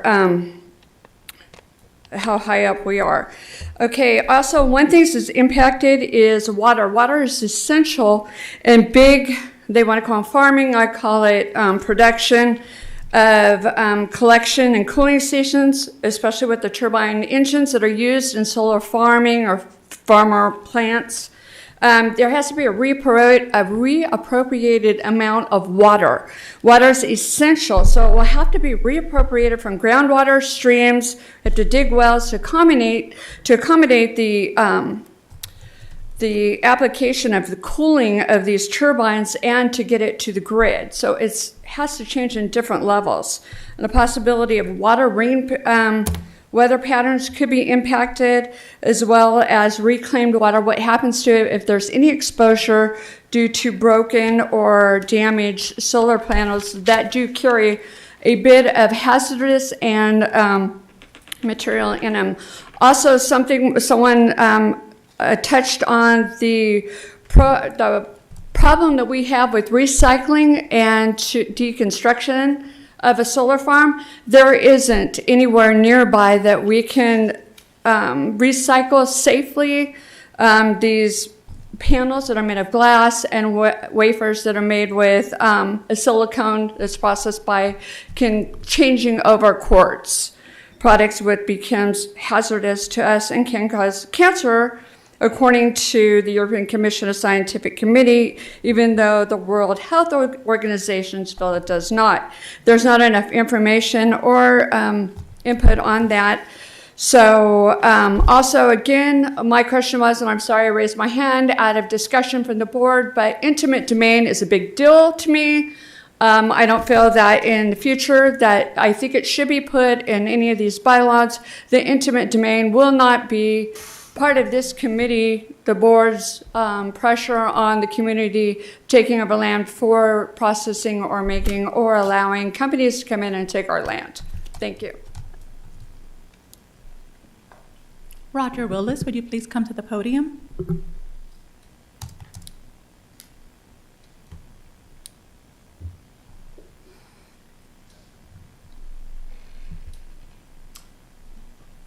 Good evening. Roger Willis. I live in Pinhook. I find it kind of interesting before we start here. In the June 29th issue of the Smith Mountain Eagle, on one side of the page it says Appalachian Power issues RFPs for renewable energy projects. On the other side, this is Governor Youngkin, offers local counties receiving grants for food and farming projects. Seems to be a little conflict there. All right, when you talk about the green folks supporting the green energy stuff, the U.S. Energy Information Administration, over the life of the farm, considering all costs, it costs 4 times as much to generate the electricity from a solar farm as it does from natural gas. So that's a fact. Now, if you're talking about generating electricity from solar farms, no one's mentioned this, but you generate electromagnetic fields. And the bigger the farm, the more you generate it. It's responsible for fatigue, nausea, headaches, sleep disruptions. And so, yeah, I believe in property rights, but you also have to realize it assumes it doesn't impact your neighbors. And it's the same issue with the rental permits. So you've got to keep that in mind. And if you think about a solar panel, there's mining involved, there are toxic elements in there, and as long as it's enclosed in glass, and of course most of them by the vast majority are made in China, our arch enemy, but when you think about that, you are incurring another risk in the county. Now, as long as the glass isn't broken, you're okay, but let's suppose we have a war, let's suppose there are terrorists, let's suppose there's a hurricane, a tornado, and those are broken. Who's going to clean that mess up? How do you deal with that? You need to be thinking about that. And realistically, the solar farm wouldn't exist without all the subsidies, and you know that as well as I do. And with all the careless spending that's going on in this country right now, when the country hits the wall, and it will, what happens to the solar farm? And how does that impact, you know, what's going to happen? And you're going to have to think about that one as well. The other thing is, if you think about a utility, they're responsible for generating enough electricity for, let's say, 100 units of electricity. And yet, the solar farm might generate 20 units. Well, because that can go down at a moment's notice, that utility has to generate or be ready to step in to take over that breakdown. So I'll be done here in a second. So consequently, when it's in neutral like that, it actually is dirtier than when it's operating at capacity. So remember that a fossil fuel plant is operating just in case. Thank you, sir. Your time's up. Well, just one thing. Don't forget, we're in a world of food shortage coming up, and farmland is, agricultural property is very important, and it's going to be much more so in the near future. Thank you for your time. Madam Clerk. Charles Poindexter, please come to the podium.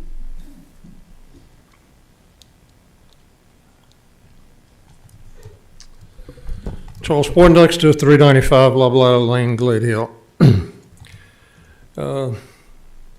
I suppose the theme of my remarks would be slow this solar snowplow down. And I think one way for us to do that is to restore some of these things we're taking out of the Planning Commission, especially the 1,500 acre maximum. That would really make a big difference. But listen, folks, there's some things at the federal level we need to think about. The new Supreme Court ruling, you're going to see less subsidies, less investment, less mandates for solar and wind. This is going to happen due to that Supreme Court ruling. In Virginia, I remind you in 2020 that the VCA and RGGI and all those legislation requiring all this solar and wind was passed without a single vote of one party. And we've had an election since. That's a much different situation. Come 2022, 2023, 2024, you're likely to see that VCA repealed or significantly modified. There's a lot of public pushback coming from now increased electric rates. That means your legislators in Richmond are going to reduce mandates and reduce subsidies. Now, I would caution strongly on counting on any revenue from solar.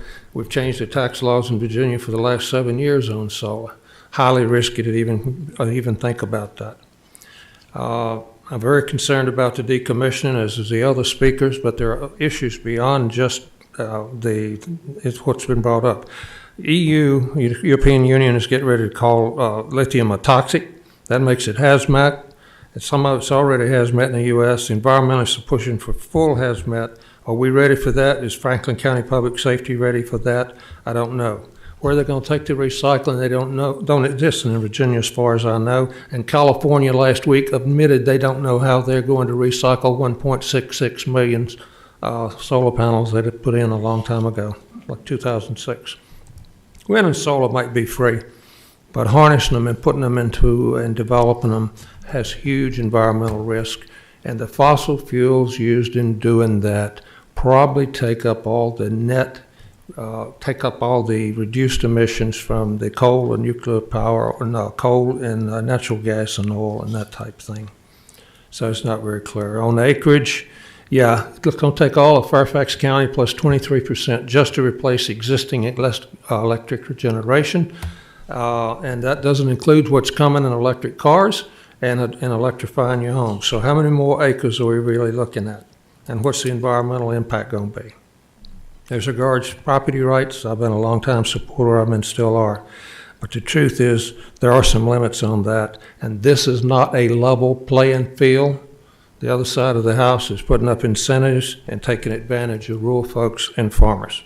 Bottom line, Mr. Speaker, go slow, be as slow as we can, put the 1,500 limit especially and the others back in there. Let's see what happens to the federal EPA ruling in Virginia and internationally. We can always go back in a year or two and remove the limit or increase the limit if we find that this is a good deal. Right now, it's not a good deal. We need those limits back in. Thank you, Mr. Chairman. Thank you, sir. Thad Montgomery, please come to the podium.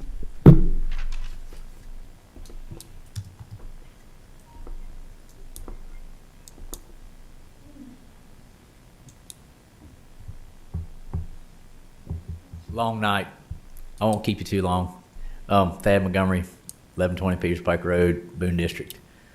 One of the things to kind of hinge off the other speakers here, one of the things that I discovered during my own study of solar for my own farm was I have a customer who was commissioned by the European Union, as Charles was just talking about, to study and do an efficiency study on them. He lives in Blacksburg, and he's a Virginia Tech professor at some point. He's, I don't know, whatever his credentials are. But he told me that in Spain, they have 305 days of optimal solar days so that the sunshine produces good energy. And he said, here we have about 205. And in Spain, he said, they're tearing out their solar panels and putting in coal-fired power plants. So, thank you.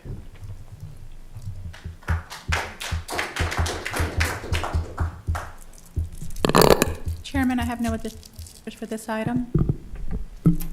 Is there anyone else here who wishes to speak to the zoning ordinance amendment?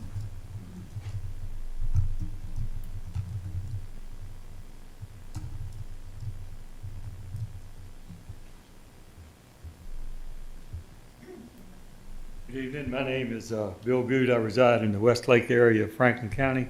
I want to address concerns of the effect of utility-scale solar generation facilities in Franklin County. The first topic is what is known as photovoltaic heat island effect, and you all have each been given a paper regarding that, and it's abbreviated PVHI. And the pages of the scientific report study that have been given to each member of the board are rather detailed and have website information to allow each board member to access the full report. The results of this year-long study show that the PVHI effect caused ambient temperatures of the solar installation to regularly approach or be in excess of 4 degrees Celsius higher than the surrounding area. 4 degrees Celsius is 39.2 degrees Fahrenheit, which is quite a bit. My understanding is that the solar generating facilities absorb more energy during the day, and also they trap the heat at night. They block the earth from releasing that heat back to the cooler night air. Second concern is the amount of farmland that would be lost to the solar facility. The Virginia Clean Economy Act, HB 1526 and SB 851, signed into law by Governor Ralph Northam in 2020, mandates that Dominion Energy Virginia and American Electric Power, Appalachian, produce their electricity from 100% renewable sources by 2045 and 2050, respectively. So there's much pressure on these utilities to convert food farms into solar farms.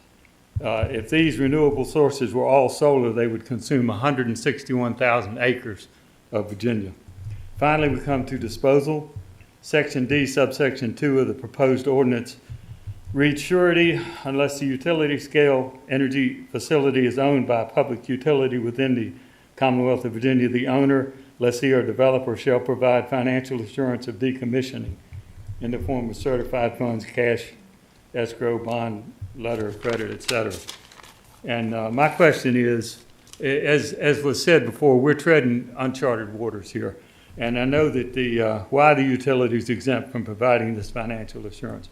I know the State Corporation Commission has jurisdiction over the utilities, but a utility scale solar generation plant is not equivalent to a substation or a conventional plant facility. Solar power generation of this magnitude is relatively new, and we don't have enough history to allow prolific construction of it. So it would take 5,200 watt panels to equal 1 megawatt, 1 million watts of electricity. And so just to give you a comparison, the 2 nuclear power plants that we have, which nuclear I think is safe, I've worked in them.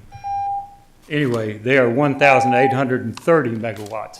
So it's really an inefficient power production system. Thank you. Is there anyone else? All right, thank you tonight. We'll close the public hearing, go back into closed session. What's your pleasure, gentlemen? Mr. Chairman. We've got to do something with this solar ordinance. Yes, sir. I just have some comments about the ordinance itself. I,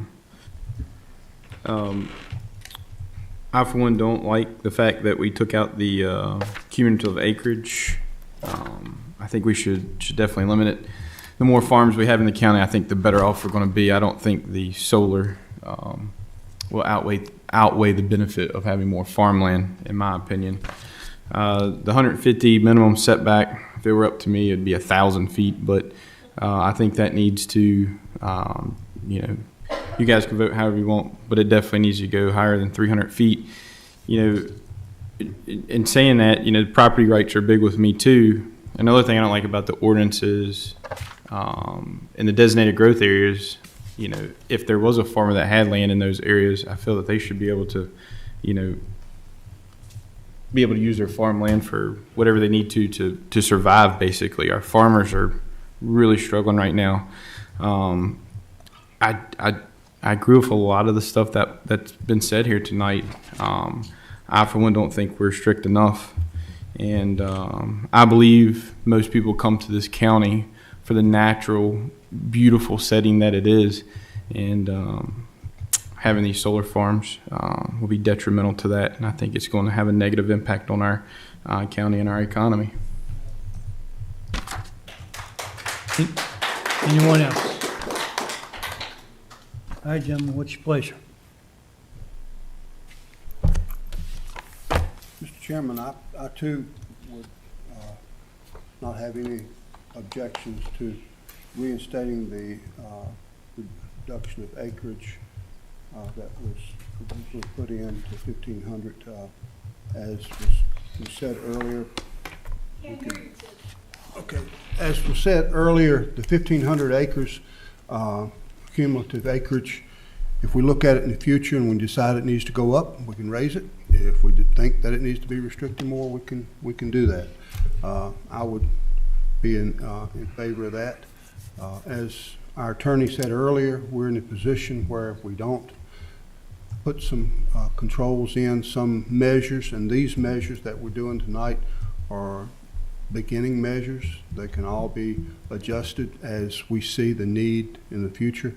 But if we don't put something in place, then these facilities are coming and we have no way of stopping them. I have some concerns being, I represent an unzoned section of Franklin County, and I have a lot of concerns. But my particular area has historically been against zoning. And for that reason, that's where I'm at. But I do have a great deal of concerns, and I think by putting in, especially what we did earlier, by addressing these with siting agreements, we can implement some controls even in the non-zoned areas. And but I just want to say I would favor reinstating the 1,500 acre limitation. Anyone else? All right, gentlemen, I need a motion here if you want to make your motion, you can make your own motion and make one to include the reinstating the 1,500 acres if you want to, or if you want to vote, make your motion to leave it as presented. But I'm not sure we need to table it again for that, but Mr. Carter. Mr. Chairman, I'm prepared to make a motion as presented. I make a motion, we adopt by the ordinance, the proposed zoning ordinance amendments to Chapter 25 of the County Code for solar facilities as presented for public necessity, convenience, general welfare, or good zoning practice. All right, got a second?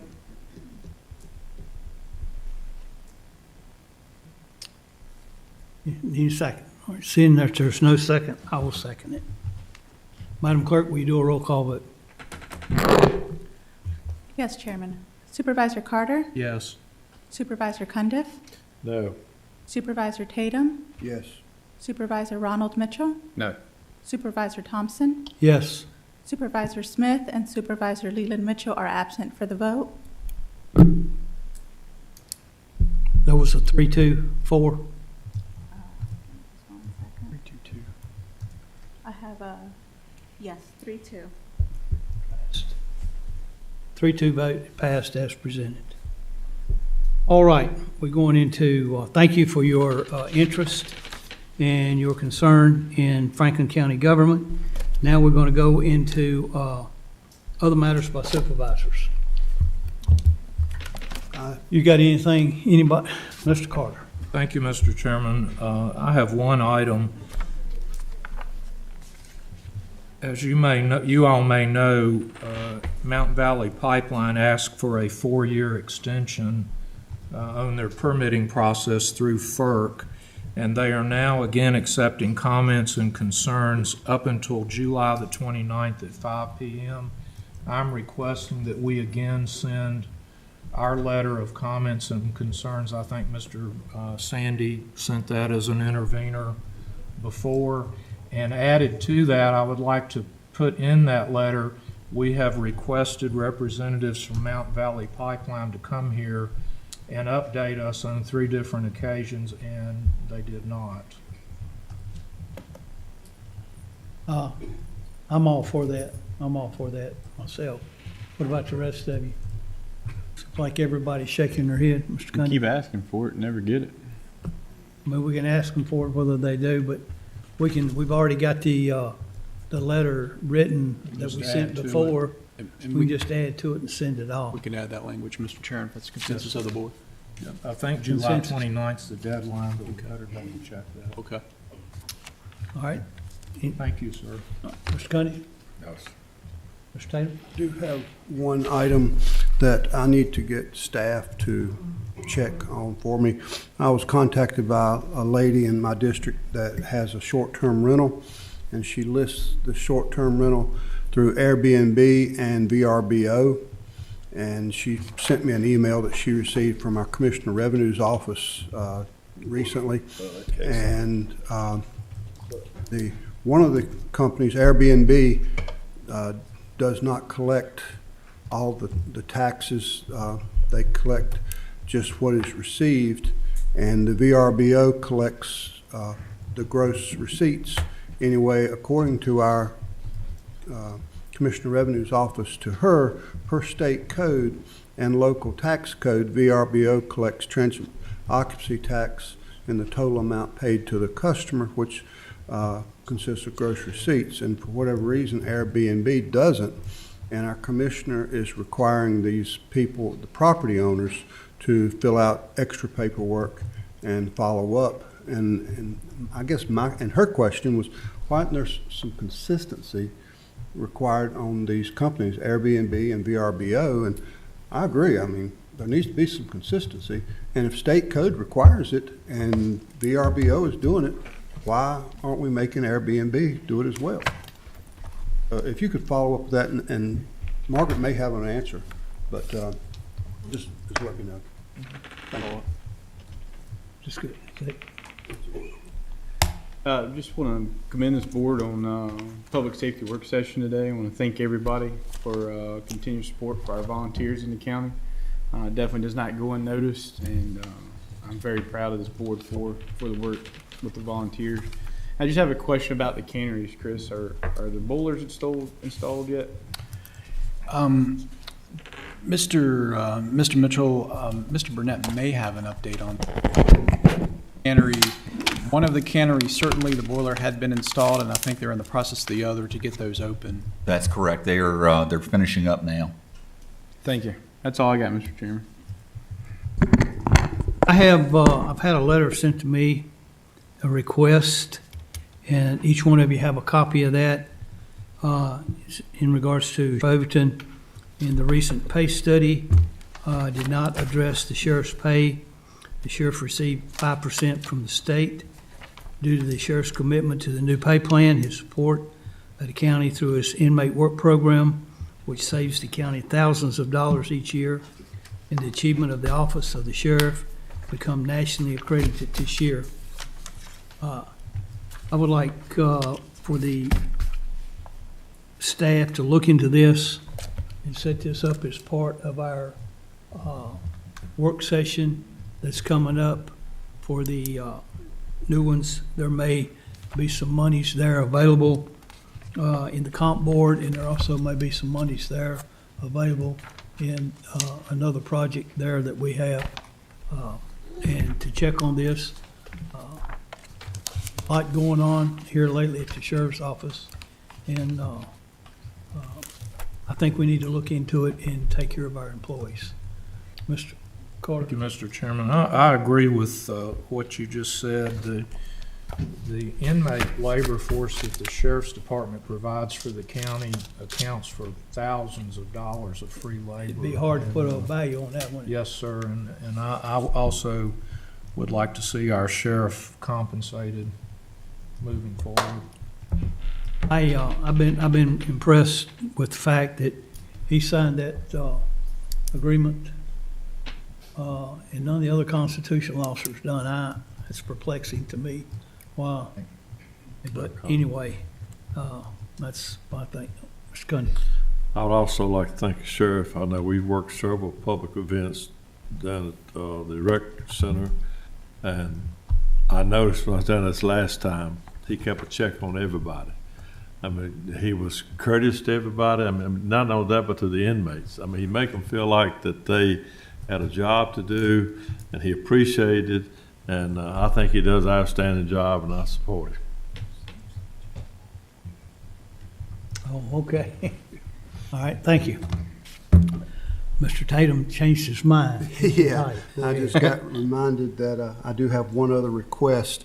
Ferrum College is working on procuring a grant to replace the culvert pipe there at the old Mercantile, and they are requesting, they're working through West Piedmont Planning District and with county staff, and we've just found out that if the county will be the actual applicant for the grant, then we actually qualify for more direct funding and less of a percentage match, and it would just make it easier for us to manage and hopefully get more money to be able to make this happen. The college is taking care of the environmental studies and everything now, trying to get everything in order. And I talked to a director from West Piedmont earlier, and he said he's on board with working with us. And I talked to Mr. Sandy, and he just said we just need to make it formal that it's good to go, and for the county to be the actual applicant for this grant. Is that what we need? Can we do that on a consensus? Yes, sir. We just needed to know that the board supported that, and before we actually come back with the official application and everything, we can bring the full application to you. But to Mr. Tatum's point, that what we were told from VDEM, Department of Emergency Management, is if the county's the applicant, it kind of opens up some more options on the grant funding, whereas Ferrum College is limited to kind of just one pool of funding. And so they requested that the county be the applicant for this. This is an issue on Route 40 near the college where there's some flooding issues at the Mercantile, for those that are familiar with the area. And so that's what they're looking to try to resolve that issue. I think we need to partner with Ferrum College in seeing this project through. I think it'd be a good idea. I see everybody shaking their heads, so I think you've got a consensus there to move forward with that. And as Mr. Tatum said too, West Piedmont has offered to administer that and take care of the administrative aspect of that. So that makes it even easier, doesn't it? That's preferred, yes. That's preferred. That's a good word. I think that mercantile has been empty since the last flood, so if that's fixed, maybe something will go in. Something go in there? So we're hoping. Yeah, okay. All right, ladies and gentlemen, we have reached the time set aside in our meeting for public comment. Public comment gives citizens an opportunity to address the board in person or in writing on matters appropriate to the responsibilities of the board. Speakers must direct all comments to the board as a whole and not individual board members or employees of the board in the county. Personal attacks and insulting, profane, or vulgar language will not be tolerated. Likewise, commentary on issues that are not within the purview of the board and that are not a function of the local government and over which we have no control are not acceptable. Public comment is not a question and answer session, and board members will not be answering questions during public comment. If a speaker violates these rules, the chair may rule the speaker out of order, and upon a second violation, have the speaker removed from the podium. Madam Clerk, you have any speakers signed up, please? Yes, Chairman, I have 7 speakers signed up. Will you please call the names? Paul Sims, can you please come up to the podium? We will adhere to the 3-minute rule. State your name, address, and address the board, please. Yeah, good evening. My name is Paul Sims. I live at 2099 Griffith Hill Road out in Ferrum. Just keep it real short and sweet tonight. I know you guys have had a long night. I currently have 3 children, all enrolled in Franklin County Public Schools. So school safety is a very important issue in our family. I'm just here to request that the board would vote to approve the additional funding that the Sheriff's Office has requested for additional school safety programs. Thank you all so much, and we appreciate your service to the county. Thank you. Lenore Overstreet, will you please come to the podium?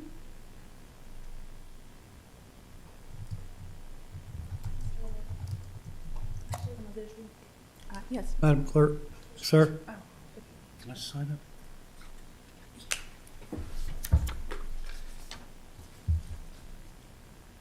Do you have it? Oh, you need me to distribute. Thank you. Do you have enough copies? No, this is the original Zoom back. Do you need enough copies? I didn't know if you need to talk to me. I didn't know. If you only have 1 copy, we need to, she wanted to show the board the visual. Do it under the, oh, can we do it on that? Okay.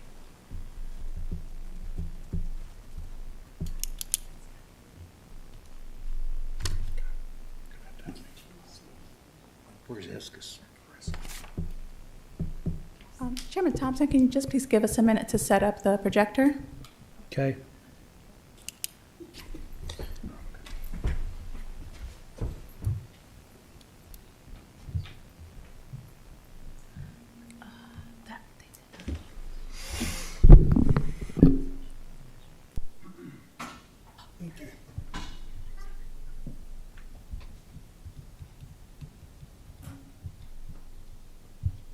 Am I good to go? Okay. My name is Lenore Overstreet. I live at 823 Scruggs Road, and I'm here today to talk about, I know you all passed a resolution for the smart scale projects, but I was in hopes that I could speak to you all before it went forward. That is why I have the visual here. My concern is my 2 farm entrances, well, my house entrance here and my farm entrance here. You'll notice they have right now in the works for me to pull out into this sort of a semi-turn lane. And my issue is if I'm pulling across there and traffic's coming, I know I don't want to be sitting there with farm equipment stuck out in the middle of the road. Not to mention, VDOT in its plans does not have my entrance to this parcel on this side or my entrance to this parcel on the other side of the entrance, even in their works. So they've eliminated basically 2 of my entrances into my property that I've been using for over 50 plus years. When I had a meeting with VDOT last week, they were told, we didn't know there were entrances there. You send people out, how can they not research to see entrances in and out of people's property? They actually thought I had an entrance all the way down here on my neighbor who had a gate. That gate currently goes smack dab into a fence. I'd like to know how I can enter property down there. So my concern is, you all have set forth a project that may or may not get funded. My issue is, now, it could be in the works, I don't even have access to 2 parcels. So how is the county going to address that? And now I've been eliminated with my own property rights. That's all I have to discuss with you all. If you have any questions, please let me know. Thank you, ma'am.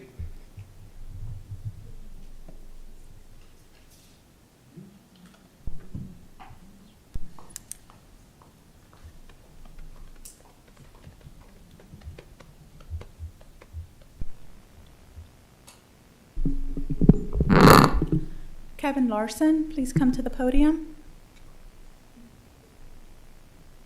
Kevin Larson. Next name. Linda Shiflett.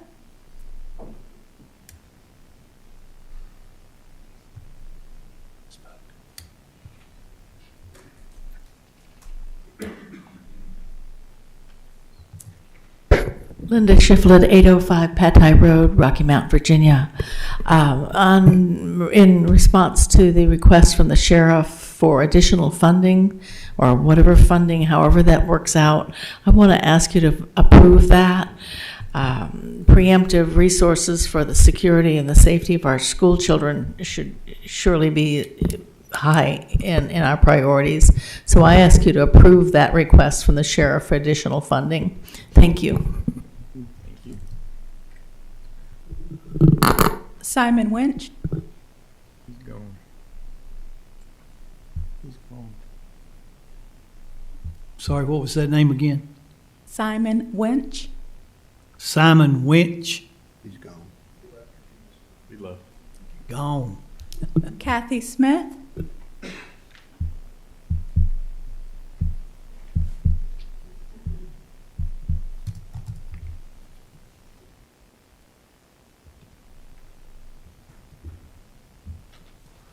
Good evening. Thank you for your service. My name is Kathy Smith, and I live in the Blackwater District. I'm here to ask that the board vote in favor to approve the additional funding for the school security that the Franklin County Sheriff's Office is requesting. Thank you. Glenna Moore.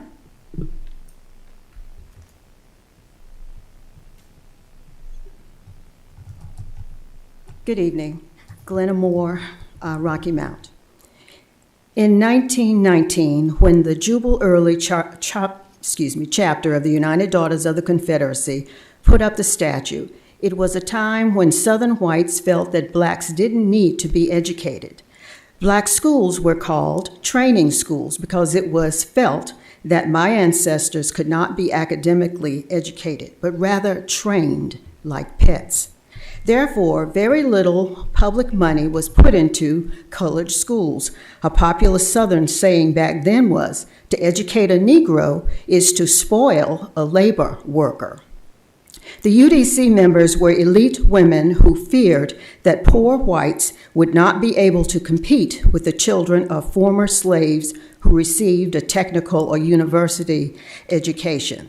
The UDC didn't look favorably on Northern philanthropists who contributed financially to black causes in the South. One of those philanthropists was Anna T. Jeans, a wealthy Quaker from Philadelphia who met with Booker T. Washington to establish a foundation known as the Negro Rural School Fund. Her money would benefit black schools only. Miss Jeans was so impressed with Booker T. Washington that she asked him to put together a board of trustees to spend her donations in the rural areas where most African Americans lived.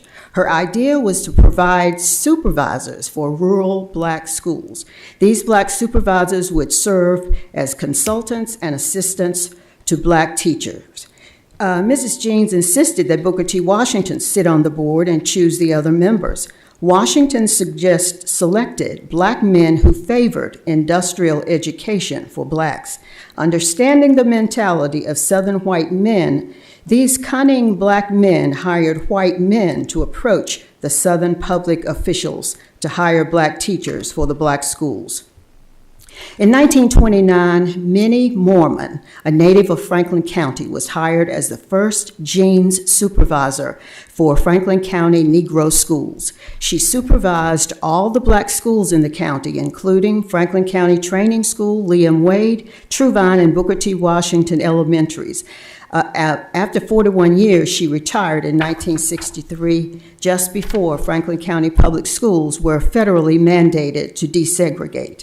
After retiring, Mrs. Mormon traveled extensively and served as a Black Society writer for the local paper, describing social events and activities in the African American community. Minnie Mormon's house on Warren Street remains a handsome and sturdy brick house now occupied by her daughter-in-law. Across from her house is the fourplex apartment building she had built to accommodate African American professions. Minnie Mormon and her mother, Miss Ollie, who operated a restaurant and boarding house on the corner of West Court Street and Warren Street, are important figures in Franklin County Black history. Thank you. Thank you.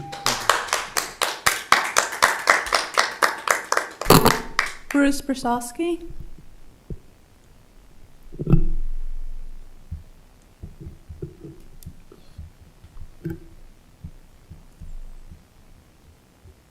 Good evening. My name is Bruce Przewskis. I live in the Blackwater District, and I've just come to ask the board to approve additional funding that was requested for school security by the Franklin County Sheriff's Office. Thank you. Thank you. Mr. Chairman, I have no others. Thank you, ma'am. Thank you all for your interest in county government. Appreciate you being here tonight. We will adjourn until August the 16th unless we have a earlier date, which I anticipate, for a workshop with all these projects we got going. Be safe going home.